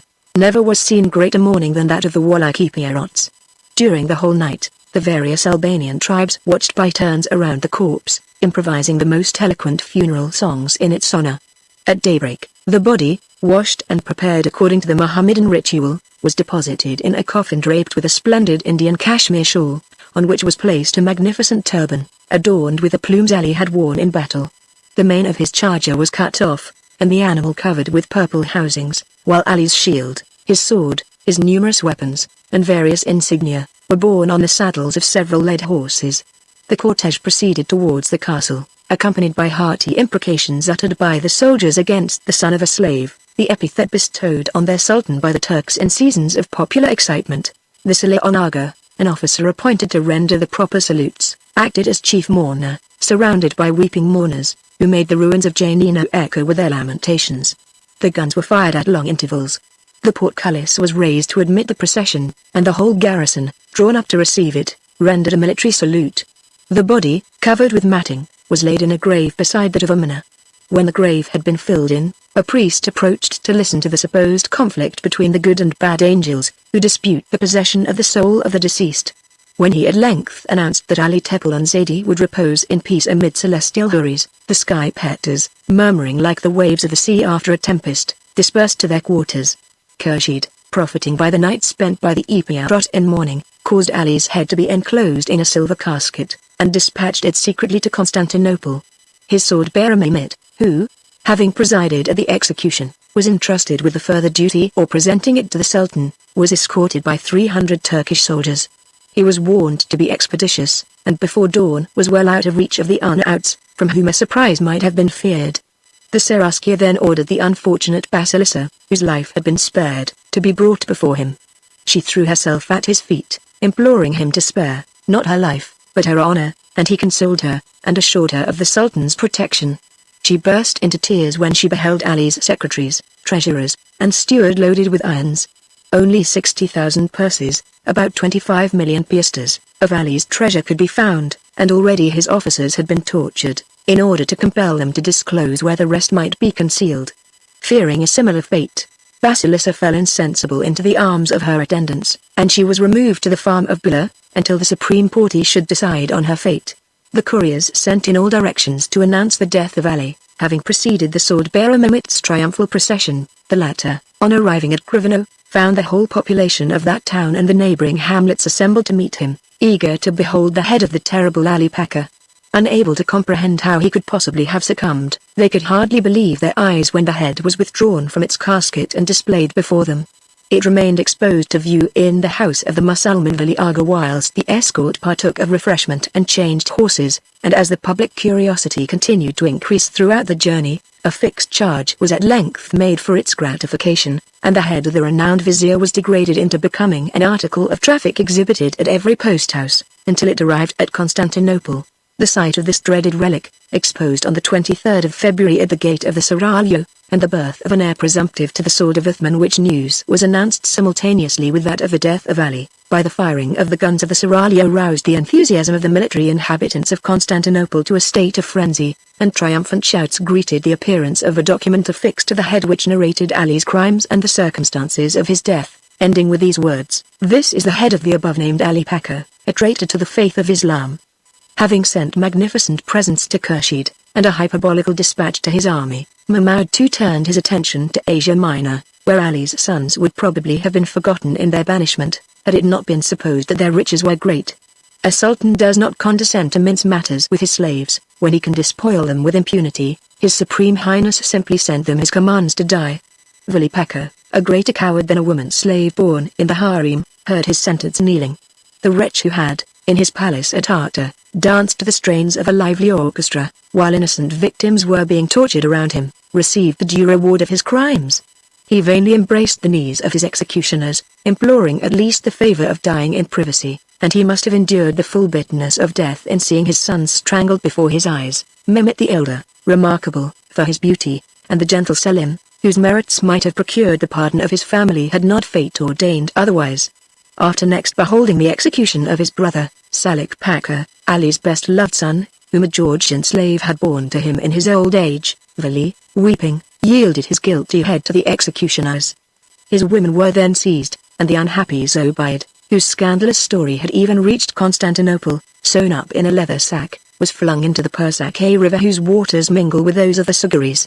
Catherine, Vali's other wife, and his daughters by various mothers, were dragged to the bazaar and sold ignominiously to Turkoman shepherds, after which the executioners at once proceeded to make an inventory of the spoils of their victims. But the inheritance of Mukhtar Pacha was not quite such an easy prey. The Kapagi who dared to present him with a bowstring was instantly laid dead at his feet by a pistol shot. "Wretch!" cried Mukhtar, roaring like a bull escaped from the butcher, "dost thou think an Arnaut dies like an eunuch? I also am a Tepelenian. To arms, comrades! They would slay us." As he spoke, he rushed, sword in hand, upon the Turks, and driving them back, succeeded in barricading himself in his apartments. Presently a troop of Janissaries from Kautua, ordered to be in readiness, advanced, hauling up cannon, and a stubborn combat began. Mukhtar's frail defences were soon in splinters. The venerable Mechbono, father of Elmas Bey, faithful to the end, was killed by a bullet, and Mukhtar, having slain a host of enemies with his own hand and seen all his friends perish, himself riddled with wounds, set fire to the powder magazine, and died, leaving as inheritance for the Sultan only a heap of smoking ruins. An enviable fate, if compared with that of his father and brothers, who died by the hand of the executioner. The heads of Ali's children, sent to Constantinople and exposed at the gate of the Seraglio, astonished the gaping multitude. The Sultan himself, struck with the beauty of Mehmet and Selim, whose long eyelashes and closed eyelids gave them the appearance of beautiful youths sunk in peaceful slumber, experienced a feeling of emotion. I had imagined them, he said stupidly, to be quite as old as their father, and he expressed sorrow for the fate to which he had condemned them.